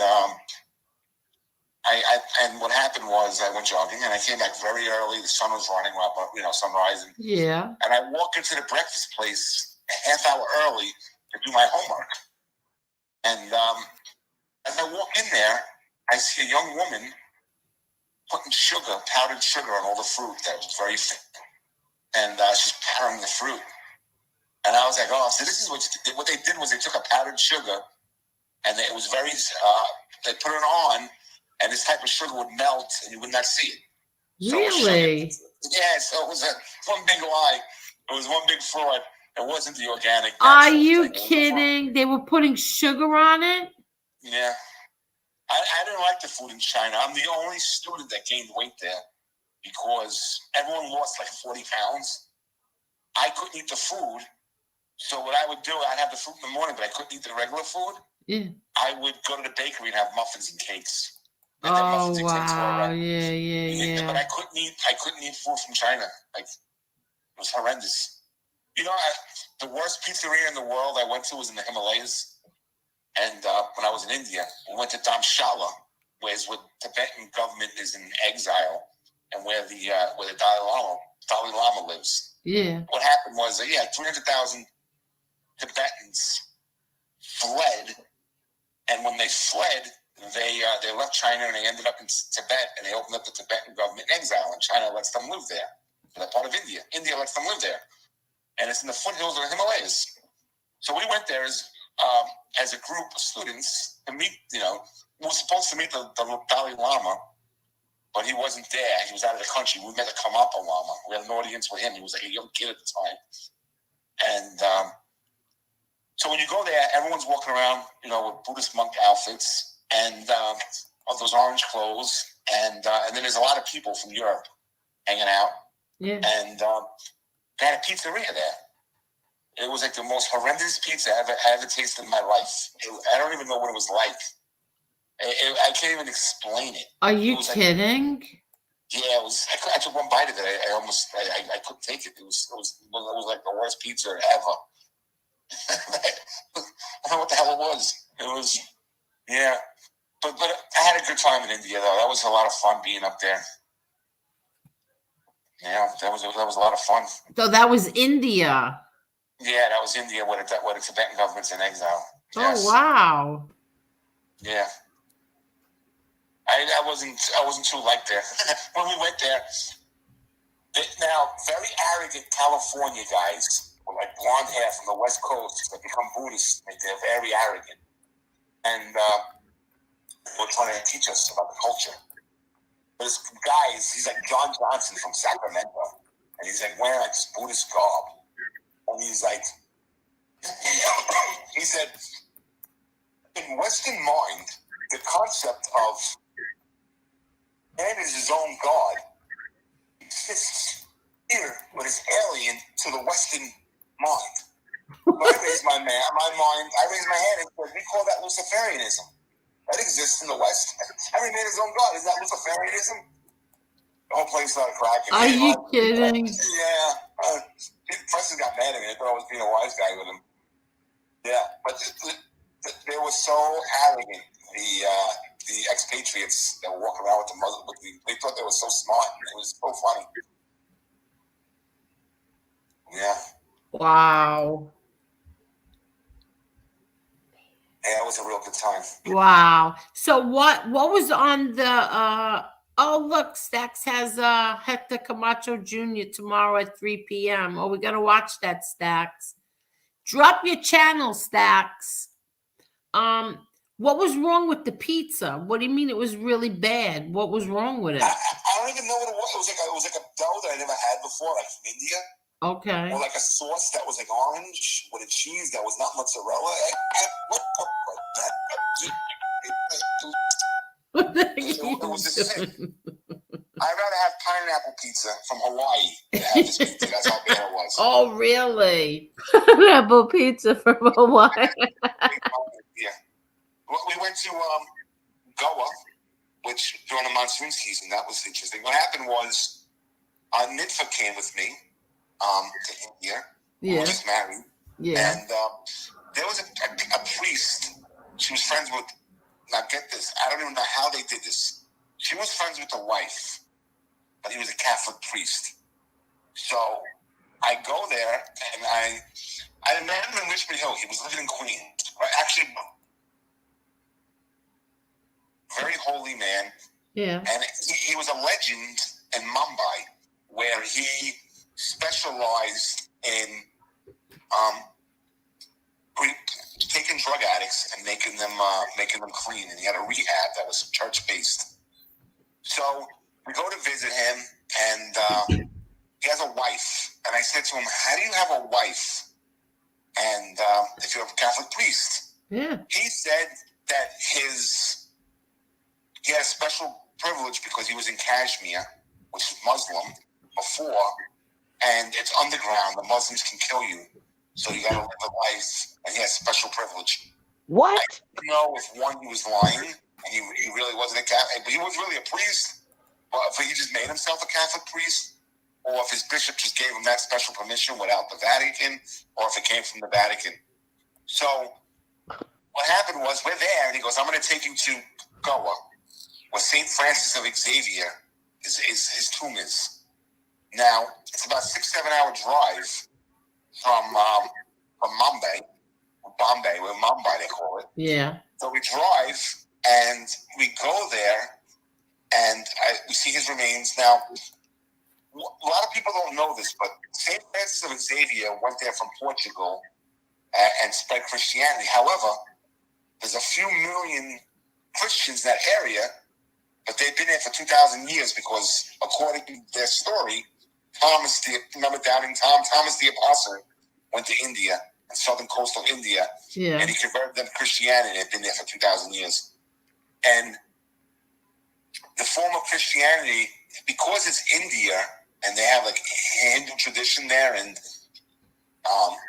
their form of Christian Catholicism was very mystical.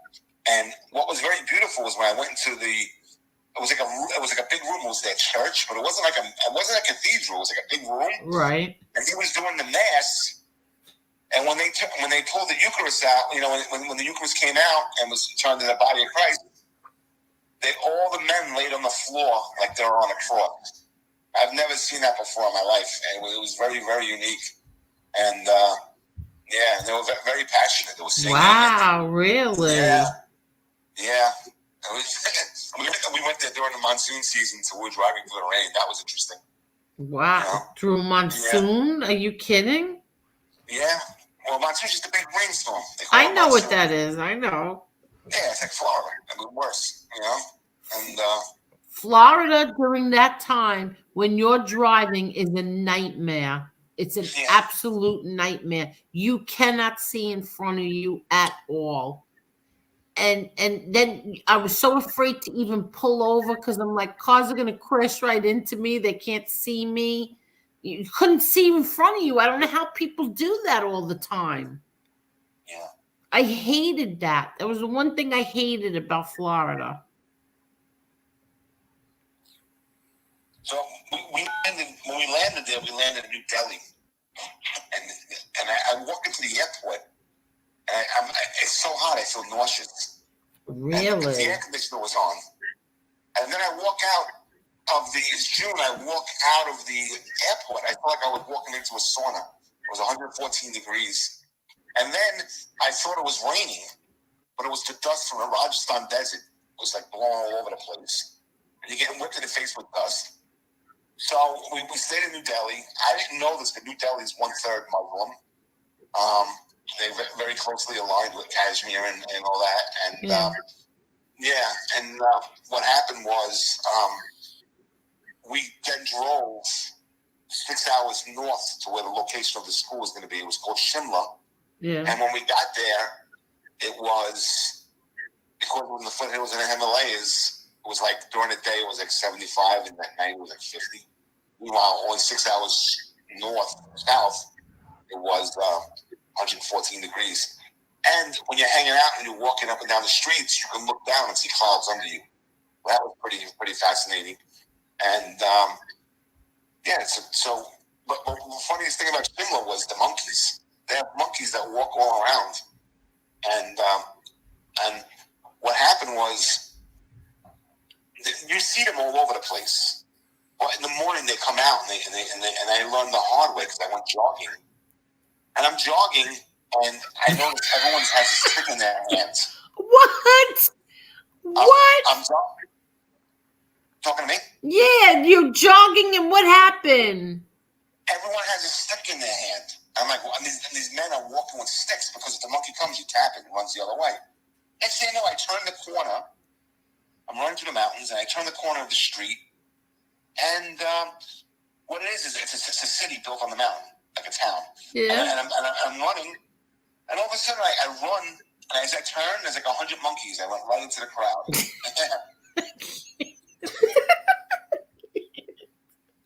Yeah.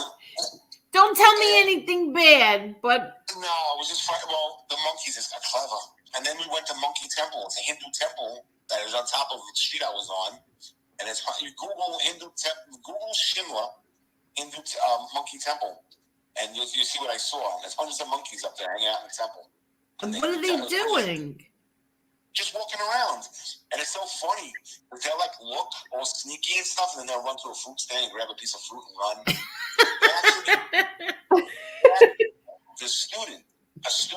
A girl had a backpack with food in it, and like 3 of them jumped on and grabbed the backpack, and because they smelled the food in it.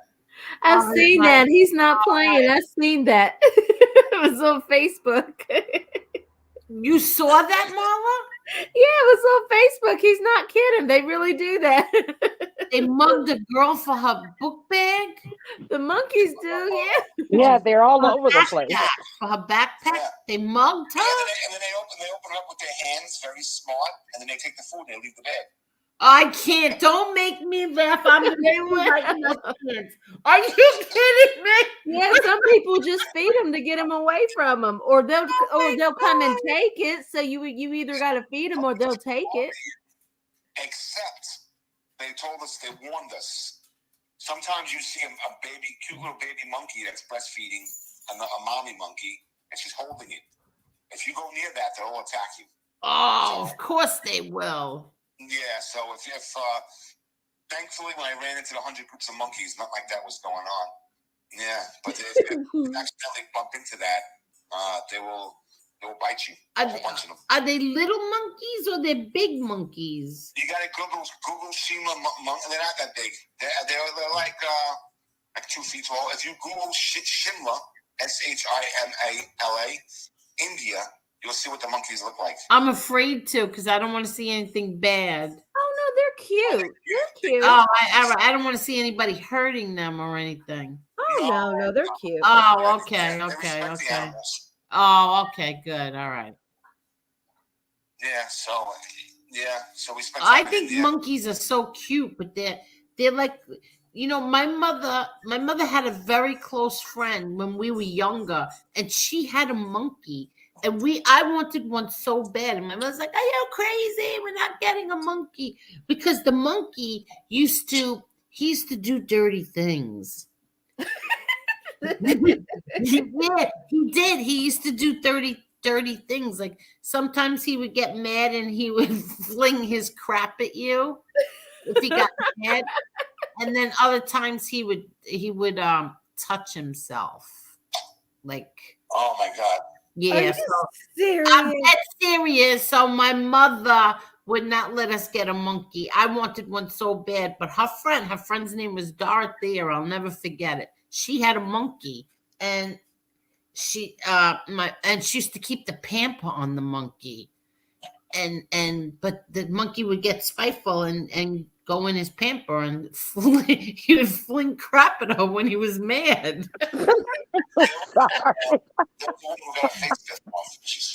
Yeah, I know. Well, yeah, but this monkey, good night, Victoria. This monkey. You know what I think she was giving the monkey antidepressants. Are you kidding?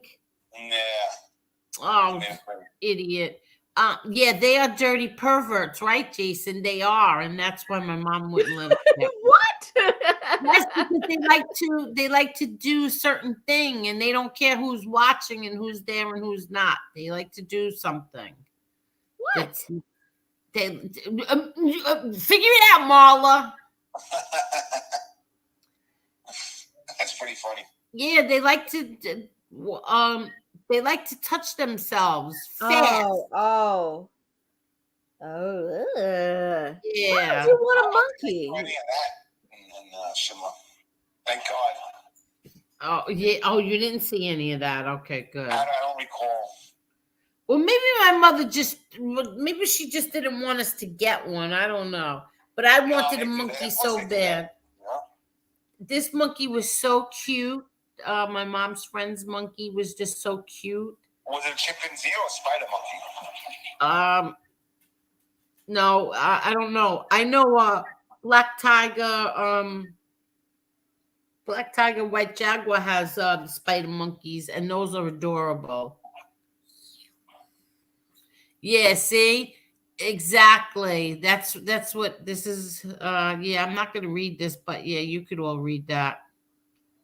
Yeah, they do. They're dirty. They do dirty things. Yeah, they do dirty things. So, but yeah, monkeys are exhibitionists. That's what they are. wait, what happened, Melio? When was the last time you went to the Bronx Zoo? Oh, the last time I went to the Bronx Zoo was one of my kids' school trip. I think it was I think Vicky had a school trip. That was the last time I was at the Bronx Zoo. It was either my son or my daughter. Yeah. We go very often because I live 10 minutes away from it. You go right over the Whitestone Bridge, 10 minutes. There's no traffic here. You hit it. And I used to take my daughters there all the time to see, like, they have such a great collection there. Yeah, I know.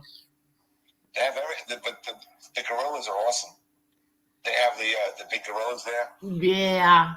The last time I went, I'm trying to think. When was the worst? One of the worst trips I ever went on with my kids, with their school was it was the aquarium, because we were chased all day long by those little yellow jacks. What do you call them? The yellow jacks. Oh my God, it was so bad. I'll never forget it.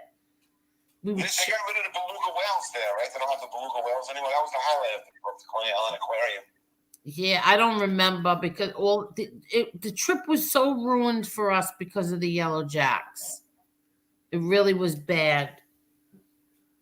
So that was the worst trip I've ever been on with my kids. Yeah, I'm gonna go back to thanks for reminding me. I want to see when the zoo's open now. I want to take my daughter there on Saturday morning. It's really fantastic. Really? They Yeah. have giraffes there, everything, tigers, lions. I think it's good when you don't go in the summer, like the hot months. Yeah, but there's a lot of trees there and stuff. Oh, really? Yeah, the Bronx Zoo is all trees. Yeah, and, I have this. Oh, you can't see it. You can't see it because you're on the telephone. But I have this picture. Where is this? I'll never forget. I remember this day. I'll never forget it. This is at the Bronx Zoo. It's like that's me and my brother Frankie Boy, and that's at the Bronx Zoo. We used to live close to the Bronx Zoo too.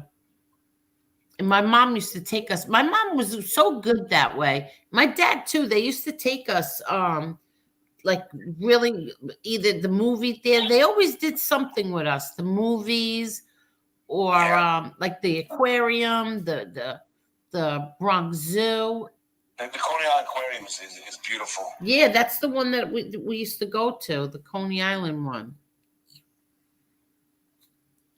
And I would the Bronx Zoo's got to be one of the biggest zoos in the country in terms of animal wildlife. Yeah. They literally have every single animal there you can think of.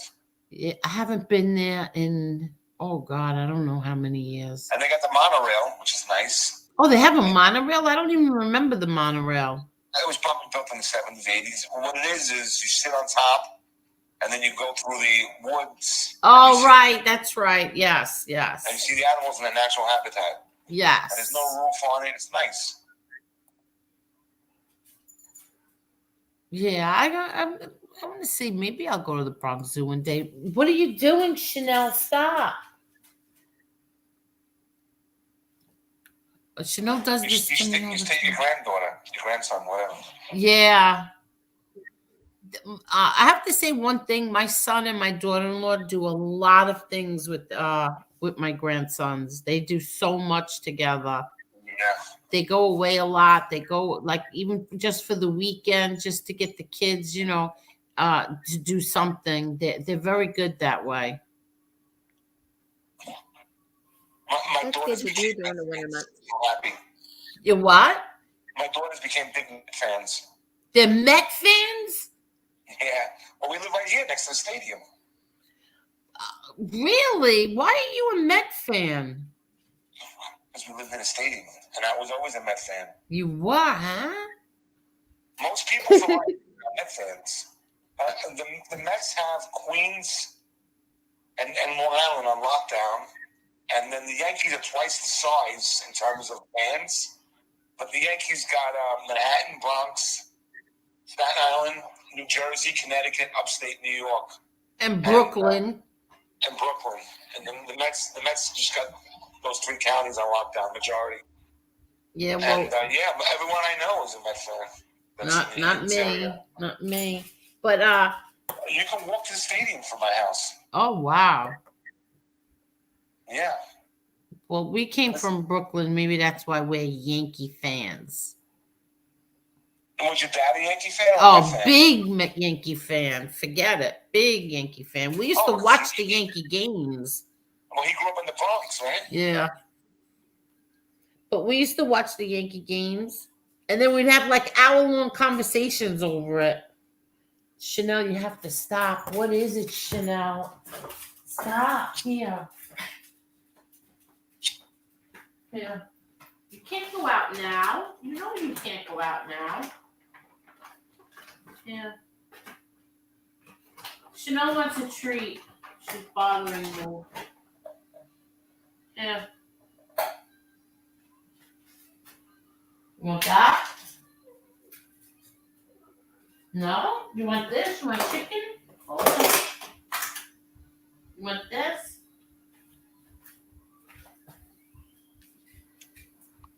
No. Okay. You want this? She's really bothering me for treats right now.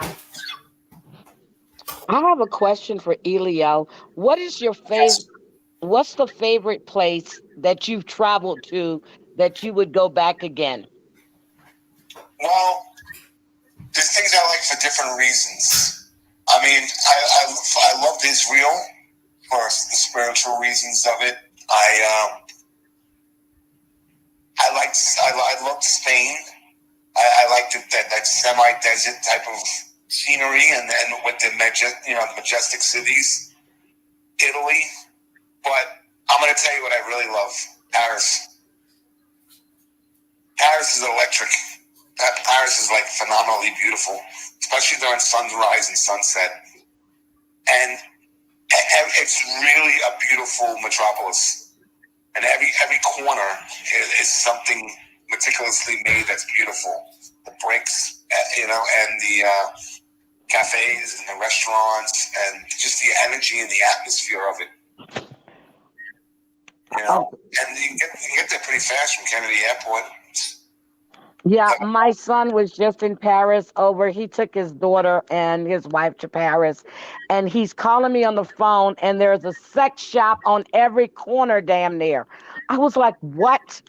Yeah, he was just there. Before a sex shop. I thought he was in Amsterdam, to be honest. There are sex stores. Wrong part of town. I'm trying to think what part he was in. Because they flew, he was right there in Italy. I'm trying to think what part he was in.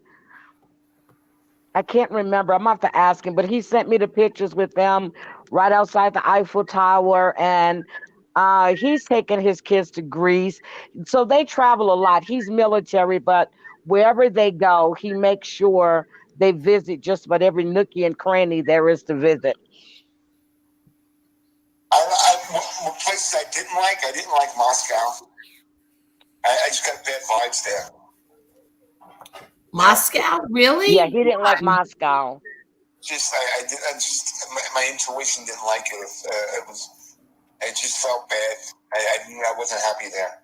And that square is beautiful, especially at sunset. And they have St. Basil's Church, which is gorgeous. But it wasn't for me, the place. Really?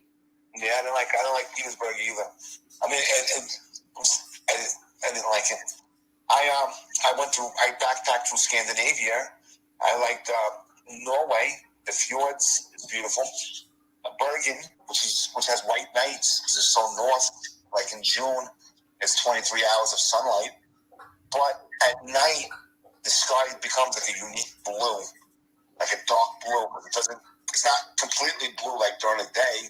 It's like a faded blue, but it's not black yet either. Okay. It's like a very unique color. It looks like an Easter egg. It really is cool. So yeah, I enjoyed Bergen, Norway. That I found that to be very beautiful. What I liked in Finland was I liked the forest. The forest is nice there, and outside of Helsinki. In there, I like Prague, the Czech Republic. Barcelona, of course. You know what I thought was really nice? Amsterdam. Yeah, I went there. It was a little strange for me, Amsterdam. It was 10 o'clock at night and it was still light out. Yeah, well, it's more. New York City is equal with Madrid and Rome. Right. People don't realize that. So that's equal with Canada. England is high as Alaska. The only reason it's not as cold is because they have the ocean there that warms it down. So, but it's more Ireland, all that's all more north. That's like equal with. That's over Nova Scotia. It's even higher than that. So yeah, they have those dark days and white nights and stuff like that. But I liked London. I thought London was fun. My mother liked London. I have a cousin that moved there, and I went and visited her. I had a great time. Yeah, my mother. I can't think of the place right now. What it's called? She got the eeriest feeling from it. I can't remember now. What, the bridge? Where The all the bridge? bodies were. Is it the bridge where all the bodies were underneath it? I don't know. Yeah, I can't remember what she said now. But yeah, my mom. The French countryside is nice. Yeah. From Paris, I went to Lourdes, where the Virgin Mary made an appearance. That was beautiful. I went to Fatima in Portugal. That was a really extraordinary moment. Really? Yeah. Me and Nympha one day we just flew to Portugal. We flew to Lisbon. We just went to Kennedy Airport and did it, and then we went to Fatima, and we had a great time. I think MRE would love that, going by to Fatima. Are you very Catholic? Very. Yeah, it's beautiful. Yeah, he has all those the Blessed Mother statues and all those rosary beads and all these crucifix all over. He's very religious. Fatima is what happened was May 13th, 1917. The Virgin Mary appeared to 3 children. Yeah. And they came every month on the 13th, and then told the kids to tell the whole town, and word spread that she was going to do something special on October 13th, and 1917. And then in front of 100,000 witnesses, the sun started falling, and looked like it was going to hit the earth. And they thought it was the end of the world. They started like screaming and crying, but then it stopped. And a lot of people. And I mean, that was a Catholic city anyway. Yeah. It made people take their faith more serious. But the 3 prophecies, I believe one was about. Well, first off, the whole thing has to do with conversion and stopping sinning. But I think one prophecy had to do with I think the rise of communism, and then the other one I think was he said when they had an aurora borealis, that was a sign in the skies, and that when the Great War would start, and there was Hitler saw it in 1938. He saw the stars in the sky. That was his sign to go attack Poland. People don't even realize that, and Fatima prophesied that. And then the third one, they don't even know if it was released or not, but Pope John Paul said he released it. It has to do with the persecutions of Christians in the 20th century. I believe more Christians were persecuted in the 20th century than ever before, especially in the Middle East countries and in communist countries. Yeah, people don't realize how the persecutions are more than ever. Wow. Yeah. You know, if you look at like the Middle East, that's, you know, there were all Christians. There was Christians there, and then I think there was like 1 million Christians in Iraq, and after the Iraqi war, they're only down to 100,000. Yeah, I mean, they still get their heads chopped off in certain places. They did it in Egypt to the Coptics. To the what? Coptic Christians. Those are Christians in Egypt. Yeah. They've been there for 2,000 years. Lebanon still has a Christian population. Lebanon is run by by Shiites, I think they're called. Yeah, right. I was going to say the Shiites. Hi, Debbie. I'm sorry. Go ahead. What? Yeah, Shiites and Sunnis are fighting rivals. I think 85% of Muslims are Sunni and 50% are Shiite. And Shiites are Lebanon, Syria, half of Iraq, and Iran. And then that's where they mostly are. They're waiting. Their big fight, I believe, is they don't get along because of they have a different interpretation of who the Mahdi is going to be. That the Mahdi is their end times person that comes and attacks Israel and unites them under a global caliphate. That's what's saw in their Quran. Yeah. What is it that somebody's gonna what? They believe the Mahdi is going to come under a global caliphate, and unite all the Muslims. They're going to attack Israel. Are you kidding? The book is very militaristic, the Quran.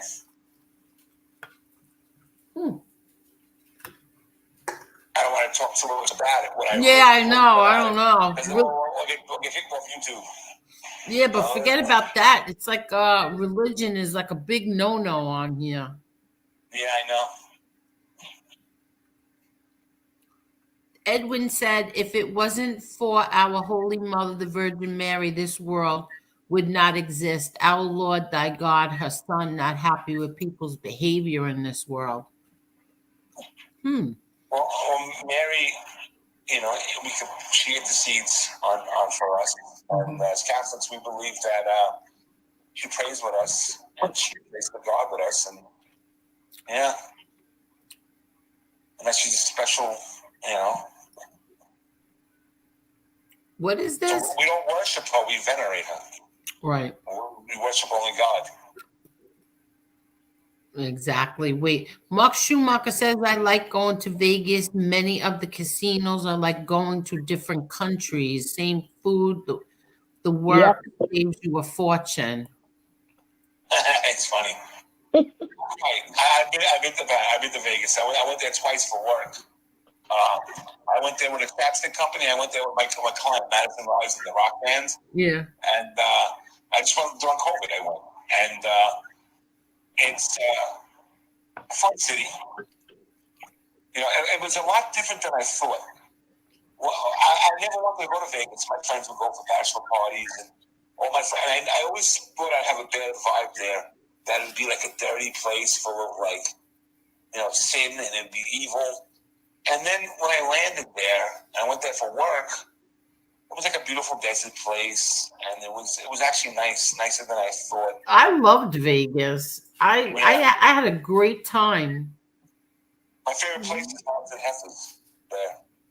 That's they play cool hard rock, alternative music, heavy metal, and it's a really cool bar. I loved the Rio. I thought that was the most popping place there was in Vegas.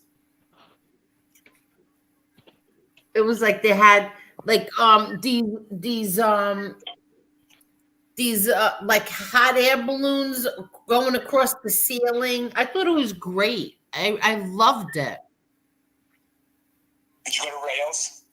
No, I didn't go to Rails. Where did we go to eat? I think we went to like something like a Wolfgang Puck or something like that. One of his places.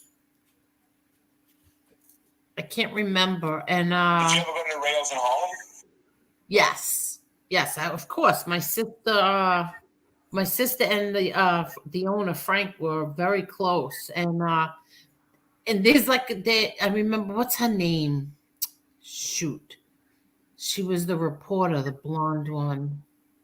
I can't think of her name right now. Did your father have a table there in the 80s? Sure, he must have. Right? No, I don't think my father went there often, but my sister certainly did. And she could get a table any time. Her and Frank were good friends. So. When COVID first started, my friend, he got together a group of guys. Everything was shut down.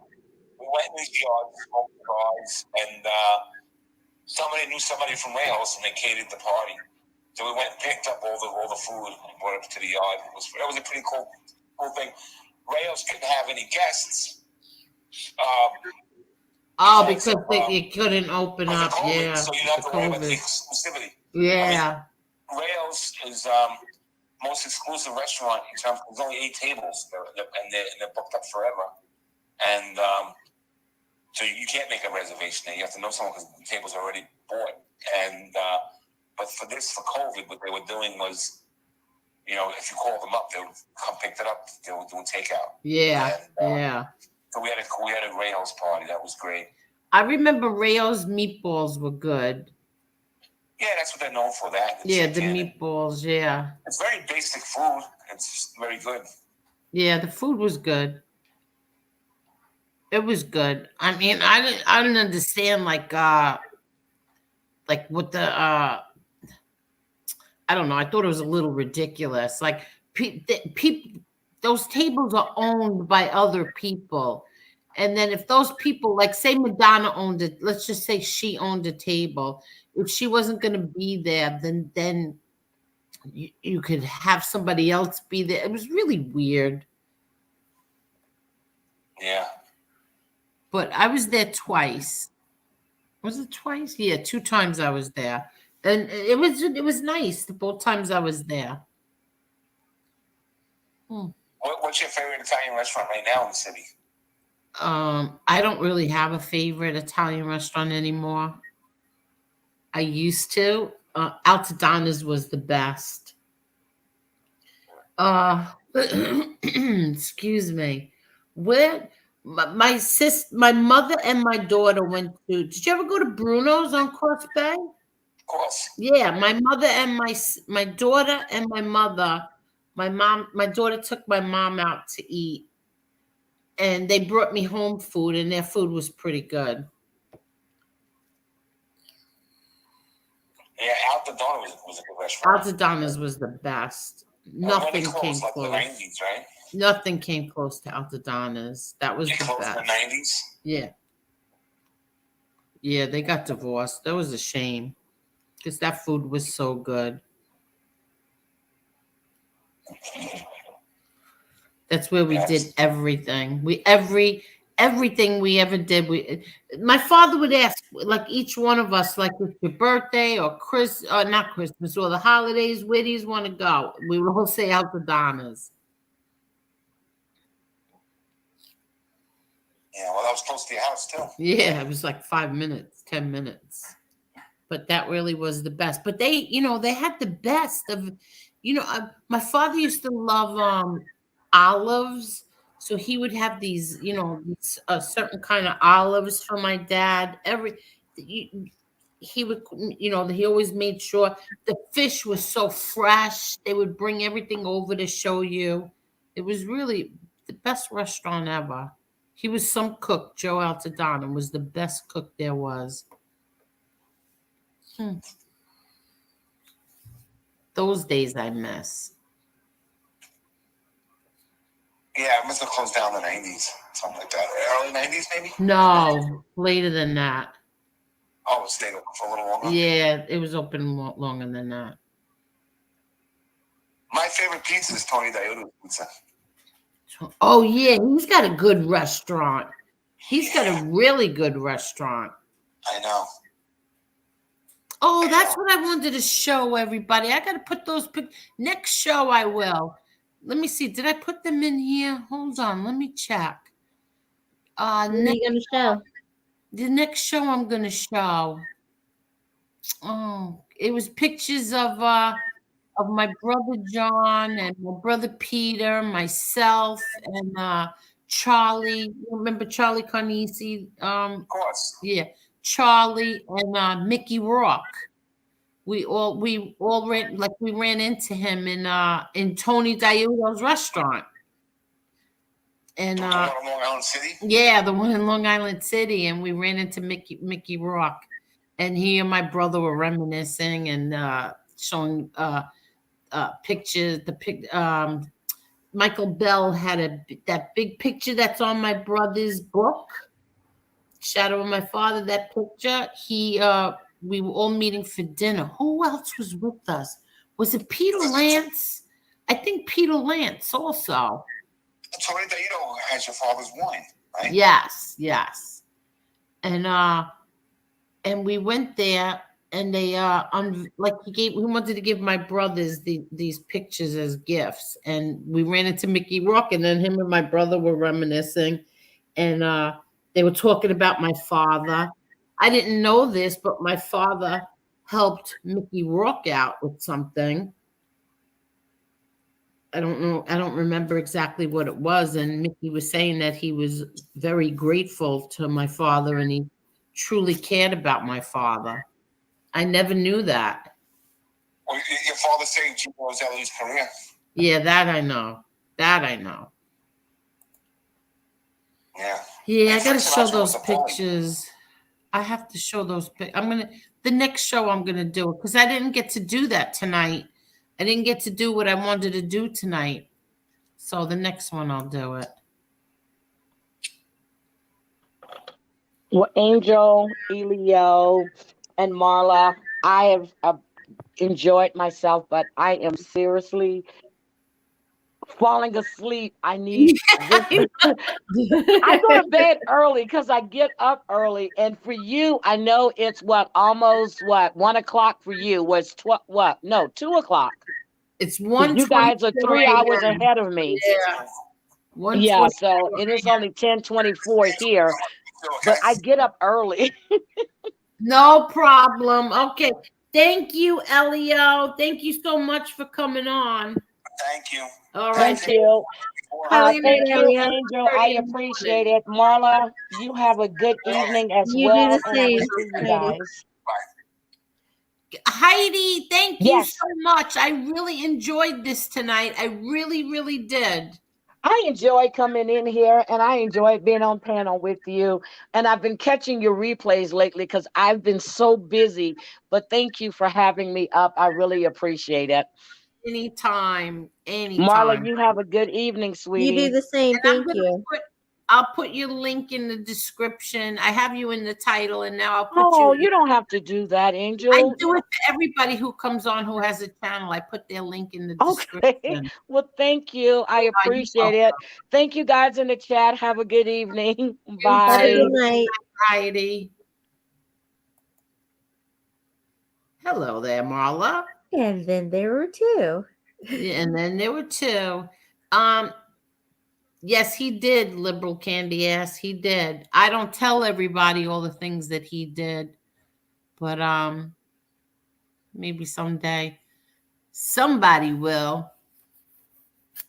Hopefully it's soon.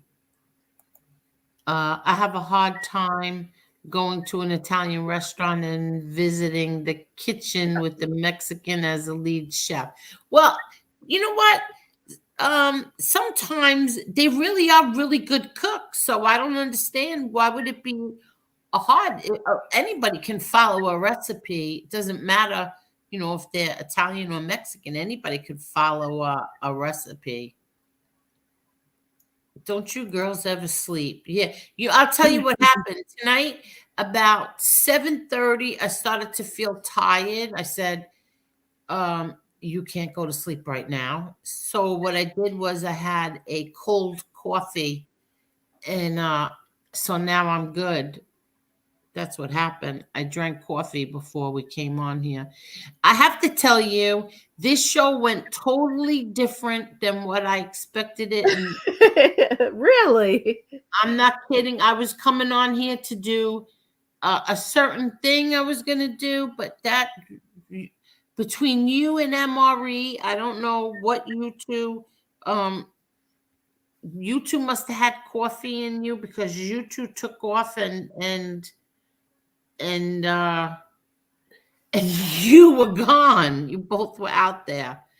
I don't mean out there in a bad way. I mean, like, you both went on with your conversation, and then when you started talking about animals, I couldn't listen. And then Heidi came on, and I was like, "Oh snap! This is gonna." I was afraid where that was going with Heidi, but thank God it was okay. Why did she know? Did something happen to her? No. When Heidi first came on, I thought this conversation was going to go somewhere else, but thank God, everything was good. Oh. I don't understand why Carol was upset. I saw that Carol was upset, but I don't know why. Thank you, Carol. Thank you, Carol. Yeah, thank you. But anyway, so the next one I'll talk about the whole thing. Yeah, it doesn't. It always. I know it doesn't. It never goes the way I think it's gonna go.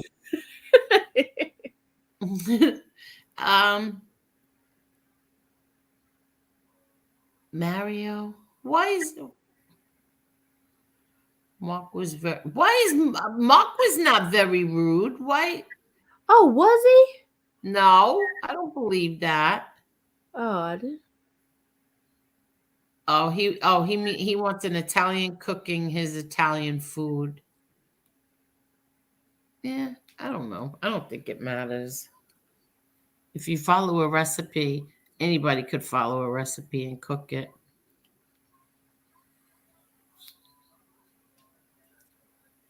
Amber. I hope nobody's arguing in the chat. Seriously, I hope you're all fooling around.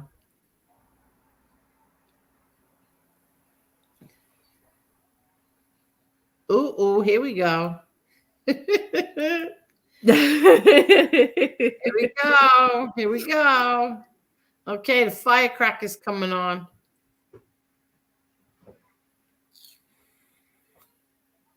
Okay. I don't know why Amber and Mark are Are they? Well, Yeah, he's agreeing with Amber, and she's calling him rude. So what the hell are y'all doing? yeah, I don't know. But I guess it doesn't matter. Aging me. Show Angel. Thank you, liberal candy ass. Thank you. It went in so many different directions. I got a little nervous at one point. Okay, Carol, where are you, Carol?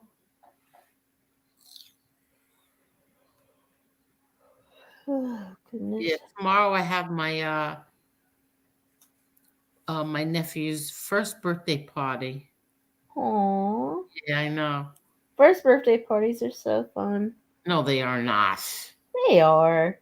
Oh, You God. get now they do the big cake. They didn't do that when my kids were little, but I think it would have been fun to do it.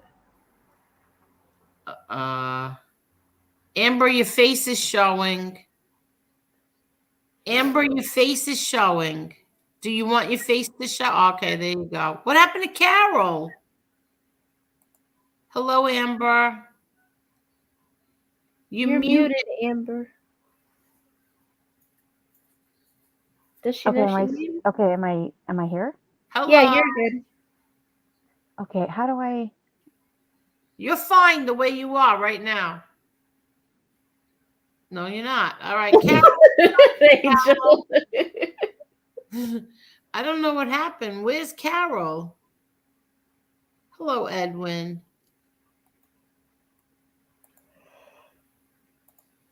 I hear you yawning. I'm sorry, I was drinking, and Oh, now my buzz is gone. No, that's okay. I did to Angel when I heard lockup show. What's that mean, Jason? Oh, because Heidi's in the lockup community, the 90-day lockup. Yeah. I think they thought it was going to go in that direction. Oh, okay. Yeah, no. Oh, thank you. That's my sister's grandson. He's turning 1 tomorrow. So the only thing is I'll I love to see the kids, all the kids. I love to see them. My grandsons, her grandsons, my brother John's grandchildren. Hello, Amber. Hey, so no, it was just Mark. What is that, Schumacher? And he was like, "Oh, I only want food from Italians or not I'm sorry, not Mexicans or Hispanics, whatever." No, that's not what he said. That's not what he said. What he said was he wants his Italian food made. Like if he's going out to an Italian restaurant, he wants it made by an Italian. So if he's going to a Chinese restaurant, he wants it made by somebody Chinese and not Stupid. Stupid. Yeah, that's how he feels. I feel that, I don't think it matters. A recipe is a recipe. Exactly, a recipe is a recipe. Like, come on, we all follow the same recipes. Like, that's dumb. Wow. That's just how I felt. Oh, so then why'd you start arguing? Well, because I thought it was something dumb. else happened. I essentially thought it was dumb. Because No, I'm like, that's not dumb. who cares who cooks your food? Like, as long as it's good. you know, it is what it is. But I I don't don't know. I know. didn't like it. I don't know. So what's going on, Amber? Oh, nothing. Just waiting for my second grandbaby, but you know, that's all in the works. How are you guys? Very good. When is it due? Isn't he due February? Um, no, he's due in May. Oh, May. Okay, okay. That's a good month. He's due in May. I'm so excited. So yes, the 43-year-old grandma of two. Can't wait. Very nice. Very nice. Yeah, but Marla, I got to tell you, girl, you freaked me out on that talking about how you guys go up on the mountains, Oh and yeah. All the that rooting. freaked me out because I'm like, no, that cannot be a thing. Well, there ain't much to do in the country. You kind of got to invent your own fun. So. No, I know, but people they were like, oh, you know, if you know, you got to be drunk doing it though. I'm like, I could not imagine. I'd be freaking out. Well, if you end up in the hospital, you damn sure don't want to show up sober. You want to have to explain that to a doctor? At least if Or your you're kids, drunk, they don't even ask the question. or your kids, right? Yeah. Well, I did that in high school. I wouldn't. I don't know. I think I'm just getting too old. That might scare me now. I don't Oh, know. look. Sammy the rat gives me the horns up your keister. Your mama, baby. Look ahead. Sorry. But I'm always the one that's on the highway that, you know, and where I'm from, it's like the speed limit's like 70. I'm like, I'm going 60. And that's just me. You know, and if I'm getting a bird and everything else, I'm like, I don't give a shit. I'm going 60, flip me off all day long. Like I'll take the back road somewhere. Yeah, I used to be like a speed demon, not anymore. Really? You really were? Yeah, not anymore. My mom she's a speed demon, but she's always like the brake master. Like she's on, you know, she's on the gas, and then all of a sudden somebody stops, like just like for whatever reason, like even a slow stop, and she jams on the brakes, and I'm like, oh fuck sakes, or yeah, it's bad. But no, I'm always a cool collected one, and I don't even like the highway. I don't even try to do the freeways anymore. You Yeah, guys have back roads in California? What's that? You guys have a lot of back roads in California where you don't have to take the main highway? We do, but it's more. It takes a lot longer. Like Oh. to go to my daughter's house from where I'm at would normally take me an hour and a half, but if I go to my daughter's, it's on the back roads, it's like 3 hours. But for Oh. me, it's better because I don't have to worry about because I'm a weirdo about the freeway anymore. But if my husband or if my dad or somebody else is driving, it's different. As long as I'm in the back seat. yeah, I I don't always do like. that with you. Huh? What'd you say, I'm so Marla? I looked over at Kevin because I was looking at him. I was like, because I always look at him and what is that one highway I hate when we go to Jones Beach? That one that we have to take that you say there's no other way around when we go to Jones Beach. What is that? L-I-E-I. LIE? Yeah, that one. Yeah. I'm always like, can you please get off of here and try to find a back road? Can we cut off? Like if we start driving around, I like pay to try to see if they have any back roads in the city that like I can show him. I'm like, you guys have got to have back roads. But I think The every Long place has Island a back road. Expressway. Yeah, LIE could take the service road. I think every place has a back road, but it just takes so much longer. Yeah. did you not hear that, smart ass?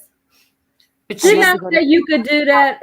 and she doesn't comprehend She certain just things. said you could take the back. No, Angel, you just agreed with me, and without even trying. And I just looked up at him and told him, "Didn't I tell you, smart No, ass, you could you take could those side roads?" you could take the service road, but it takes longer because you got to stop for red lights. oh, forget it. It takes I mean, well, for me here in California, What? it's not so much lights.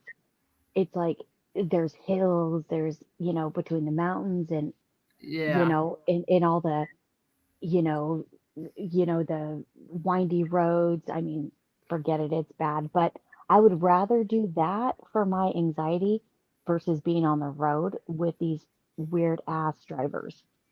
I mean, let's be real. It's California. We have some pretty screwed up drivers. Everybody's loaded on pot and whatever else are loaded on. Yeah, Uh, I'm not Amber, Mark Mhm. said, "What are you doing? I like authentic Italian food. That means an Italian chef." Put it that way, Mark, and you are right. I'm sorry, I didn't hear him. What was that? He said he likes authentic Italian food. That means an Italian chef. Well, good for him. Good for him. I'm Hispanic and Puerto Rican, and I don't give two shits who cooks as long as it's good. Oh, see that? Really, I didn't know that you were Hispanic and Puerto Rican. I am. Yeah, my dad is Puerto Rican. My mom is actually white and Hispanic, and my Oh, dad's family is from Hawaii, from Honolulu, and my mom's family is from Juarez in Mexico. oh So yeah, wow. yeah. So God bless you, Mark Schumacher. Now, is your mom really a little person? Yes, Oh, she really is. I say yes because my mom. I'm 5 feet. My mom is 4, but she always wears heels, like to try to be taller. But yeah, my mom's like 4'8", Okay, 4'7", okay. but she likes to wear these like little heel boots. So yeah, my mom is technically she is a little person, but she's a little Well, firecracker. Lisa says, Angel, your show is crap. Crap? Did you say crap? Crap, like your show is shit. Well, she can go and fuck off. I mean, I'm sorry. That's rude. That's rude. She, wow. But, Like but the Not best crap show enough for ever. you to be up Lisa at is 141, here. asshole. Okay, okay, okay. She can wow. But yet Lisa is here at 1:41 a.m. Well, it's probably one of Chicago's sisters. So you can kiss my black and Angel's Italian ass. How about that? Oh, And Amber's Mexican now Puerto you're Rican getting ass. racist. Now she's getting racist. Oh, I know what that. But I know what that is now. Yeah, she's a I little can't even racist. see the chat. What? Let me get on my iPad. Don't get me started on this. You know what? She's saying moon crickets. Oh, that's rude, right? That's no. That's rude towards black people. What the hell? Yeah. And Wait, who? Moon crickets. yeah. That Bye, is Lisa. so rude. Bye, Lisa. Bitch. You're gonna have to go now. Go change your name to something else. Yeah, so you can come on in and Yeah, be a little Chicago simp, bitch. and Sorry. go I'm haunt sorry. somebody else's channel. They won't let me in. Who won't let you in? See, everybody is having a problem. I wonder why. Elio that's why Elio had to stay on the phone because he couldn't get in. Wow, I wonder what that's about. See, Elio too, he couldn't get on, but yet Heidi didn't have a problem. Yeah, but that was like 4 hours ago. I don't know what's going on now. Wow, I wonder what that's about. I am so amazed by all the haters By all the on hate. here. I really am. By all the hate, yeah, it's something I always tell MRE. I'm like, this is so crazy. Like the best channels ever, and you have so many haters. It's unbelievable. It's really sad. It really is. I don't know how it got this ugly. You know, everybody likes to blame me. Yeah, it's all my fault. I Well, did drop the link. I don't know why it's like you're like the go-to person to attack. It's And I everybody. don't understand that. It makes no sense to me. It's like you're the most honest person, mother, grandmother. It's like, come on. I get blamed for everything.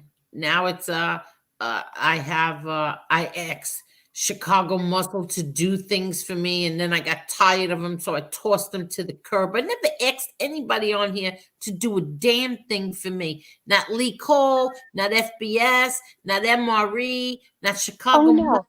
no, as No far as one. Chicago goes, No one, not Josie, no one to ask to do anything for me ever. But no, yet I get Chicago, blamed he goes back and forth, and I'm really glad that MRE did what he did yesterday. And he didn't like to do it, and I knew he didn't. He told me he didn't want to do it, like after the fact, but it had to be done. And It was I like, got blamed for that too. I get blamed for that. Meanwhile, I guess nobody saw Maddie's show and what happened uh, during Maddie's show. I And did. no, I'm talking about on the other side that they're so quick to jump and blame me and say that it's because I tossed Chicago Muscle to the side because I got tired of him doing things for me. Like that's so ridiculous. It's so stupid. I really liked Chicago at first. I won't lie about it. I really did. But I'm he gonna just tell everybody. So did I he until does the he doxing does and started. that's something that I was telling MRE, like I really liked him at first. And now, like when he was saying like, oh, Deadly, do 5 push-ups, you know, Mike Slick, give me 5. And everybody jumps to his tune. And don't go into this, and his words, don't go into this fucking chat, if you will. And it's like, but he's there. And I don't get it. And I don't roll with that. So I just like fun, and I'm not about some clubhouse team building bullshit that he says. I'm sorry, I just don't get it. Oh, I'm just saying I do. I don't know what it is. Why it is that I get blamed for everything that these people do. It's everything is always my fault. I didn't do a damn thing. Like I Well, don't ask I think anybody. it's essentially because people stick up for you. I've People stick up. never once asked anybody, or go attack this one, or go after this one. Yeah, go after that guy. Never once did I ever do that, ever. But yet I get blamed for it. Yeah, I will never understand either. Especially because you're just about fun and facts and loyalty, honesty, fun, Yeah. and you get attacked for each freaking thing. Somebody can do anything, Angel, doesn't matter, and they're going to get you. It makes no sense at all to me. None. So that's why I'm really happy that MRE did the show he did last night. Even though you got blamed, I'm sorry you did. I didn't know that, but Oh, I don't care. it was like, I'm glad that he stepped out and said something, because this is ridiculous.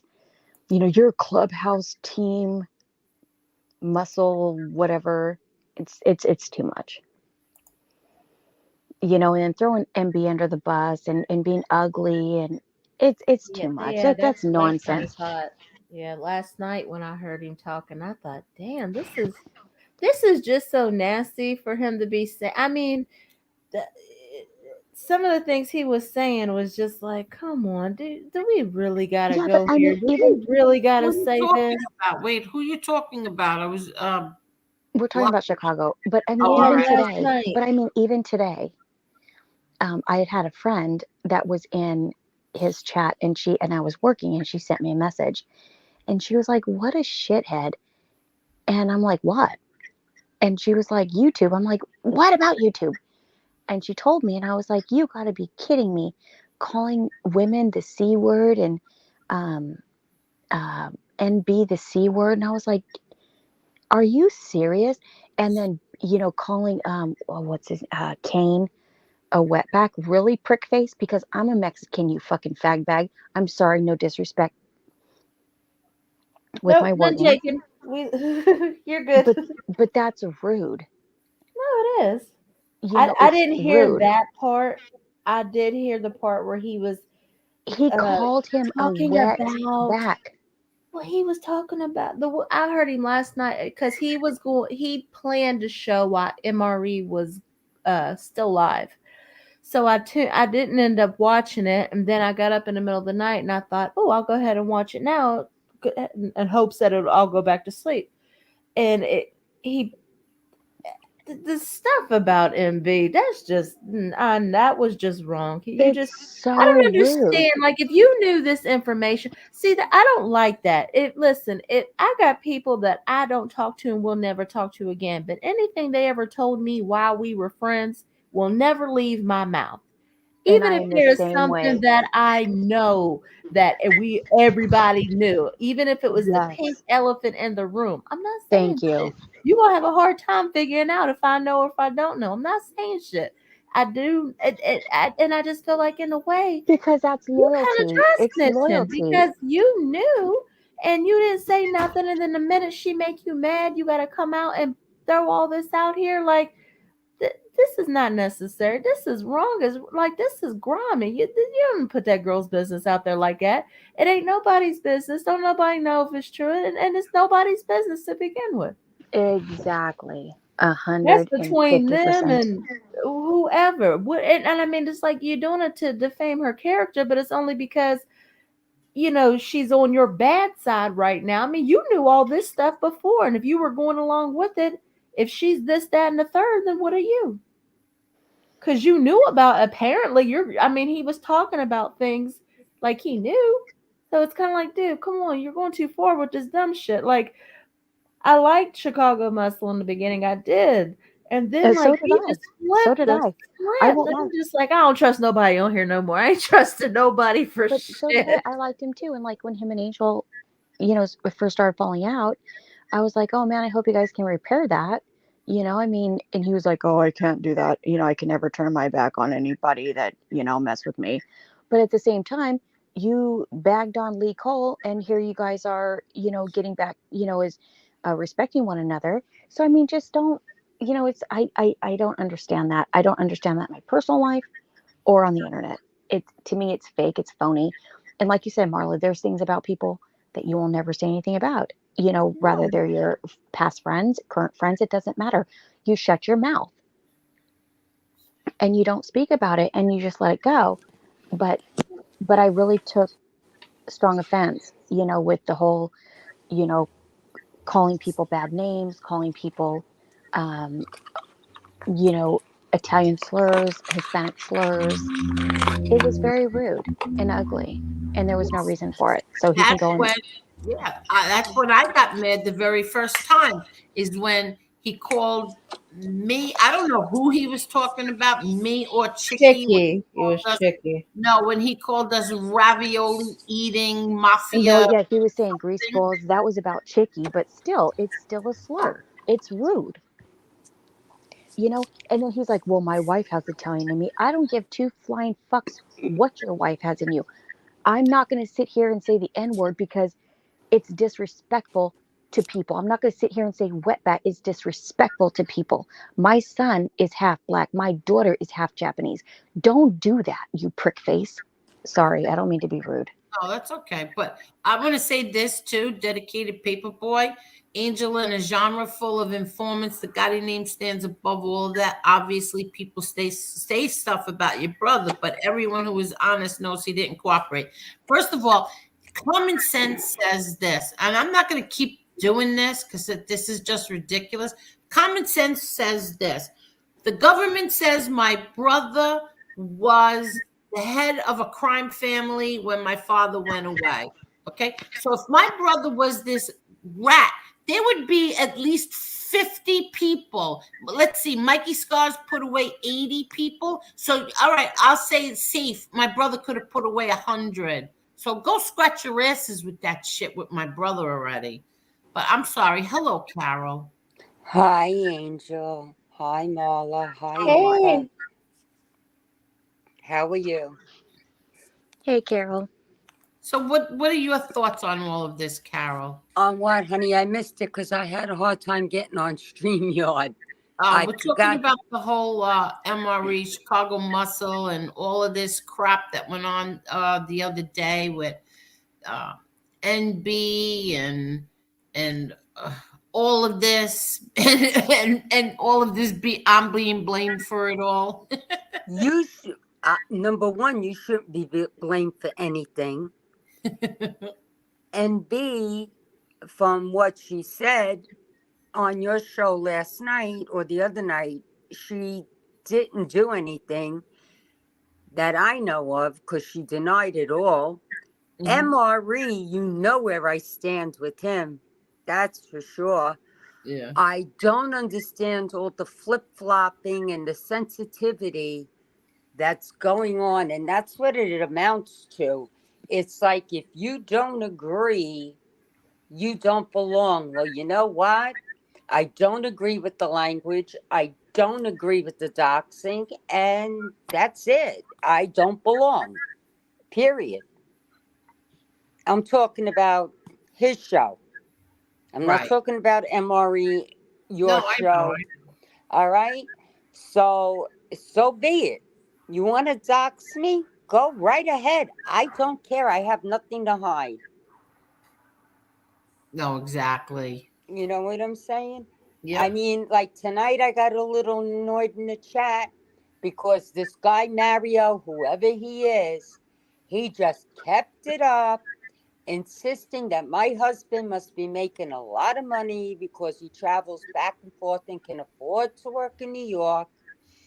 And I was trying to be nice and explain to him that, listen, with his job, he's a general contractor. He also pays a sales tax in New York on top of the material he buys. He has to pay the state a sales tax. He pays New York taxes, Pennsylvania taxes, the IRS, and whatever bills we have. Okay? He couldn't let it go with that.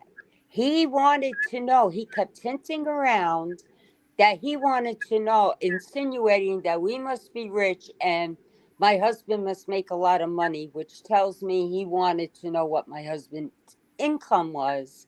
And I told him, my husband is 66 years old, busts his ass every day to get up and go to work and come home.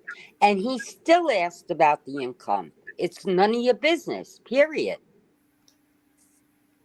See, that's the thing. That's so rude. Could never ask nobody. Like, don't y'all know there are polite rules of society? Did they not teach this in all the schools? Like, there's certain things that you do. There's certain things you just don't. It's like, Right. that's so cringy. Why would you do that? Exactly. And that's why I said, because I texted Angela, because I thought she was still in the show. And I said to Angela, please let Angel know that I'm going to leave for a while because I need to go outside and get some air before I lose it. You know, because I don't start in your chat. I try to be polite and nice to everybody. And I don't want arguments. But when I've got some idiot keep pressing the point and triggering me. Hold on. Please, Mark, do me a favor. I understand. Here's the situation right now. Okay. Chicago Muscle and Mark are good friends. So Mark is in the chat right now where people are giving their opinions about Chicago Muscle. So Chicago Muscle Jesus Christ. Mark feels he has to time people out for giving their opinions on his friend. That's the situation that's going on right now. That's the situation. I don't know how do you fix that? Because very simple. You turn around and you say, you know, I understand people get upset over opinions over other content creators, but if it's free speech, I mean, as long as they're Exactly. not cursing somebody out or getting nasty or really rude, what does it matter? You know what I'm saying? I don't know. Maybe I got thicker skin on this stuff because it wouldn't affect me. The only time I get upset, and you know that, I think you've seen it, or Angela has seen it in a few chats, if somebody attacks you, Angel, and I see it going on and you're not there, then I'm going to answer. You know, Like but Chicky just said, his comment, we can agree to disagree. I like that's that. right.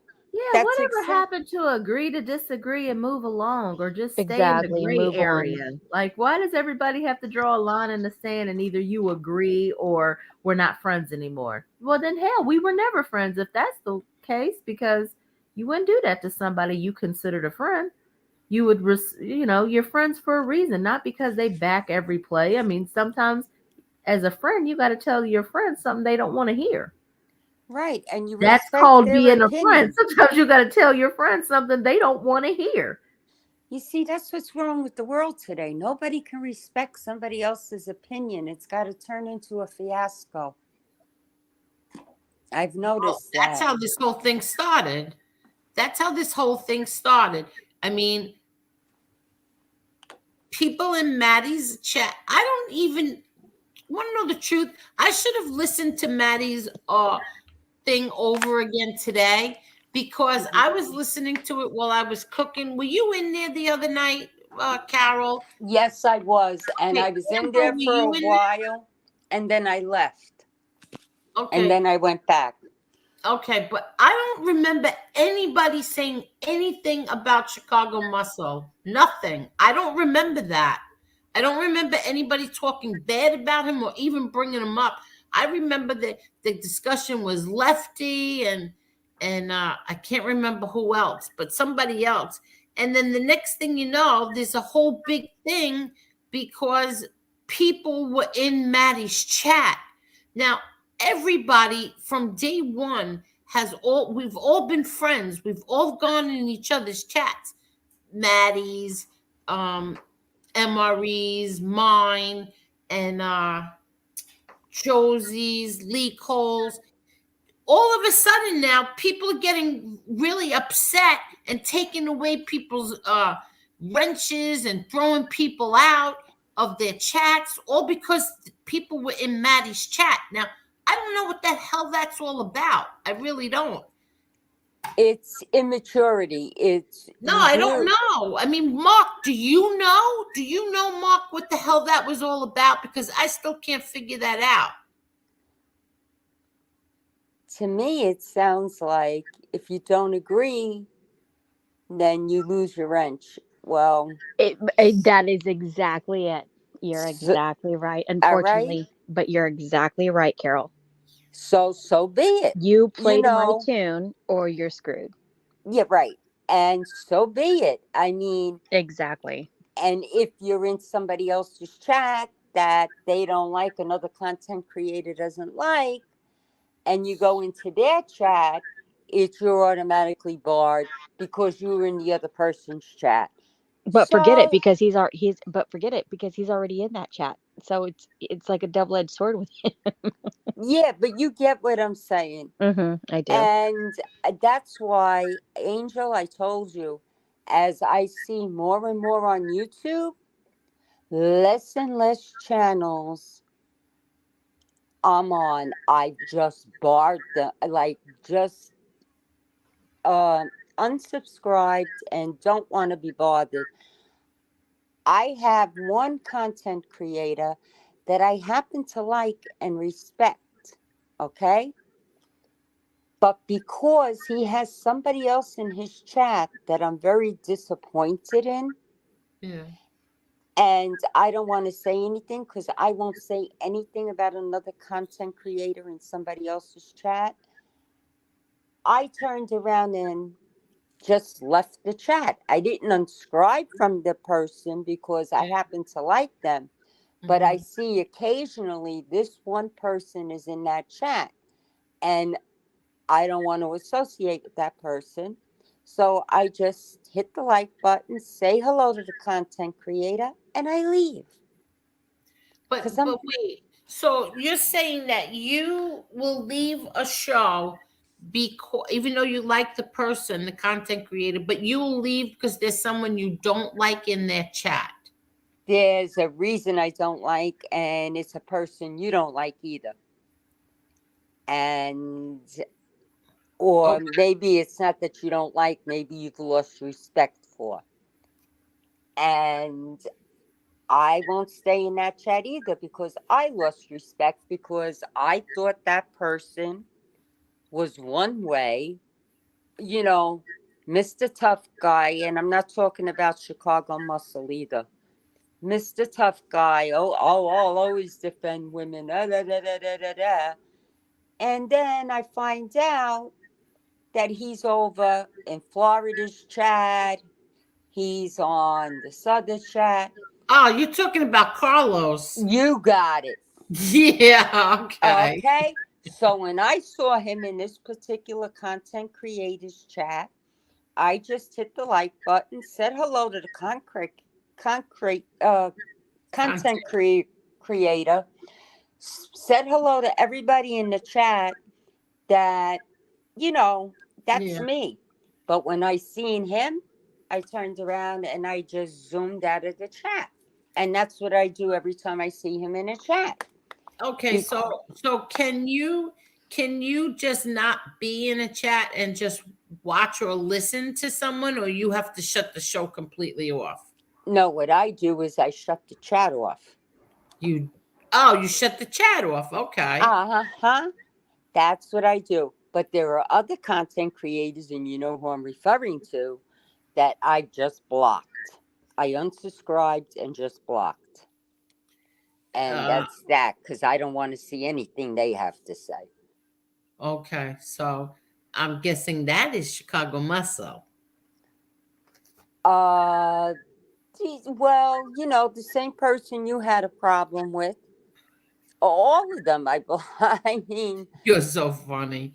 I blocked them all. I don't want to see any of their chats. I mean, number one, I have nothing personally against Chicago Muscle, except that to me, and maybe because I'm older, the chat has gotten very raunchy.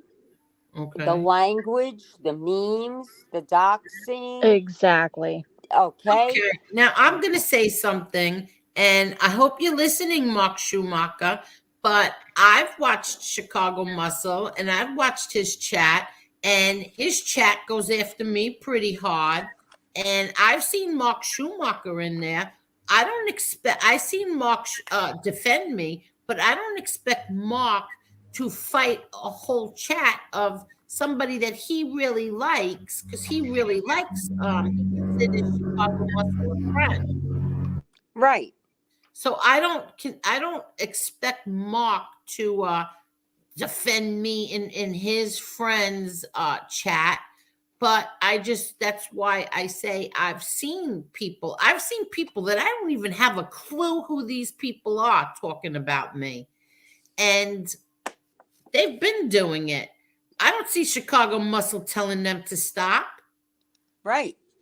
So why should somebody in my chat time people out for having opinion? They're not being disrespectful. They're having an opinion on him. Right. That's the thing. Like, I don't expect people to listen. If I don't like who's in somebody's chat, it doesn't faze me at all. I don't care. There's some people that go in Lee Cole's chat that I don't like. I'm not going to block them or time them out or not watch Lee Cole or be a part of it because there's somebody in there that I don't like. I just ignore other people.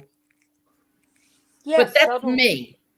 So do I. But you see, with Carlos, I respected him. So did I. Okay. And I took that personal when I found out what he did. Okay. Because. You mean what he did with MRE? What he did with MRE. Right. Going over to Florida's chat, over to Heidi's chat, the whole 9 yards. Yeah. you're a hypocrite. I'm sorry. Yeah. You know, you stated your case one way and you went in a total opposite direction. So, fine. That's that.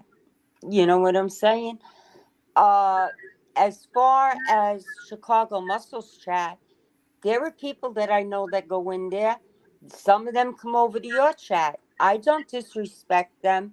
Yeah. I always say hello, how are you, whatever, because I'm not going to take it out on the individual for what happens in the chat, unless I see that they disrespect you or me. Then that's a different story. Then I'm Right. going to have something to say. And that's it. You know, I'm just not going to bother with these people. That's how I feel. But you're right. I have a wrench. I don't block anybody. I have wrenches in a couple of chats. I don't Yeah. I have it in MRE's chat. I have it in your chat. I have it in Tall Father's chat. The Enju and Vito. Who else? Kim's tripping. A, a couple of some others. I forget offhand. But I never block anybody. I might delete somebody's message and leave it up to the content creator, whether they want to block them or not, Mm-hmm. depending on what's said. But I will never block anybody. That's not my place. Unless the content creator tells me, I want you to block these people. I don't block anybody. I'll delete a message, yes. Because I know, especially in your chat, because I know you'll see it. And then you go off and you wind up blocking the person anyway. So, you, Let's you see. understand what I'm saying? Yeah, no, I understand. I understand. I just don't get the whole thing with starting a whole big thing from two sides. It went to three sides now, all because people were in Maddie's chat. And another thing, as far as all this trouble started, he No, you know forgets. what, Petey? Some of you could take a page from my book. That's what some of you could do. Take a page from my book. I'm sorry. Go ahead, Carol. What people forget. You didn't do Everybody, anything wrong, Jason. You did nothing wrong. I don't know what you're talking about. Why are you asking me? Angel, what did I do wrong? You didn't do a damn thing wrong.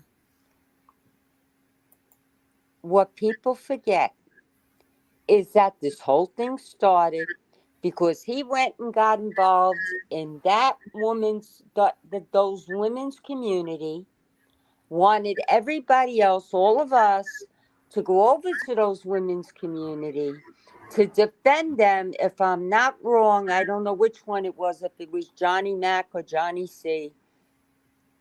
He wanted us to go over and show support, and we did. Wait, what? What'd you just say? Do you remember how we all wound up in the crocheting chat?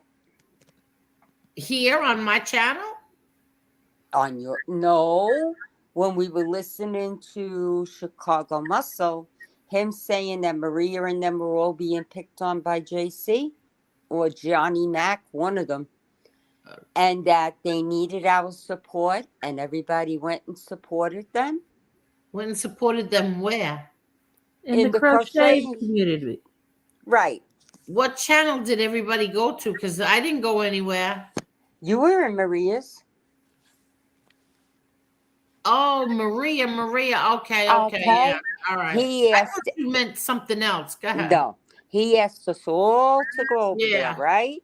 And we all went and we all supported her, right? Yeah. Now, I remember I gained 40 subs that night, but go ahead.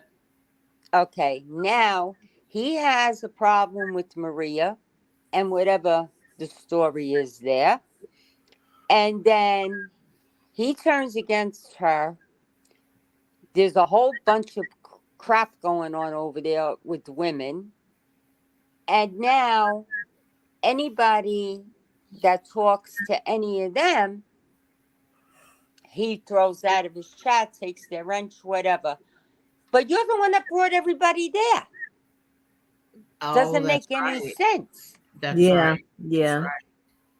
Okay? It doesn't make any sense to me. So how can you back somebody 1 minute and then turn around and do what you did the next minute? And then get mad at you or me or anybody else that doesn't go along with your opinion. Right. You're the one that started this. You brought everybody there. It doesn't make sense to me. Yeah, I forgot about that. Yeah, and Maria is Okay. always very nice. Maria comes in here; she's very polite. I don't know what goes on. Marla and I were very confused that night. Very. So am I. When we I brought was her on, confused. we were very confused, but Maria's always been very nice to me. I don't know what goes on. I don't know what Maria's about. I really don't. I just know that when she comes here, she's very nice to us. And Heidi, I happen to like. Right. I liked. I mean, I was following Heidi for a while now, way before all of this YouTube stuff and all this women's community. I was following Heidi from I don't know how long ago. I think NB had her on one time, and I just happened to like what she was saying, so I did. NB asked everybody please sub, and I did. I subbed to her, and I've been watching her ever since. So did I from MB's channel. Right. So now all of a sudden, because you got grudges with people, I mean, come on, this is all, to me, it's all childish. It's not the way we were raised. And just like I said, just the language alone and the memes that he shows, and no, thank you. That's not for me. I'm sorry. I'm old school. You know what I'm saying? I wasn't brought up that way. I wasn't brought up with, number one, doxing, because my father, since we were young, whatever happens in the house stays in the Stays house. in the house. That's right. That's right. And you don't rat, you don't do anything. Mhm. That's it. That's the way I was brought up. And then, but what really turned me off were the memes and the doxing and the language. I mean, no, I don't need to hear that language. To me, And it's very what disrespectful to women. Mm-hmm. Okay? That's my personal opinion. I don't want to hear who goes down on who or whose thing you're sticking in somebody's mouth and then you put up a picture like that. I don't find any of that funny. Whether I like the person or not that they're doing it to. Right. So we all have the option of just clicking off. Yeah. And that's what I did. Yeah. Exactly We all right. have that And option. so be it. If I'm going to be crucified for it, so what? I mean, what did Teresa, who is the sweetest person I know, and Edwin, who is a gentleman, those two never, ever have anything Get involved bad. in anything. Never. Never. And yet, Florida went after them. And Teresa sent me a message this last night or this morning. And I had to try to calm her down because she was told she was going to be doxxed by Florida today. Why? What's the purpose? What did Teresa Because ever that's do what I today? mean. That's what I mean. This is what's going on. Now, Mark Schumacher, you have to explain this to me because this is what's going on. Is that when you go in this guy's chat or you even say anything even nice to him, just even say hello to him, that freaking Florida goes after the people and starts doxing their whole family. putting pictures up. You want to go after her. She's the nicest woman on here. Edwin is the nicest man on here. He's the most YouTube gentleman. That should be his name. YouTube's biggest gentleman is Edwin. But yet, because they go in that chat, this is what they do. But you know what? Chicago Muscle does it too, to people who goes into Florida's chat too. So this is what they're doing. I chose not to be a part of this. And I got ripped apart by Mike Slick and the other guy. Oh, you think she threw you under a bus? No, I chose not to be a part of that shit. Not the doxing, not any of it. I didn't want any part of it. And people couldn't understand that. Well, too damn bad. Too damn bad. Now Teresa's going to go through it. She's one of the nicest women on here. And so for what? For what? I want to know for what? How do you just like, so what is everybody just like casualties of war? Casualties of this little war that's going on between these two people. So the people who support him.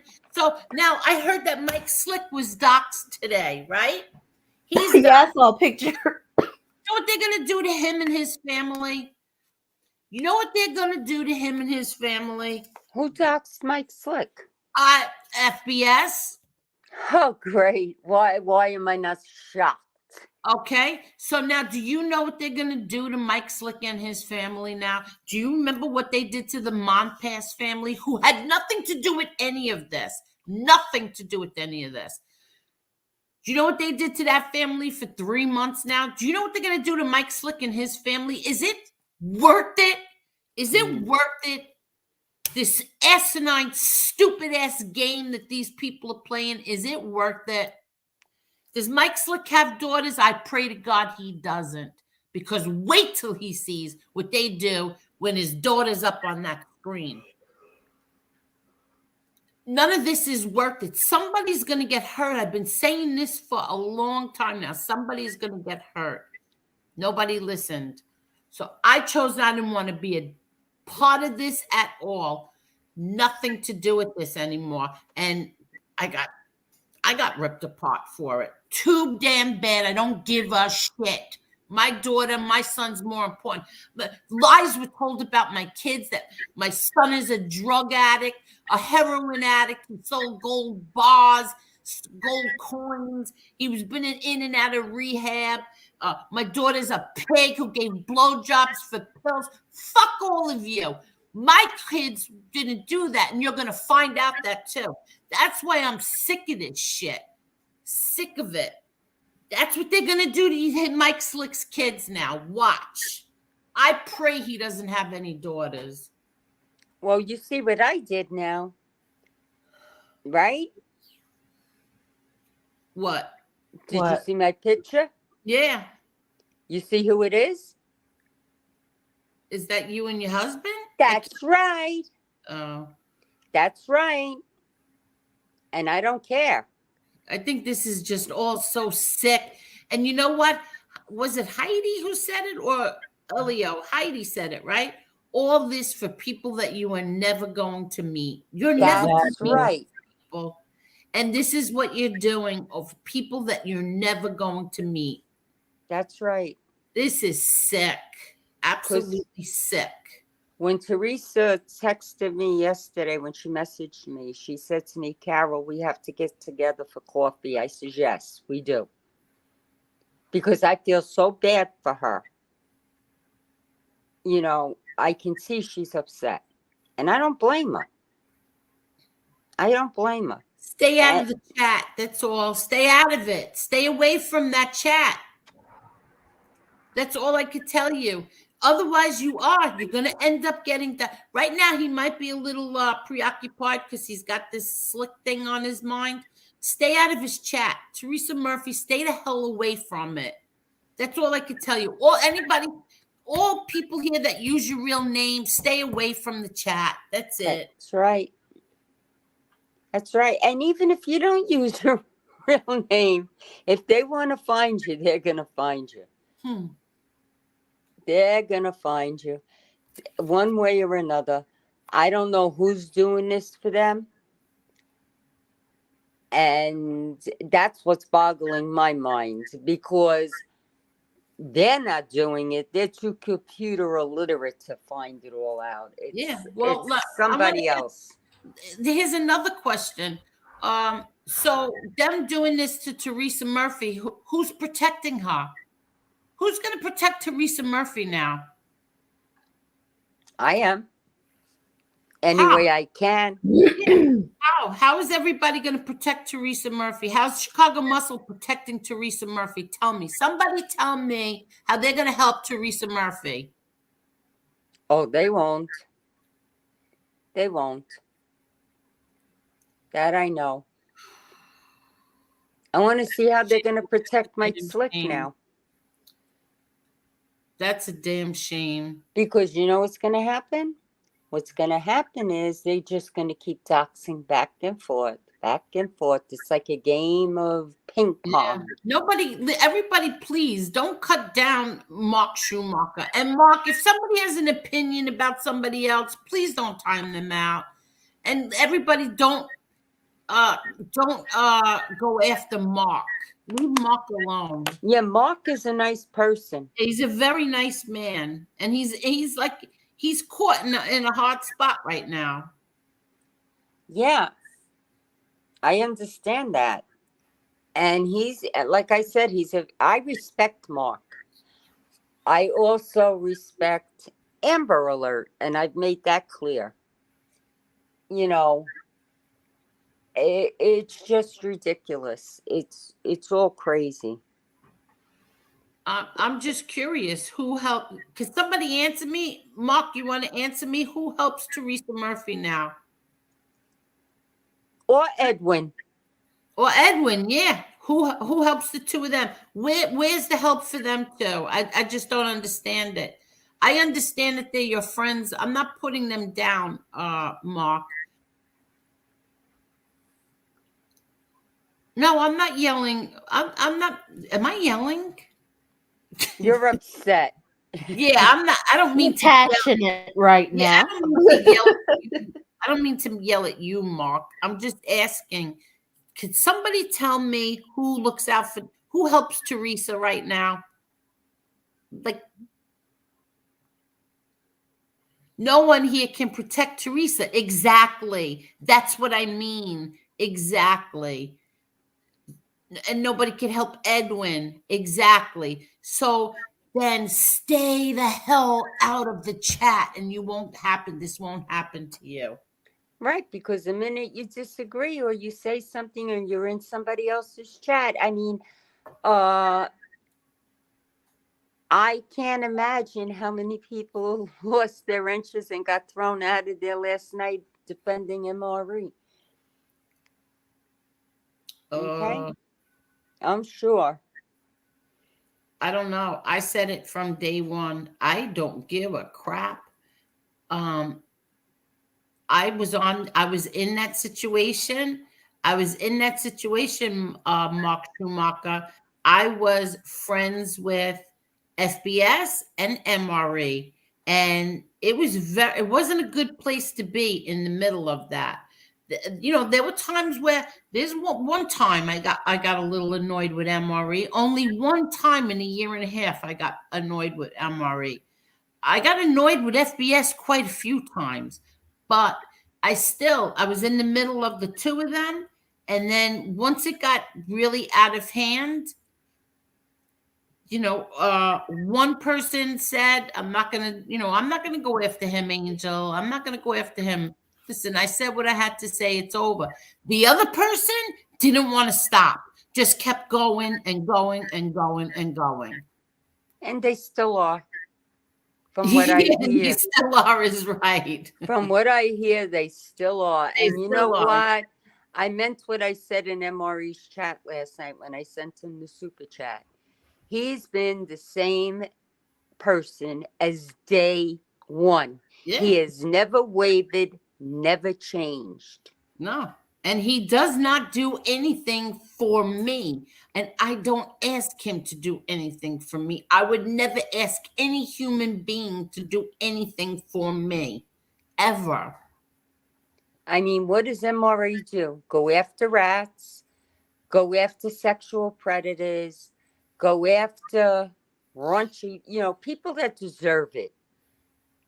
Yeah. So, and he's always been consistent. And Oh. I've heard him say 1,001 times in his chat to his wrenches, do not block anybody in my chat. Everybody has a right to say whatever they want as long as it's not perverted. Let me just say thank you so much, Jason, for the Cash App. Thank you so much. Very nice, very generous. Thank you. And he said, just because you're doing great. See, I love that. Thank you. I love that. Oh, yeah, with the other jerk in New York, that's what that is. It's all jealousy now. It's not even MRE. What are you talking about? It's jealousy because you left him and your show is taking off. Okay? Just with the number of subscribers you have, never mind if you used everybody else that you know. So that's what it is now. MRE, since he tried to defame him, has gained more subs and is doing better. Oh, yeah, that's true. But Okay. Ryan Morrison said MRE is a troll who goes after Corey Feldman. Yeah. And guess what? MRE admits he says what he is. MRE says it and admits it. So? And Corey Feldman deserves it. Yeah.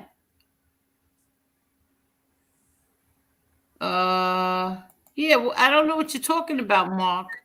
I don't go in anybody's chat except for Chicago's and yours. Yeah, I know that. I didn't say it. Yeah. Nobody's saying anything against Mark. No, not at all. I'm saying you're in a chat, Chicago Muscles chat, and I do see you defending me. I saw you defending me, but there's a lot of people in that chat saying not so nice things about me. They don't even know me. These people have no idea. They don't know me. They just think that they have this idea in their head that I threw Chicago Muscle under a bus. No, sorry. I didn't want to be constantly talked about, my kids being tacked and lied upon. That's what I didn't want. Sorry, my kids come first. I don't give a fuck about any of these people on here. My kids come first, and I'm sorry I cursed. My kids come first. That's it. End of story. And now look at Teresa Murphy. Now look at Edwin. Now look at, I guess, I feel sorry for Mike Slick because God only knows what they're going to do to him.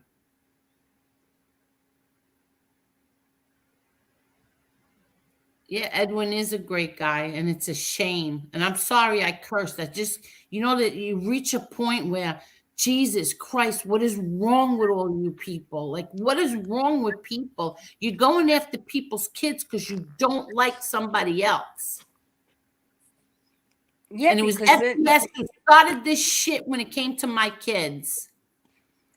You want to know something, Angel? They're going after family and they're going after children, children or...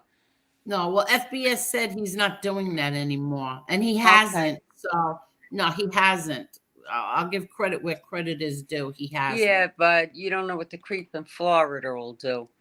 But my whole point is, I think, and I could be wrong, Marla, you let me know. I think because we have thick skin and we'll let it roll off our backs and not give a shit, like you said, what they say about us. But when it comes to your kids, that is a totally different ball game. I mean, look at Mr. Smith. These effing curse words are effing killing my effing ears. He should talk after the way he was talking on his show the other night. Mr. Smith, you forget I was there. Was he really? A couple, yeah. put Mr. Smith on a timeout for swearing. He has a wrench. You can't put him on a timeout.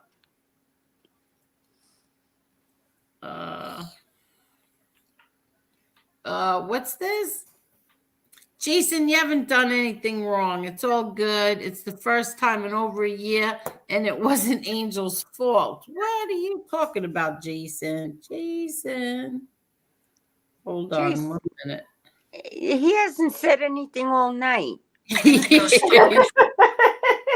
only said I good mean, things. that's what I'm saying. He hasn't said anything. I mean, people are taking this is the wrong way. The people that, But I'm pretty sure she. Oops, sorry. the people that are snakes in the grass know who they are. That's the only way I can explain it. And it's not you, Jason. Oh my God. What happened now? I swear YouTube has become the Twilight Zone. Yeah, it doesn't even have to make sense. Yeah. Just go with it. You see, I curse a lot, deal with it. But yet he'll put you down for cursing, right, Angel? Oh, Mr. Smith, he never puts anybody down. He's a goody on here. I'm breaking his chops because Yeah, he I knows know. how to break everybody else's. I know. He picks And on you're poor right, Chris. Gerard. Amber Alert. The funny thing is, when these guys dox people, nobody sees it. They all buy viewers, so it's fake viewers. They can dox me all day long. I'm not worried. Has anybody doxed you yet, Amber Alert? No, I can't attest to that. Oh, excuse me. God bless you. Thank you. You're welcome. That's the first time I ever did that. On a live stream. They can't dox Amber Alert. Trust me. Mr. Smith is a gentleman, top shelf. Yes, he is. Mr. Smith says, I apologize to all for breaking my effing character. And DeGosta says, I woke up. Y'all still on. Yes, we are. And where's Mark? Did Mark leave? I hope not, because Yeah, I know. He really is a good person. Yes, he is. He's a very good person, and he's in a tough spot right now because he is friends with them, and a lot of this chat is Team MRE, and so people are angry right now. Now, you see, Amber, I didn't tell anybody I knew who you really were. Thanks a lot. Nobody has doxed me. Nobody has doxed me because only the real ones know me. Carol, Angel, MRE, and a few others. I wasn't even going to say a damn word, Amber. Neither did I. All I just said was take my word for it. They can't dox them. Yeah, exactly. But I wasn't even going to say that I knew who you were. I was letting that slide. And Mark Schumacher says, I go into MRE's chat and Maddie's recently. These are good people. Yes, they are. And so are you. So are you. You're welcome, Jason.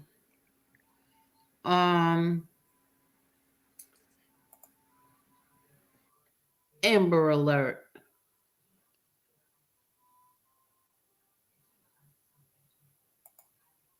Renee went to the Gettysburg Gun Show today. I learned some new stuff as always. Oh, that's good. I think I'm seriously going to get a gun. I'm going to get a gun. You should, Angel. I know. You should. There's ways to lock them up that the kids can't get. Yeah, I know. I know exactly where I could put it where the kids can't find it. but they can't get to it.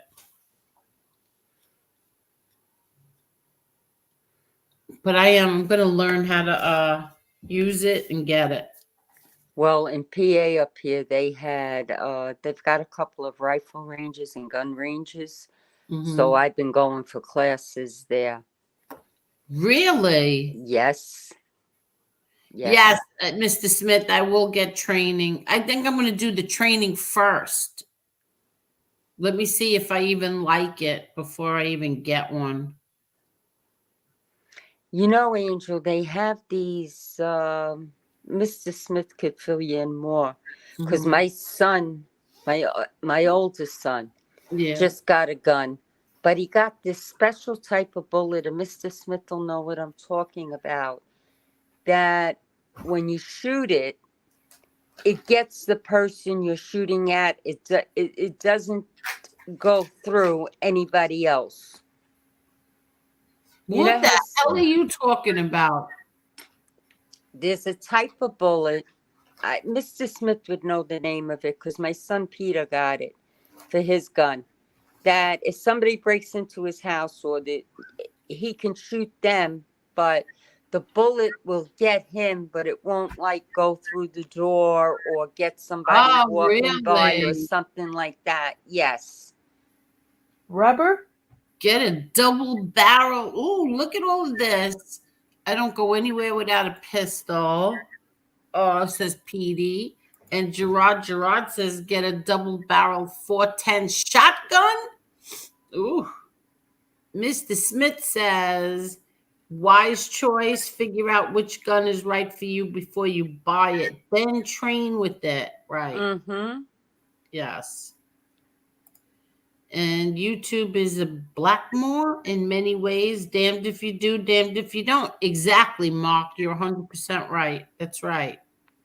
I told Mr. Smith the other night when I was on his show when we were talking, or Kim's show, whatever, we were talking about the guns. And I said to him, in PA, you have to conceal and carry. I went and got a smaller gun to take with me, and it's always on me when I go to the store, even when I go to church. Really? Yeah, because with the things happening today. Oh, yeah, we were doing those church shootings. Yeah, you're right. Yeah. You're right. And I keep it on me. My priest got aggravated with me when I went to confession, and I told him. And he was like, it doesn't belong in church. And I said, yeah. And look at what's happening in the churches. You know, if it can save somebody's life, it's on me. As far as the stores go, I mean, today or yesterday, California, somewhere else, there was like 3 or 4 different states that had like 4 to 7 people shot at one time. Come on. All because one nut job went in there with a gun and started shooting.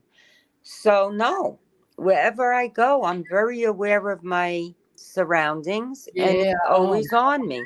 So scary today, really. Yeah, Angel, the way we grew up, I never.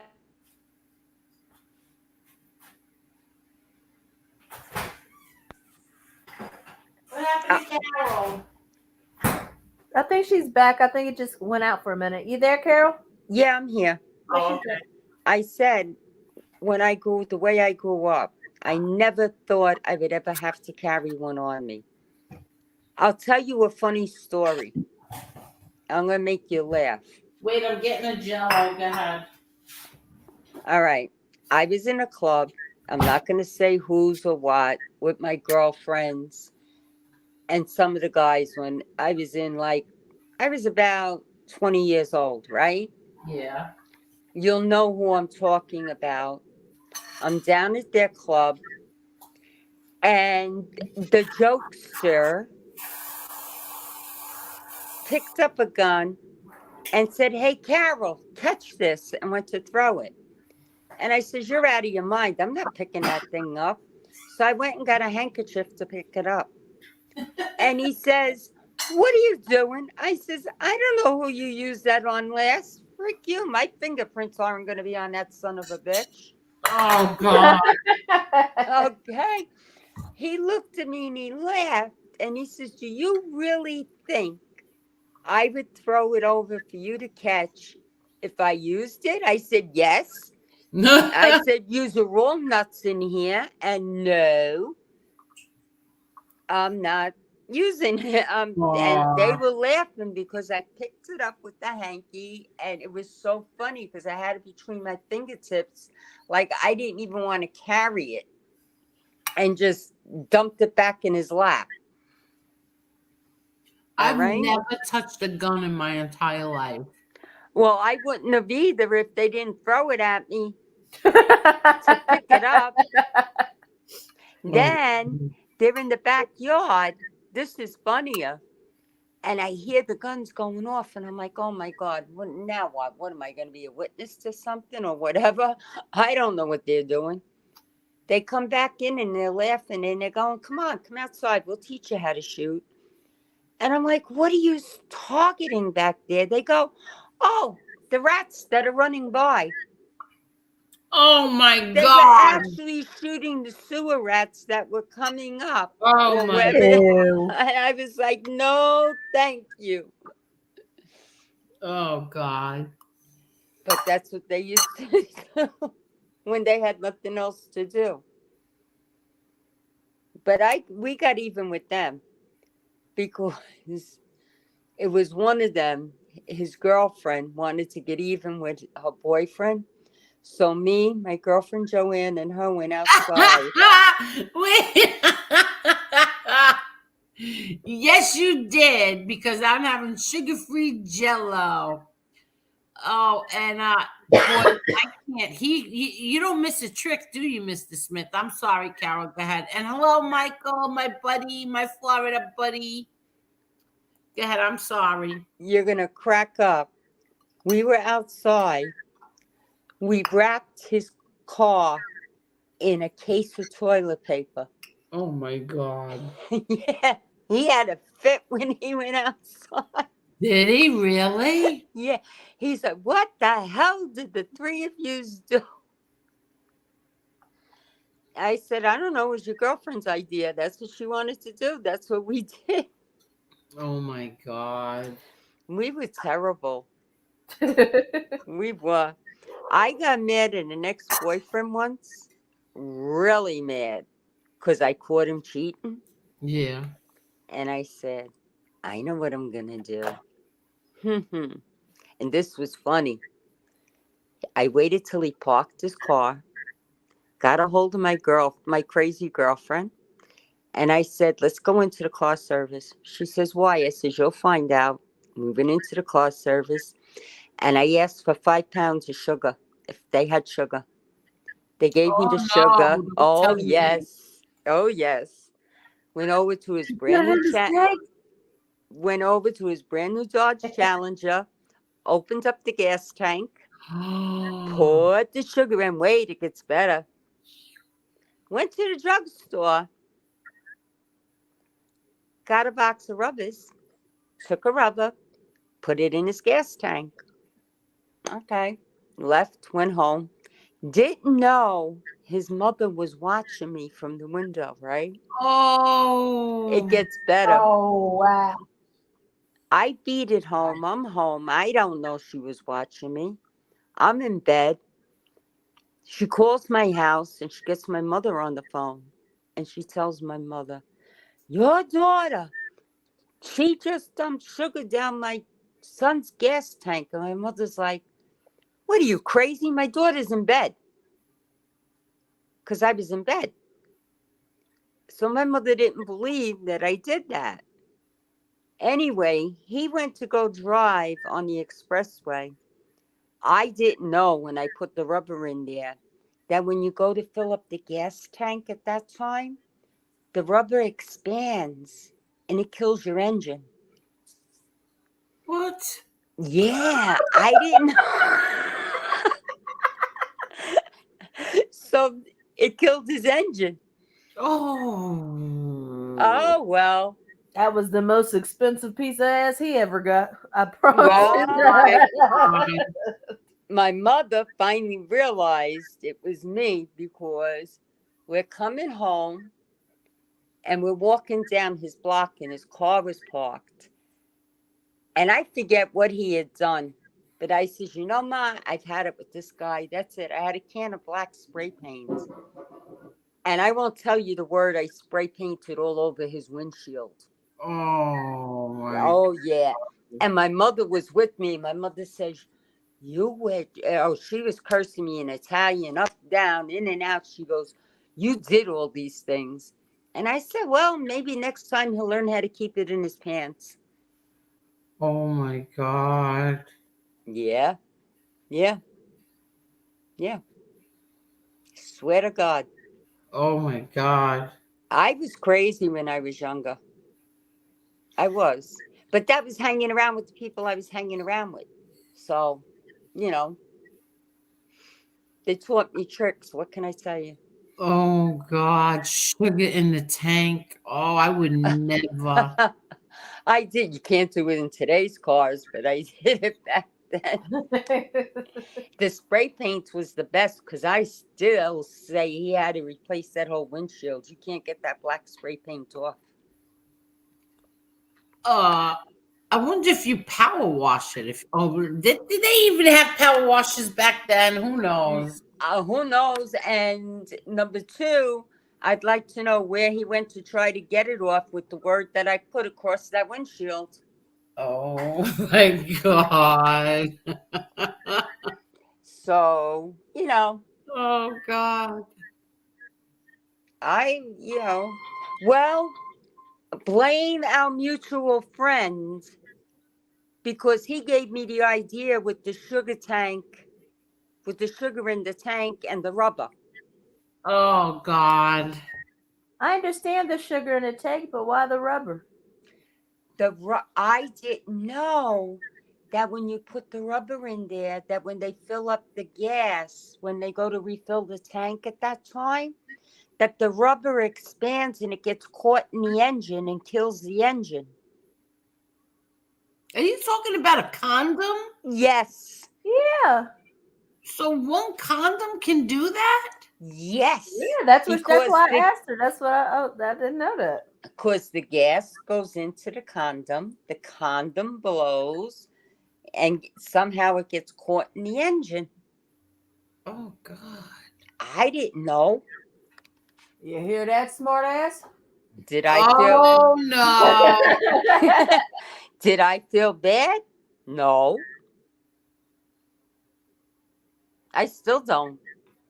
And it's like 50 years later.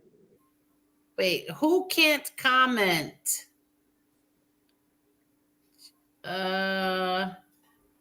Who cannot comment? I feel bad. Who can't comment? I never blocked him. Just time. Yeah, but who are you talking about? I'll check. Who said they got blocked? I unblocked Matt. Who's Matt? Ready to start? I don't know. I see Matt right here. Matt Riddles.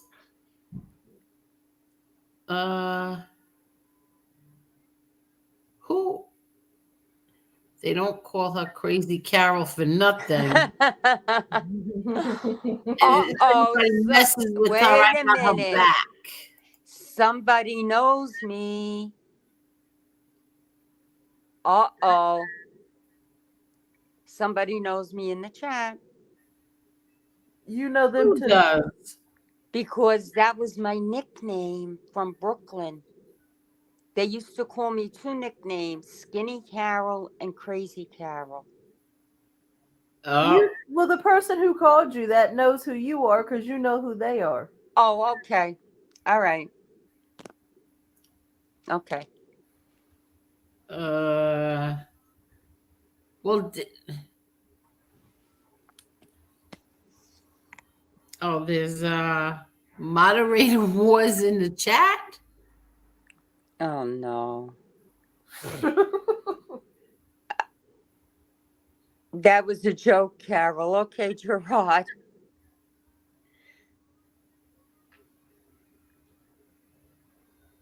You're commenting, Petey. Okay, I'm reading your comment. Yes, so am I. Matt Riddles. Oh, somebody likes Matt Riddles, the wrestler. Oh, I can't. That's who that's the name. It's a wrestler. Who is? Matt Riddles. Oh, that's the name of a wrestler? Yeah, that's the name of a wrestler. Oh, okay. So it's not actually Matt Riddles? No. uh, do you ever see something in the corner of your eye and you think it's a bug, and then you turn around and it's nothing? I hate Yeah. that. Mm-hmm. I hate that. Seriously, I got like, when you get like those black and silver lines in your eye sometimes? Yeah. I went to the ophthalmologist because I thought there was something wrong with my vision and stuff.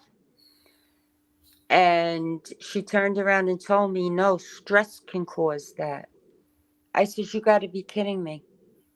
The lines in your eyes? Yes.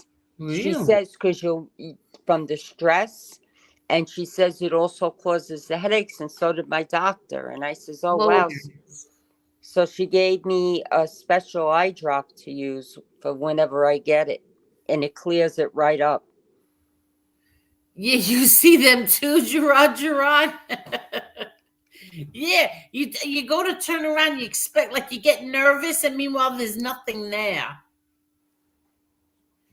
Oh God. So those are called floaters, Carol, right? Yes. Yeah. I get that. I've only had maybe 3 migraine headaches in my life. And that's what happens right before I get the migraine, is I start seeing these like floaters in my eyes. And it's like, oh my God, the pain in your head is so bad. Mm-hmm. I know.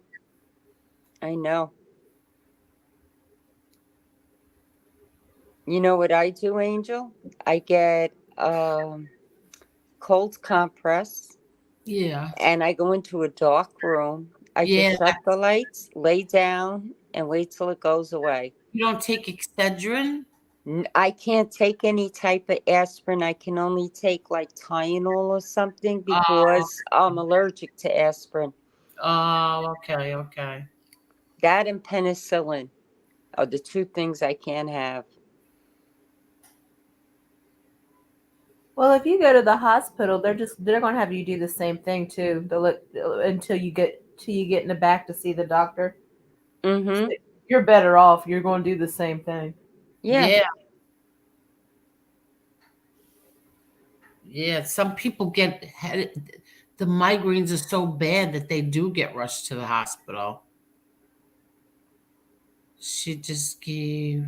But they don't rush you back because you go back and like it's a priority thing. So a migraine they don't really rate as a priority.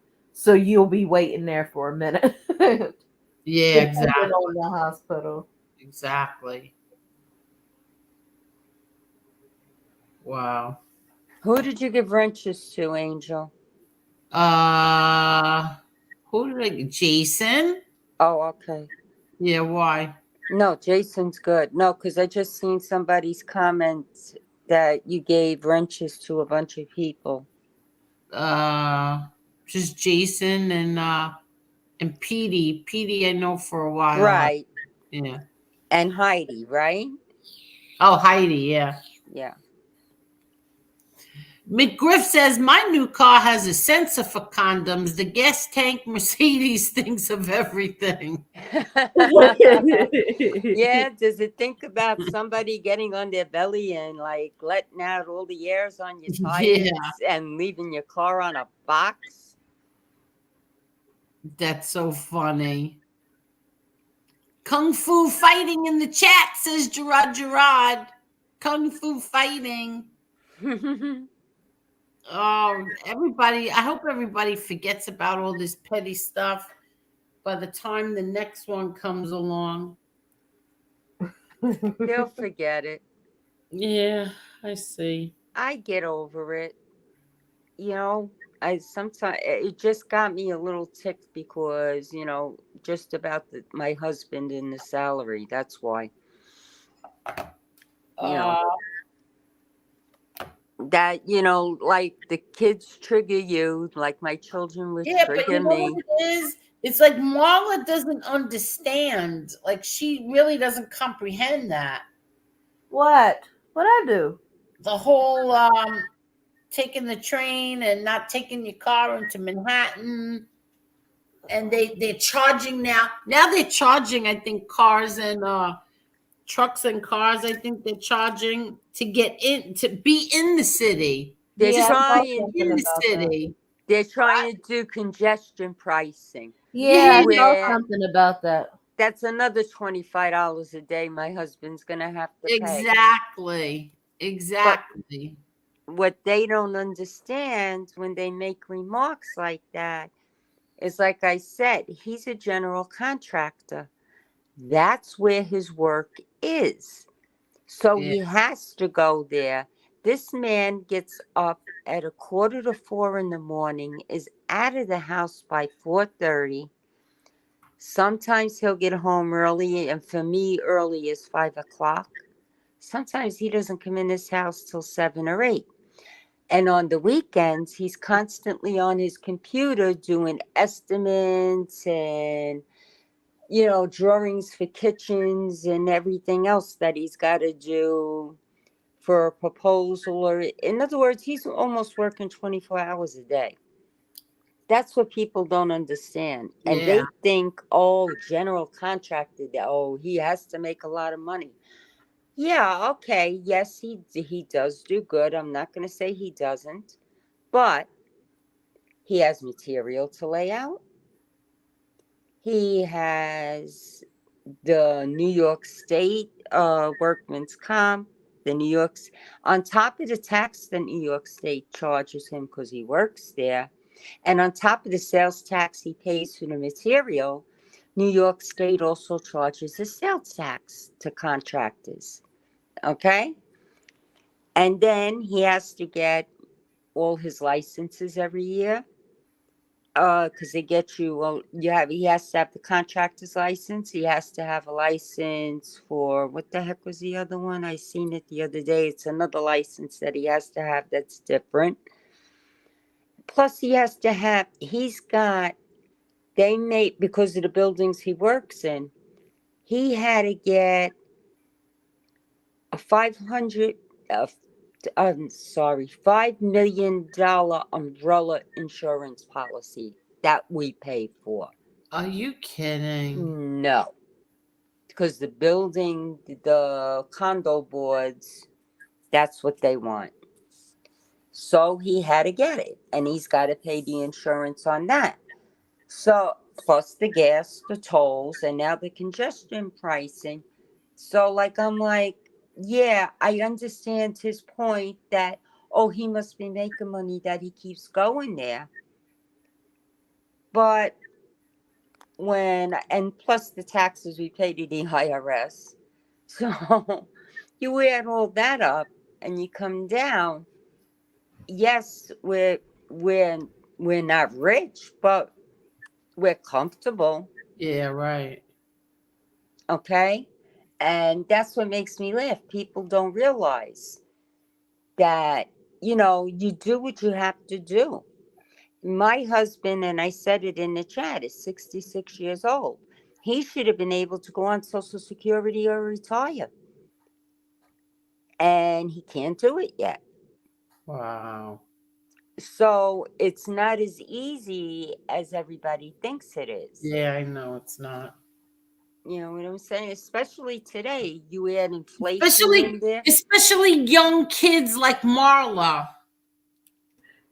You know what, Angel? I didn't do Especially anything. young kids like Marla who can't comprehend that you can't take your car drive into Manhattan every morning. Okay, I understand you guys do not want to drive into this. Listen, I wouldn't do business in New York. I think you got to be crazy to do business there. I would pick another city, but listen, it is the Mecca on the East Coast for, like Elio said earlier, for commerce. So I mean, it's like it's the place to be if you want to make money. I get that. I just think they pimp the people there, and they let them do it. So I just feel, I mean, I'm not just talking about, I mean, I'm talking about like from a tax standpoint too. Like some of the property tax he tells me about how his family has to, like, you're insane. Like if you're going to pay that each year, okay.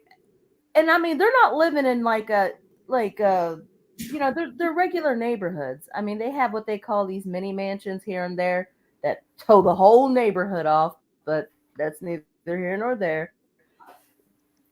I wouldn't pay that. I mean, you got to be crazy to pay it. Like, why are you complaining about it? But you still pay it. So I mean, it's not bothering you that much. I just don't. I just think they pimp them, and they let them do it. So just keep pimping them. Well, you see, that's why I I just live don't in understand. Pennsylvania. Like they just vote people in that keep pimping them. I mean, they couldn't pull that shit in Texas. They couldn't pull that shit in any like Florida or any other side. Like I don't understand. Like, when are they gonna get pissed off enough to say, no, we're not doing it anymore? You're out. Like, I don't understand. Like, That's why a lot vote of these people. people out. But that's why a lot of people are moving to Florida. That's why people are getting up and moving. Do you know if you like? I told you my husband's from Greece, right? Mm-hmm. We have a house there. Do you know he doesn't pay property taxes there? Because he lives, or that's our main house that we live in. We have other property that's taxed, but not the main house you live in. Here in PA, the reason I got out of the city too, not only to raise my other two children, because I seen how it was turning, but the taxes where I am right now in the community I'm in, it's nothing. It's a drop in the bucket compared to what I would be paying. I see what my sister's paying in Rockland. And I tried to tell her years ago to move up here, and she didn't want to listen to me. And now she realizes. Wow. You know, in Rockland, she's paying almost $13,000 a year. Just in property tax. No, that's what I'm saying. Like, their property tax in New York is like a whole nother mortgage. It's like, you're insane. Who does this? For what? There's nothing there that bad I want to see. I don't want to be around nobody that bad. I live here in the Poconos, and I can be there in an hour and a half. You could live in New York, and it can still take you an hour and a half to get to one end to the other. Like, with the traffic and everything, I just don't see the allure. But I guess if I was younger, it would be entertaining. I don't even know if I'd like if I was younger. I don't see the allure. It's a nice place to visit. I wouldn't want to live there. No, I lived there for years, Marla. I moved out. I was born and raised in Brooklyn. And we moved out in 1995. When I first came up here, it was a big adjustment because I was used to walking to the store, hopping on a bus. You know what I'm saying, Yeah. Angel. I would walk from Brooklyn over the Brooklyn Bridge into Manhattan to go to work. It didn't faze me. And walk back home. Now, never happened. It's, it's crazy. It's crazy. Wow. I wouldn't do it now. For all the money in the world, I wouldn't do it now. My life is worth too much for that. Oh yeah, and the parking there is horrible. Like, just in the neighborhoods. Like, I don't know about like in the neighborhoods. What do y'all call yours houses? What? They call them side by sides. We call them duplexes where I'm from. But they live in these side, and the parking on their neighborhoods is just horrible. Like, I was just like astonished. I'm like, this is what they don't show you in the movies, because in the movies they just pull on in, no problem. It used to take him like an hour, 2 hours, just to find a parking spot, or he would park so many blocks away and then walk to the house. I'm like, oh no. In Brooklyn, I remember double parking in the streets because there was nowhere to park. When my mother passed away in 2016 and I had to go into Brooklyn for her funeral, right? The funeral parlor used to have spaces marked for it would say funeral going on, and the spaces were reserved for the people that were at the funeral for the immediate family. Yeah. When I went from my mother, we had to park 4 blocks away Oh my gosh. because they didn't have the signs out there anymore reserved for funeral. It was crazy. It was crazy. Good night, Like, Gerard. we had to block 4 blocks away and on a side street and we were lucky we found that space. Wow. It's really crazy. Yeah. That really is. And you know why? Because they took away a lot of parking spaces. It got worse, Angel, because de Blasio wanted bicycle parking. I was just going to people- say that. Yes. Yeah. Uh-huh. On I was every gonna ask, block. whose idea was that? Like, y'all barely have room for cars. Now you want to do bicycle lanes? Well, what he did was he took away the car spaces and made them bicycle parking spaces. He told people in Brooklyn, and I know this for a fact because I was down there and I was hysterical laughing because I know when I lived there how I used to shop. And he's telling people, well, you can put a basket on your bike and you can go do your food shopping and ride your bike home. Are you kidding me? I used to have my food Dorothy. delivered from the supermarket because I would order for the week. Or even the meat market or whatever, the fish market. And you're telling me a bicycle with a little basket's going to bring my groceries home? Please. And that's without what they've done with the rents. The rents are outrageous. The rents. Oh, yeah. They took my apartment on 4th Place. And I had 2 bedrooms. One was big, one was small.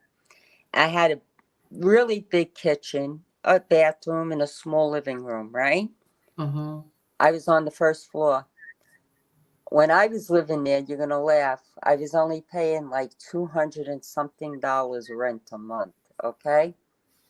I moved out. Somebody else bought the building. They took my apartment, cut it in half, okay? Remodeled it, cut it in half. When I was down for my mother's funeral, they were getting over $4,000 and change for those 2 apartments. Wow. I don't know how people. Yeah, really, Angel. Because when I was married to my ex, I lived on 4th Place between Court and Clinton, and they took it and they just cut it in half. And when I went down for my mom's wake, I went down the block to see, if certain people were still around, like, neighbors that I had and stuff. And one of the women next door that I knew, she told me, she says, Carol, they cut your apartment in half. They remodeled it. I think she said they were getting $4,200 a month. I says, you got to be kidding me. It's a shoebox. Wow. Essentially. Yeah. And that's what they did because it was an 8-family building. And as everybody moved out, they cut all their apartments in half. Wow. Yeah. Yeah, it's insane. Yeah. And that's why a lot of the Italians are moving out of there because they're getting, I'll give you an example. My aunt passed away last year. She had a house on President Street and Hoyt, okay, between Smith and Hoyt. Yeah. When she bought that house with my uncle, I think they paid $35,000 for it. She had to get big money for that property now. She passed away. My cousins got 2.5 million. I was gonna say, without a doubt. Okay. Yep.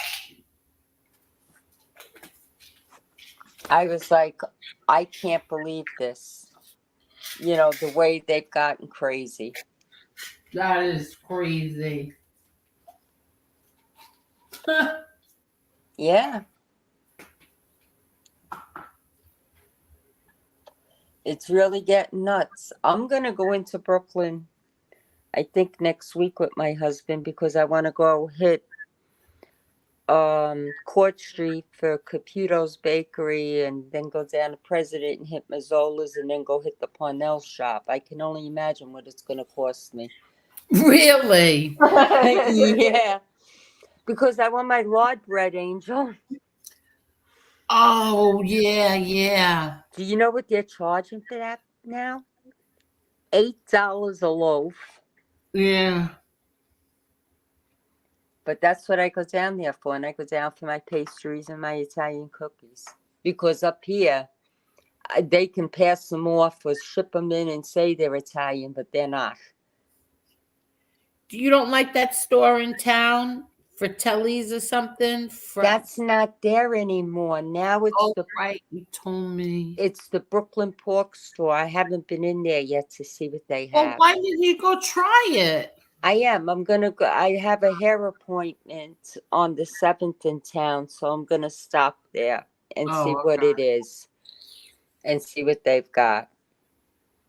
But Liberal Candy ass has he has an apartment in Glyphot. Wait, hold on. Garfield? No, Glyphata. And my grandpa's home is in the village of, I don't know how to pronounce those names. Can you see? I'm looking now.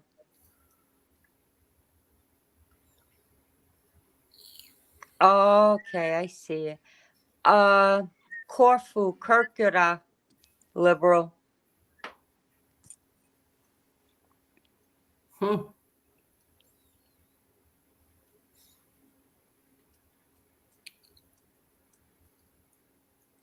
And that's a beautiful island. And I'm only 60 miles from Italy by speedboat. 60? Yeah, 60 miles by speedboat. Yeah, yeah. Because when I go down in the spring or the summer, I told my nephew, I says, you're taking me over to Italy in the speedboat. He says, okay, dear, whatever you want. Ah, that's nice. It is. Corfu is beautiful. Yes, it is. Marla, you're on my Facebook. Haven't you seen the pictures I posted of Corfu? Marla? Yeah. Can you hear me? Are you falling asleep? Oh, you can't hear me? Now we can. Oh, hell, hold on. No, we can hear you now. Oh, okay. Yeah. No, I haven't seen any pictures of the I read you and your sister are funny though. Funny as hell. The memes you guys post. Did you see her picture today with the cat with the middle finger up? No, but I'm gonna go back and look now that you said something. You know who that? You want to laugh? You know who that's for? Her husband. Oh, that's funny. She's too. No, my sister's worse than I am. I post funny stuff, but she's worse. She's worse. And she's my baby sister. But she's something else. What is today? Saturday, right? Today should be Sunday, right? Yes. No, today's Saturday. Well, now it's Sunday. Now it's Sunday, yeah.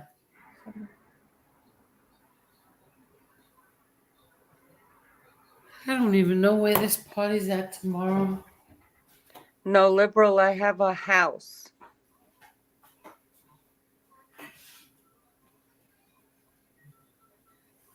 Okay. Yeah, tomorrow. What do I got to do tomorrow? Oh, Angel, you want to crack up? Tomorrow, I got to take down my Christmas tree finally. Oh, I just. Are you serious? Yeah, it's been up. I just haven't had the energy because I got to go down the basement, get all the empty storage boxes, bring them upstairs because I've got like those plastic special ornament boxes Yeah. to put the glass ornaments and everything in. And I got to go down to the basement, bring them up, and bring them back down 2 or 3 at a time to put them back on the shelves. And I told my husband, I says, I'll undecorate the tree. You can take the tree apart and put it away. Oh, that's funny. I put it up, I take it down. Simple. Well, my granddaughter was laughing because she was here today. She goes, Grandma, the only person I know that's got the Christmas tree in the living room and the rest of their house is all Valentine's Day. And I said to her, wait till next month. She goes, why? I says, because half the house will be St. Patty's and the other half is going to be Easter outside. I said, because Easter's early this year. I know somebody who keeps their tree up all year round. Never takes her tree down. Is it I lit? know, Nope. I know somebody like that. But the reason she has it up, and she's had it up for years, and every year she adds presents under there because her son is still away. And she doesn't know when he's going to get out. I mean, and she, ever since he went away, she just keeps putting the presents underneath the tree.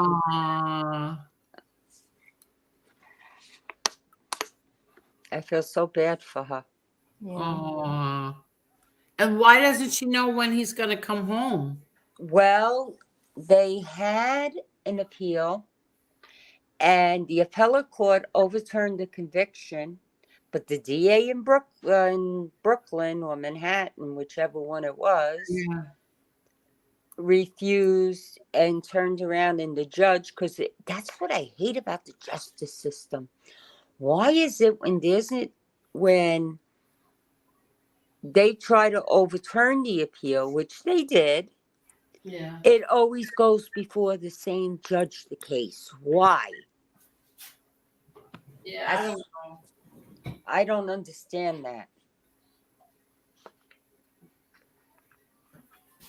And I feel bad because her son, the same age, they grew up together. Oh, God. And where is he? Somewhere upstate. He's not in one of the better places, that's for sure.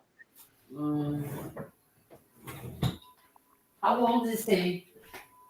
The same age as my son, 46. Oh, man.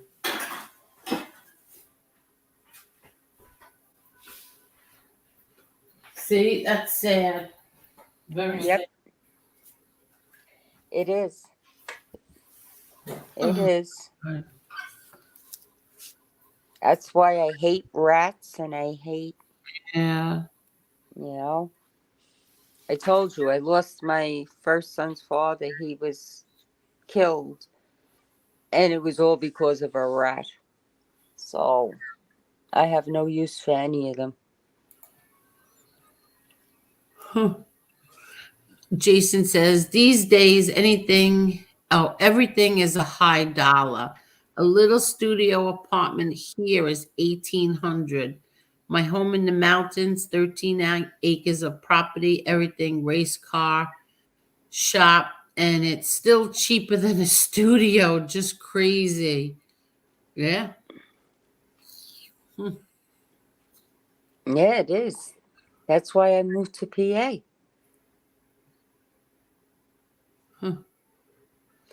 I think we spent for the townhouse $75,000 when we bought it back in '95. Yeah. And the real estate agent, well, we've updated it and everything. The real estate agent was here the other day. She says to me, "Do you know you can get over $300,000 for your house, your townhouse right now?" And I said to her, "I couldn't care if I could get $500,000. I'm not moving." Oh shoot. I said, "That's it. I've moved from Brooklyn to here, and then my husband convinced me. I went and lived in Greece for 3 months. I had to come back here because I'm too American. I had to come back here, and we came back here, and thank God the townhouse didn't sell. And once we came back here, I said to him, 'That's it. I'm here. I'm not moving again.'" Oh wow. You didn't like Greece? I liked it, but all right, I'm used to eating a certain way. They didn't have certain things I wanted to cook the way I wanted. Don't forget, I was down there when 9/11 happened. I told you I had to get back. And I don't know. I couldn't adjust to the culture. Really? Mm-hmm. Are they nice over there? Some are fantastic people. Most of his family's fantastic, but like every other family, you get the ones that aren't. Yeah. You know, and God forgive me, it's funny. The ones that weren't so nice are all deceased now. Oh wow. Yeah.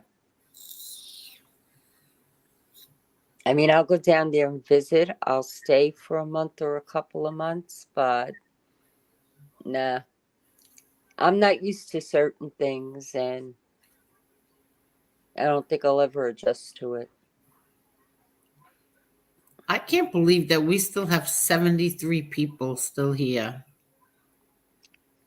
We're going to be on almost 7 hours. Oh my God. Oh, God. It doesn't even feel like it. It doesn't feel like 7 hours. This is crazy. Yeah. And then everybody makes fun of us. I know, right? Yeah, but you know what, Angel? You're doing something right because you hold all the people in your Yeah, chat. I can't believe there's still 75 people here. That's crazy. Mm-hmm. And that's so nice. Thank you, everybody. Like, what are you people all doing up at this hour? And what are you doing? You want Like, to... Mark Schumacher, are you driving or what are you doing? It's better than the stock market. Edwin, what is it? Mark Schumacher, what are you doing? Are you driving? You're not in the truck driving, are you? Everybody hit that like button or I'll sever your mother effing head. Angel. Amber said. Oh, I No, thought you he were didn't. saying that. No, No, Amber, everybody hit that like button or I'll sever your head off. You know, somebody asked me earlier, one of the other content creators, he was on this afternoon, and I stopped in to see him because his chat is very calm.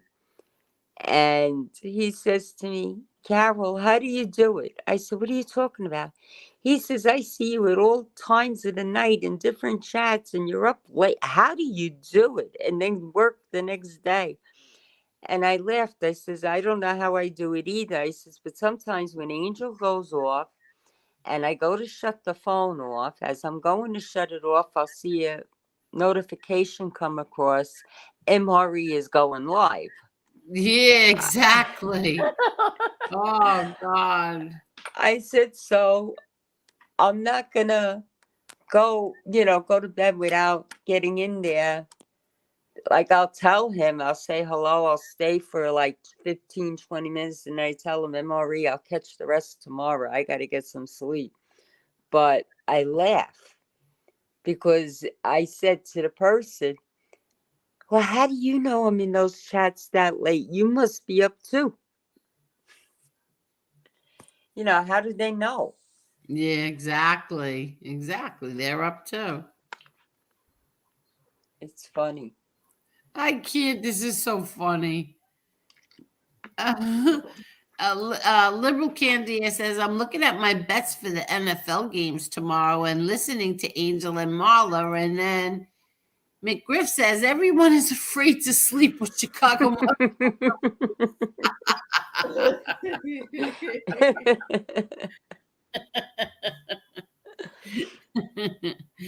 Let's see. Don't believe the hype.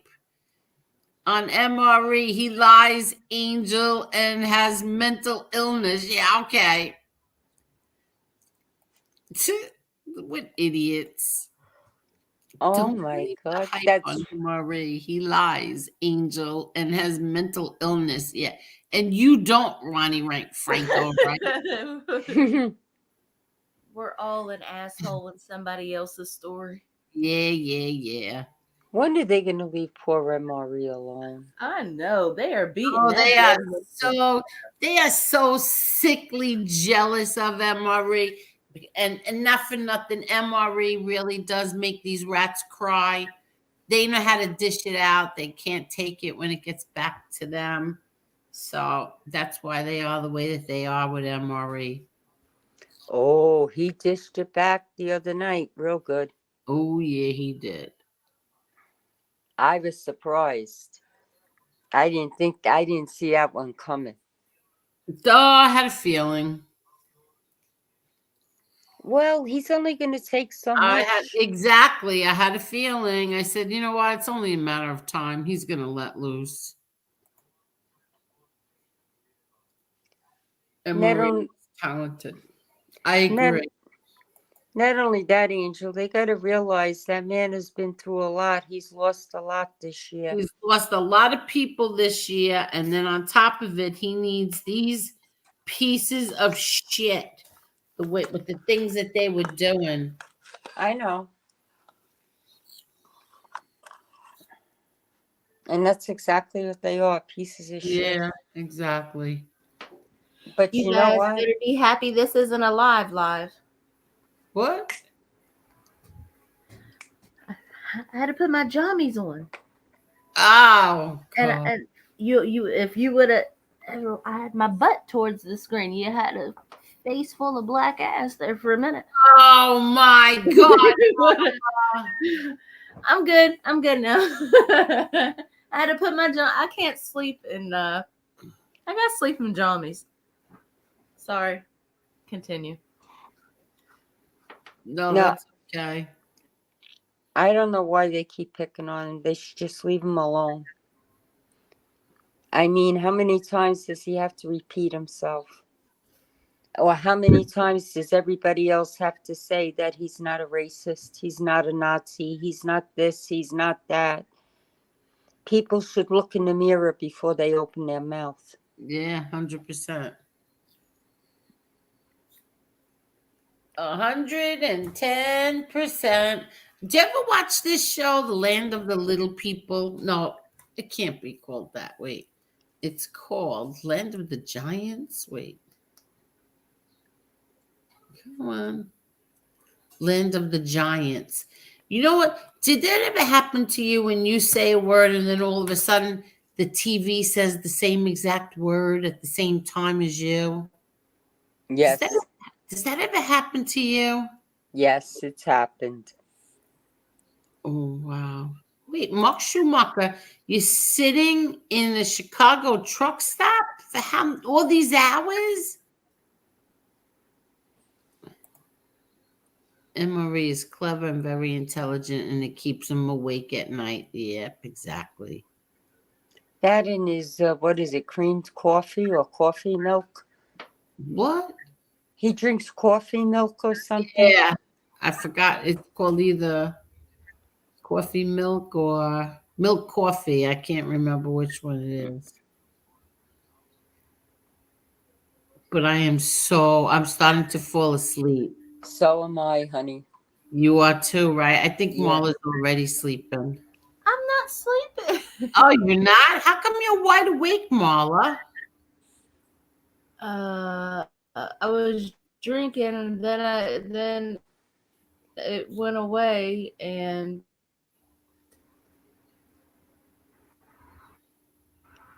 And then she grabbed the wrong pen. Yeah.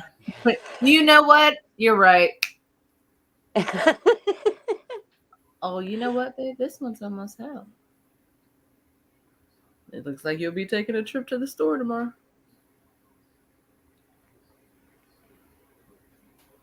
Okay. Oh, you I'm sorry. Shit. Sometimes I forget to hit that thing. Oh, he's got to go to Atlanta, from Chicago to Atlanta. Oh my gosh. Wow. That's a trip right there. Be safe, Mark. Yeah, exactly.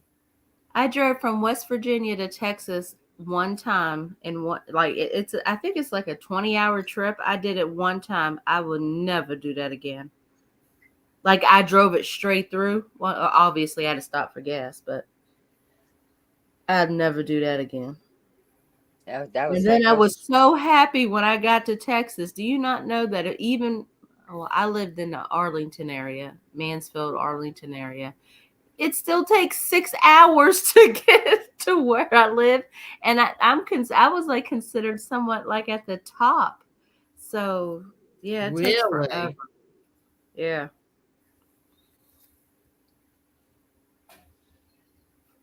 Wow. that's the same Coffee thing. milk is great. I had it as a kid from my family in Rhode Island. I don't even know what it is. I thought That's you just drank it. yeah, you do. No, I was gonna say, Angel, didn't you drink it once on here? Yeah, I said it. It was I can't think right now. I can't think right now because I'm falling asleep. Mark, Okay. she's gone. Yeah, I can't even respond anymore. I'm very It's tired. time to shut it down, Angel. Yeah. Yeah. Hey everybody, thank you everyone. Thank you so much for everything. And thank you, Miss Marla and Carol. Anytime, Angel. You are welcome. Good night, everyone. I Good guess night. probably Monday night, okay? You got it. Okie dokes. Okay. Good night, everybody. Have a Thank good you so night. much.